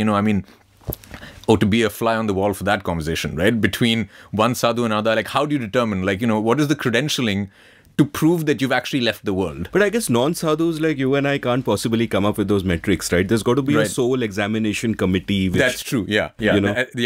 In which they all share these. I suppose it has to be peer review by sadhus, right? And that's essentially what they're saying should be done. That instead of the government giving you a registration, let sadhus decide who's a real sadhu and who's not. In the end, it didn't go anywhere, but it was in this context that Nehru, for example, is made fun of in the popular press. In numerous cartoons that I talk about, Nehru is pilloried by more liberal-leaning Indians saying, what the hell is our prime minister? Many cartoons showing him in basically a langot and a loincloth, pretending to be a sadhu, and the caption is, for whose salvation? There's another in which Nehru is walking on a bed of nails, holding the sort of the sign of the atom on one hand, making fun of the fact that this is a person who's promoting atomic energy in India, but is also indulging in this kind of obscurantism. There are a couple of funny cartoons about how there's this this very typically Indian babu or bureaucrat sitting at his table with the obligatory image of Gandhi behind him, and there's this person who's been talking to him, like a very disheveled man who looks like a sadhu, who's been talking to him for hours and hours, and he's been giving him chai after chai. And then he realizes after many years, it's just some beggar who walked in, and that this babu is wasted all the time because he thought it's the Bharat Sadhu Samaj that after all Nehru is patronizing. And there's another in which a minister for finance is learning about deficit financing from a sadhu, because of course sadhus now seem to be running the show. So there was all this sort of blowback to the Congress government about. From the more sort of liberal, you'd say elite sections of the media about why India was engaging in this kind of alliance with sadhus.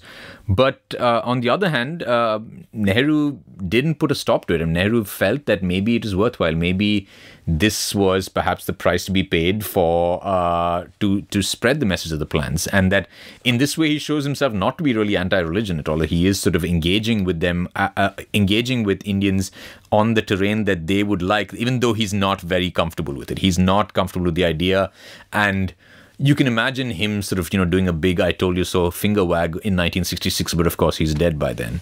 No, I mean, in this respect, perhaps I feel Nehru was a very lonely man, because a large part of of his party was sympathetic towards a certain kind of benign Hindu nationalism. Like, it's worth pointing out that when the Babri Masjid, when the idol was installed in the Babri Masjid in the late 1940s, it was a Congress government in charge in UP, and the orders from Nehru were, get the idol out of there, this is going to create trouble later.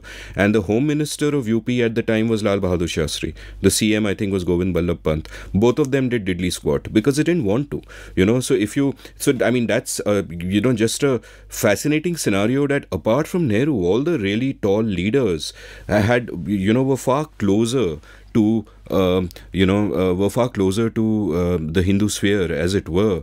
And it's interesting to think about, what if Nehru hadn't existed, and those leaders gradually, whether it is Patel or Prasad or Shastri for a very brief while, and he was by all accounts a humble man and a good prime minister, if they had survived, could we have prevented the rise of this more toxic and reactive Hindutva nationalism that we have before us today? But that's a separate question. Your book goes into far more detail than perhaps we have the time to, and that's a good thing, because I'll just encourage all the listeners to buy it. You describe in great detail the shifting intellectual currents, and how through the 60s the Planning Commission lost more and more relevance. Morarji Desai as finance minister wasn't quite kosher with it, and Dhananjay Gadgil, who had always been against, not a big votary of planning, actually took charge of the Planning Commission and all of that. So all that story is fascinating. And looking back, what would you say, like, at one level you can look at that period and say, okay, we had an experiment with planning, it was really interesting, it's an interesting story, Bollywood was there, sadhus were there, and very interesting people, but it didn't really work, did it? But on the other hand, I would look at it also with the positive framework that, look, what we got out of it was a certain statistical infrastructure which gave us key data. It also gave us a certain scientific way of thinking about the world. Perhaps a mistake was in using it in a prescriptive way and saying we will use state power to do X and do Y. But, there is no doubt that it is essential to use data, to use statistics in a descriptive way, and to say this is what the world is like, this is what the world is like, how can we influence it with policy, and so on and so forth. And in fact, it was a lament to Pramit Bhattacharya that some of this statistical infrastructure is kind of withering away, and we are perhaps sort of losing it. So looking back on this, what is your sense of that entire period? Like, obviously you've done what every historian should do, that we now understand through this book that period and those currents of history that much better. But apart from that, what are the resonances for the current time, and what lessons can we take from it? Yeah, I think the resonance is certainly, as you said, the sheer data capacity that India has and has had was seen in the 1950s onwards as a real outlier amongst developing nations. No other nation, according to statisticians across the world, had nearly the amount of data about its citizenry, about employment, consumption, expenditure, all levels of granular detail as India had, and at the kind of low cost that India had. And that attention to data, the attention to building data infrastructures through the Central Statistical Organization, through the National Sample Survey, through bringing computers to deal with the data, that was I think, a real legacy and a good legacy of that period, and one that, as you say, regardless of what policies it's used for, that data is important. And it's important in socialistic regimes. It's certainly important in market economies as well. And that is a legacy that is in trouble today. As you said, Pramit Bhattacharya has written about, as a piece in The Economist a couple of months ago said, India's statistical system is crumbling. As I think a piece in the Business Standard a couple of years back said, it bemoaned what is happening to, and I quote, the house that Mahalanobis built, right? And so I think that, and this is a criticism that, to be clear, is made by economists from the left to right, right? It's not a ideological position on this. You have economists like Abhijit Sen from JNU, to Thomas Piketty, to Abhijit Sen at MIT, to Martin Revalian in Washington, D.C. Like, across the economic spectrum, all of them bemoan the increasing opacity in India's statistical systems. We've seen from 2017 onwards that national sample survey data dealing with unemployment, because it showed a 40-year high, was just not released and was leaked actually to the Business Standard. We've seen that household expenditure data, household spending data from 2019 was, they just basically decommissioned the entire survey because it showed that household spending was again at a record low. This, I think, as I write in the book, good data is not always good politics, but that is to the detriment of all Indian citizens, because regardless of the party in power, we need to have this data and it needs to be above politics, because you cannot deal with poverty unless you know, for example, how many poor people there are in the country. I mean, the government, whichever government is in power, they can make whatever claims they want about poverty, but we need to know at least to assess the claim, to even clap in acclamation for what they've done. We need to know in a way that is transparent that, yes, it has gone from X to Y. But the lack of transparency, I think, is what is really troubling. And I think that India has never been immune in its institutions from political interference. We certainly had a lot of it, especially under Indira Gandhi onwards. But I think that what is happening today is troubling because, firstly, we shouldn't return to that. But secondly, because it seems to be a part of a move that is anti-intellectual, that there is a part of this populist moment is also an anti-intellectual moment in which intellectuals are derided as being part of an elite and therefore immaterial. And I think that is not a good thing. It's not, yes, of course, elites come from certain sections of society, but the solution to that is to democratize education so that elites are not associated with education and with high credentials, but that actually an expert could be from any section of society. The solution is not to say that therefore expertise itself is bad. And I would say that it is this vehement attitude against intellectuals and expertise that leads to colossal failures such as demonetization, something that no economist, again, from right to left, has said was a good idea, right? And by the government and RBI's own estimation, has been a massive failure in that 99.8% of the black money seems to be back in circulation today. You can say that the Nehru government got many economic policies wrong, but that was wrong despite the experts at the time believing that it was right at the time, right? So expertise is not a guarantee of good outcomes, but it is a hedge against. It is one layer of safety that provides you some hedge against it. And so I think that this sort of thing of making such a huge decision without consulting any qualified economist, right? I mean, certainly don't consult historians, but consult economists about, taking away 80% of the money in circulation. That, I think, is a really troubling sign for a country as large and for an economy as large as ours. Yeah, absolutely agree. In fact, demonetization was like a litmus test for me. It was the largest assault on property rights in human history. And if you called yourself an economist and supported it, you were either a bad economist or a bad human being. It had to be one of those two. There's no doubting the sort of importance of data. I mean, ideology doesn't matter to this. Data is data. You want to know the state of the world. And couldn't agree more. I have a whole bunch of episodes. In fact, I think I do 2 or 3 episodes every year where I just bemoan about this, so I'll link them from the show notes. And I love the point you made that even if experts sometimes got it wrong, don't deride expertise, and that's an important distinction to make. I do actually think many of our intellectuals and experts, and especially our elites, led us down the wrong road, and therefore a lot of the criticism of these elites is actually justified, even if criticizing the Lutyens elite has now gone so far as to almost be caricature. But a lot of the criticism is justified, but only expertise again can really get us out of this, and not just but I think we should have better experts, more expertise.